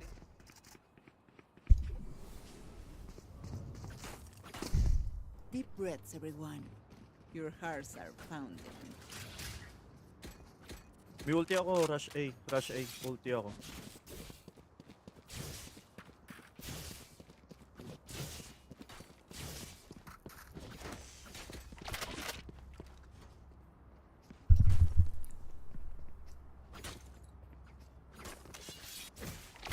We win, we survive.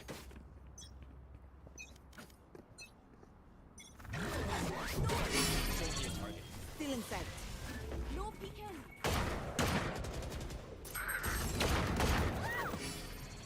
Cutting their vision.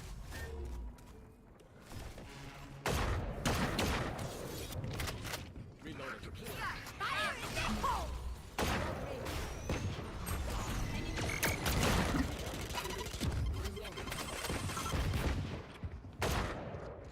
Hold pa dyan.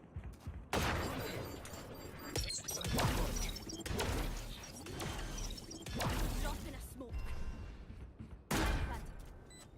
Sage! Pahingin! One elbow. Dink, dink, dink! Dink, dink. 4 seconds, 4 seconds. 2 seconds. For you. 3 seconds smoke.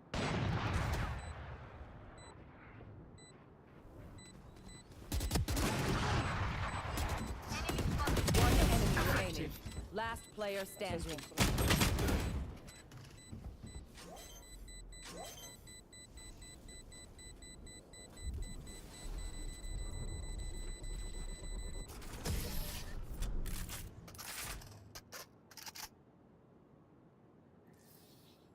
Let's make a play. Let's execute.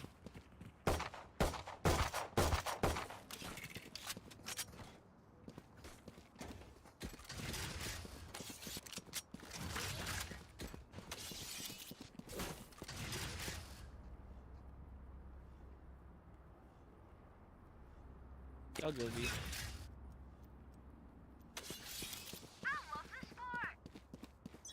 Forgive me. No distractions. Suppress it. Two suppressed. Making cover. Flash. Cutting their vision. Don't resist. Feeling set.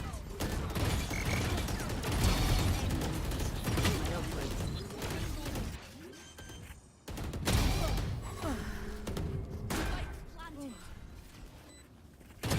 One enemy remaining. 4 dead. Nice ace. When I want something, I take it. Stay alive. Thank you.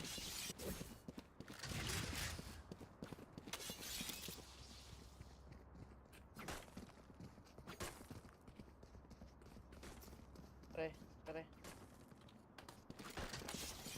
Batang prag. Oh. Sige, pag ako mauuna, pre. Pag ako namatay, kunin nyo na lang, ha? Kupal ka, boss, Tanggap ko na. Tanggap ko na ang fate ko dito. Kinipik mo. Flashing.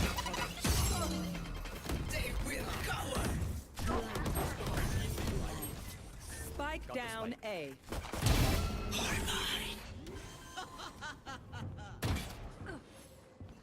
Planted. Barrier here. Reloading.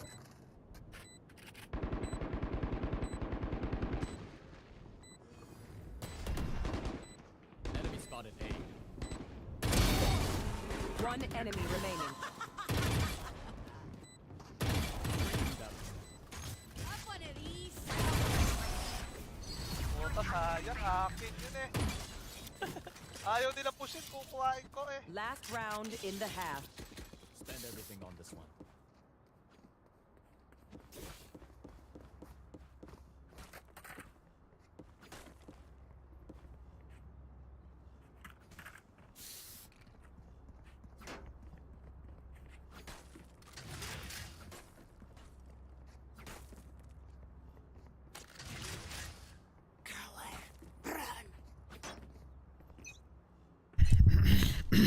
Oh yeah!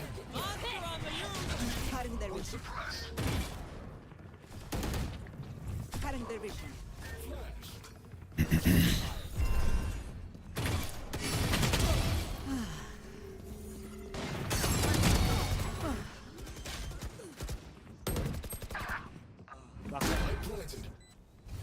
Here, Jack. One enemy remaining. You had your fun. Your duty. My turn. One enemy remaining.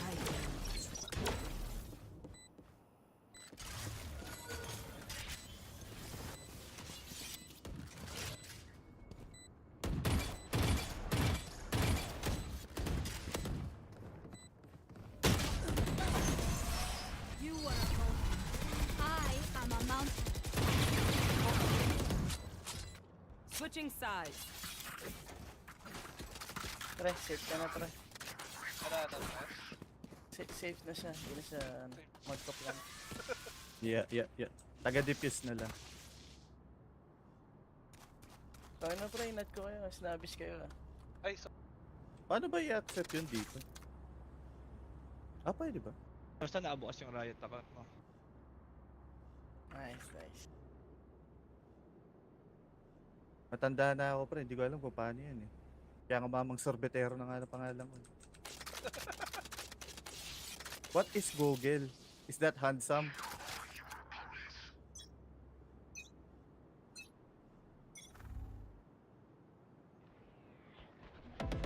Smoke.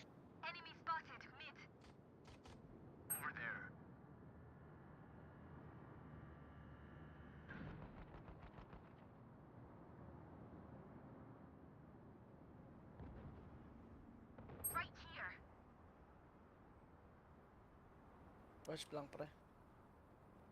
Maybe rotating. There. Meron sa mid kanina.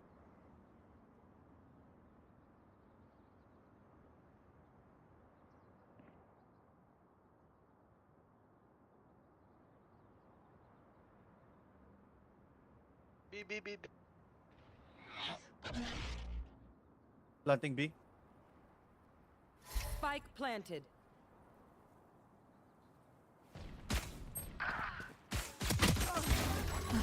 chamber.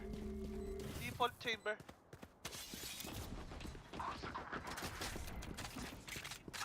Five seconds smoke. One enemy remaining. Nice.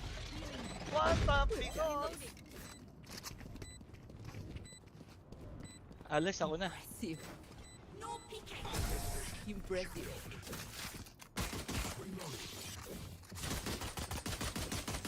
Look your enemy in the eye. It helps with accuracy.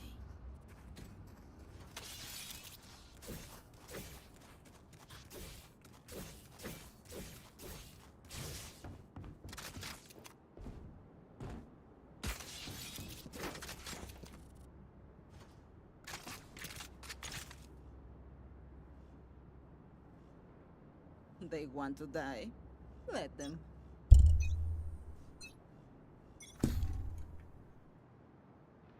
Inismokean siya. Wala eh. 1B. Buy anything. I don't know what's wrong with me. Watch mid.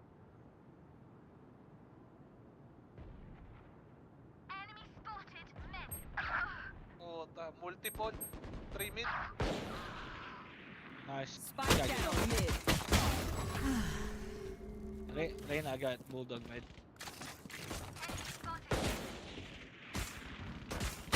One enemy remaining. Last scene. Spike spotted. Bulldog behind.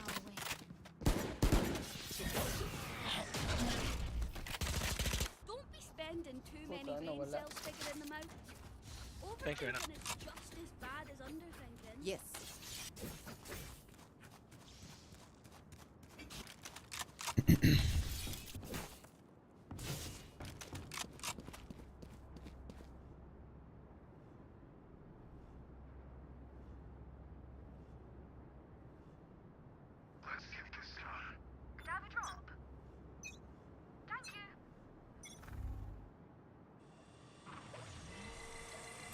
There.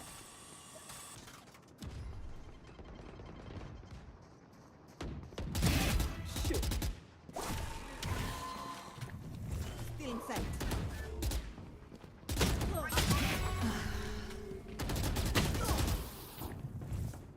Cutting their vision.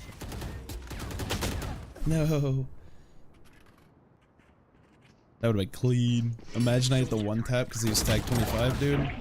With the Phantom. Hold on. I would have looked big brain. Stopping fire. One enemy remaining. Spike down One A. more. Last player standing.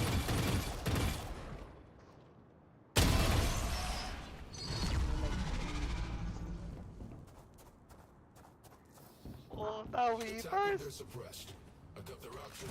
Make mistakes.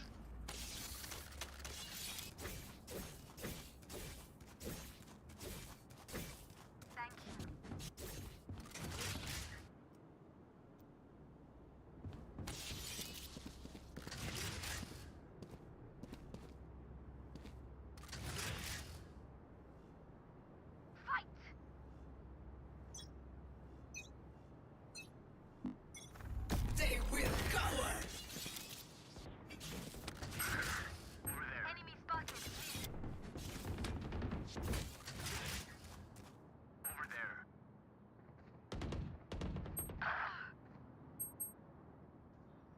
Pushing mid. Hi! I'm pissed!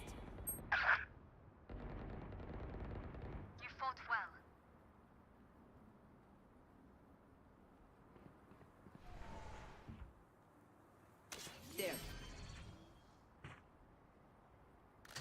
Spike planted.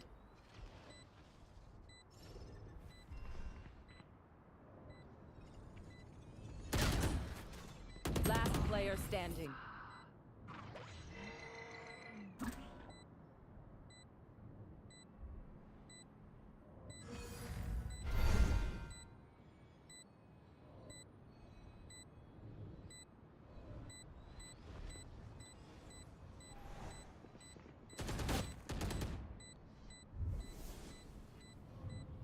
Tawid, smoke kita, tawid na.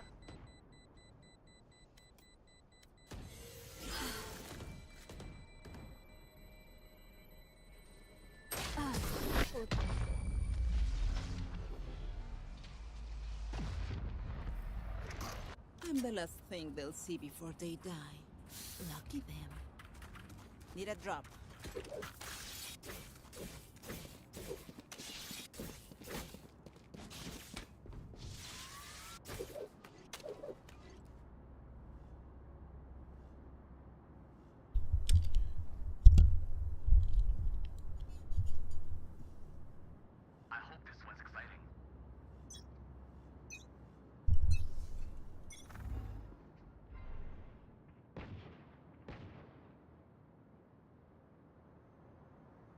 Mid. Market. Market.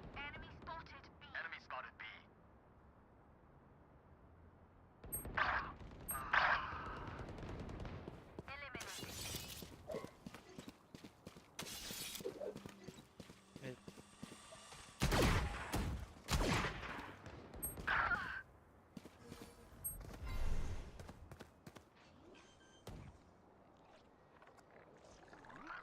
Spike planted.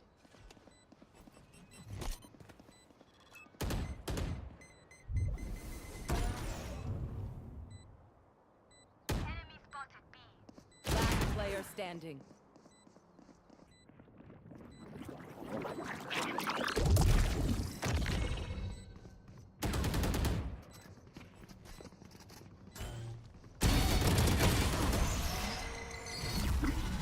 Empty, empty.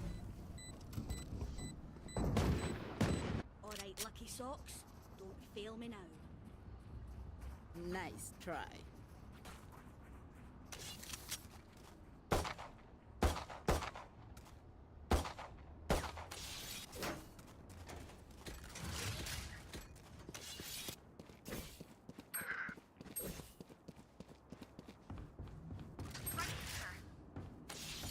Pinag-dominate nila yung mid, pre. Oo nga, mid niya tayo, mid.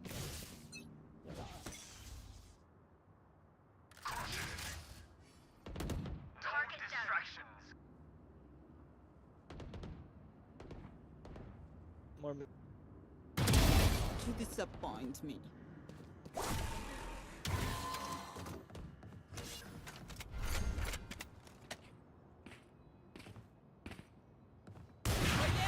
Monster on the loose!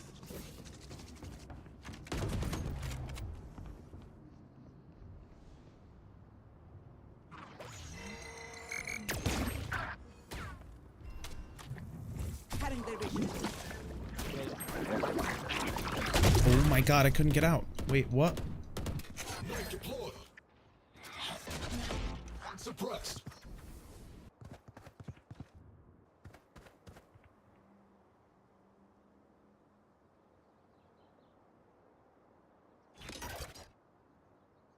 Flashbang.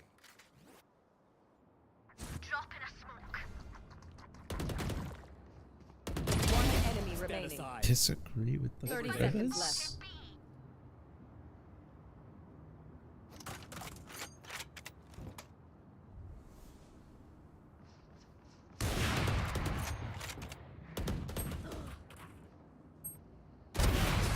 Don't worry. I got the strangler. Good round, gang. Let them try to get. Good round, Can someone gang. get this?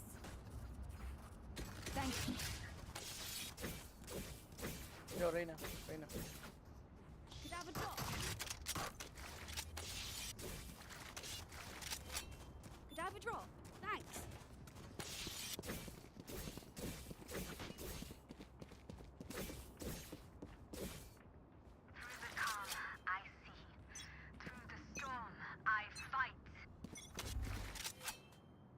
Suppressing. Here. You had your fun. My turn. Fire in the hole!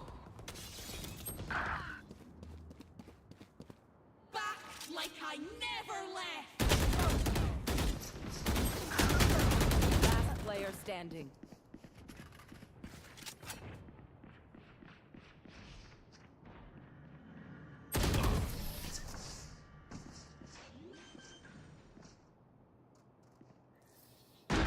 What will it be this time? Have any patterns emerged yet?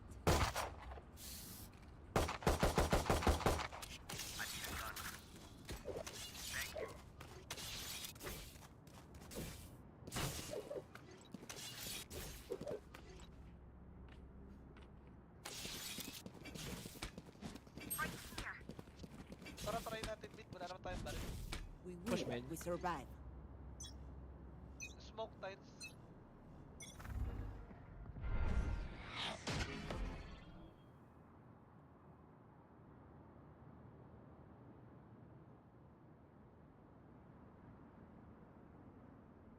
Hold.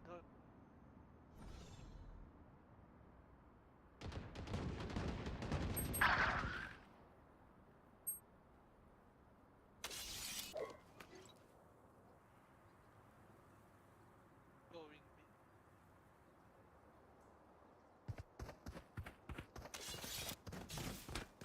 Drop in a smoke. Over there.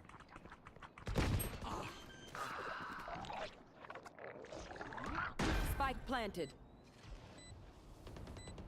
Last player standing. Hindi ko nakita yung pre. Pre, normal lang yan. Normal lang yan.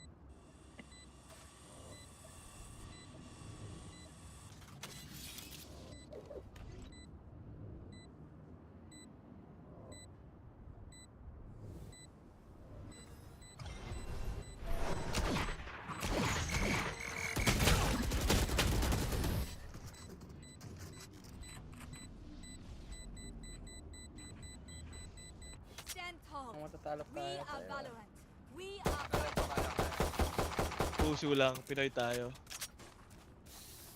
No. Saan dapat siya ay sa Pilipino? Puso Yes. lang, puso lang. No.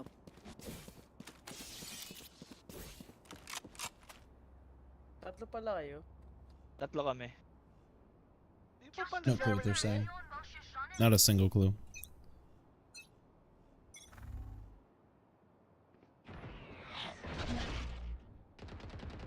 Hi! I'm pissed! No peeking. Nice trade. Nice. Wait. Pwede mo okay rin.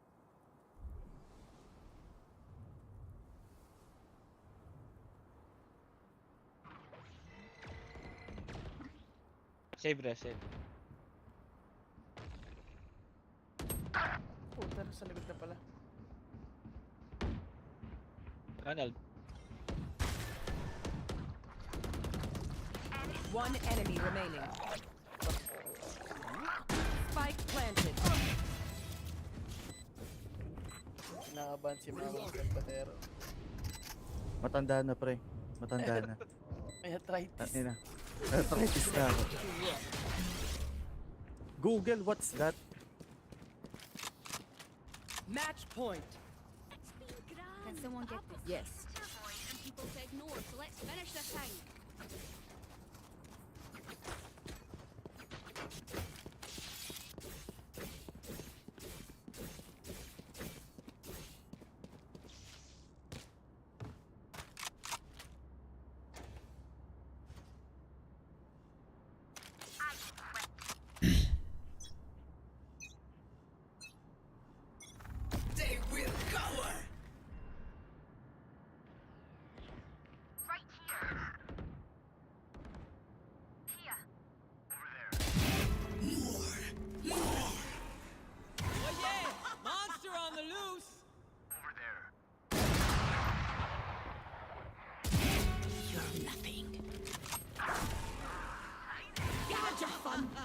My turn.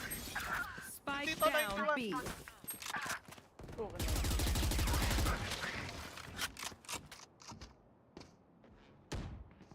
Two bomb. One enemy remaining. One bomb, ha? Nice. Ay. Defenders win. Tara.